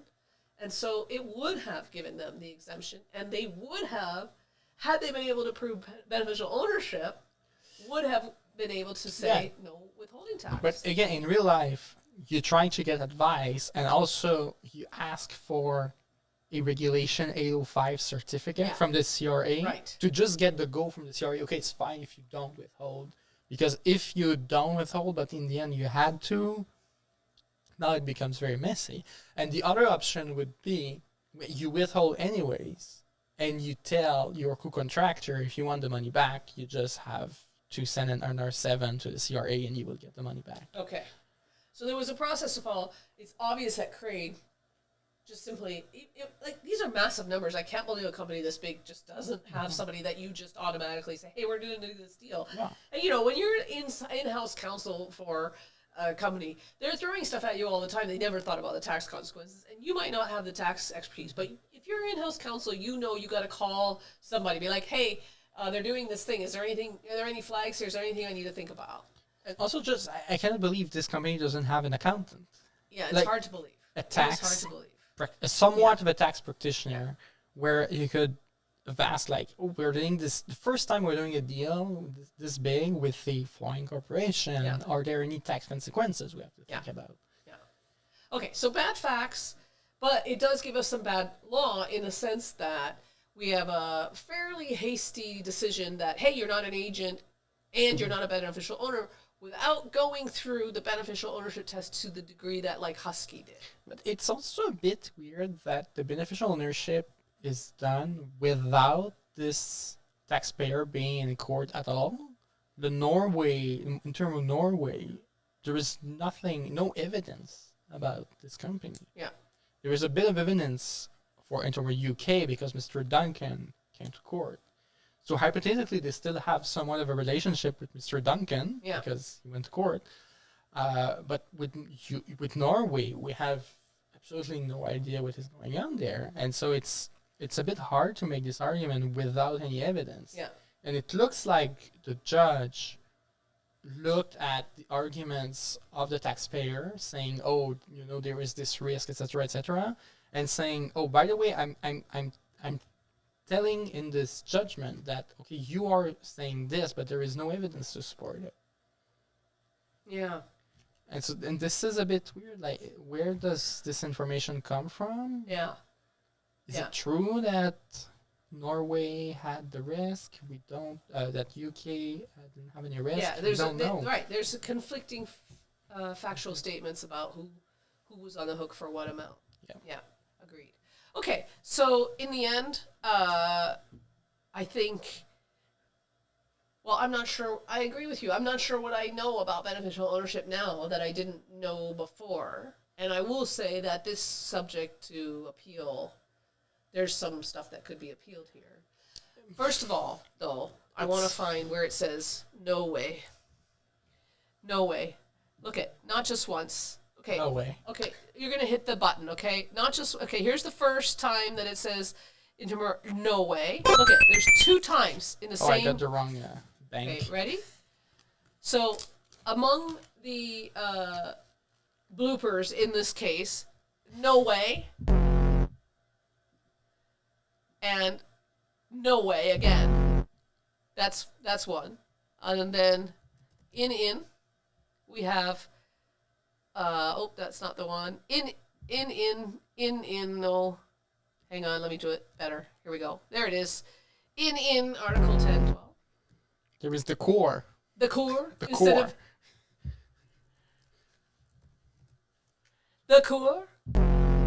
We'll have to conclude. Actually, we did that twice. No, it's on the Tax Court of Canada website that it says core on the website, but only once in the case. That's okay. The footnotes are all messy. And then the footnote problem. It's just the IBID and the supra that doesn't work, but it happens when you just add footnotes and you don't use the word function. So I hate to do it, but I think we're going to have to do a blooper reel for this case to point out that also where they say it was not a beneficial owner when they meant it was in 90 and 93, stating the exact same test 2 times on the same page and using not in one and was negative in one and positive in the other. That's bad form.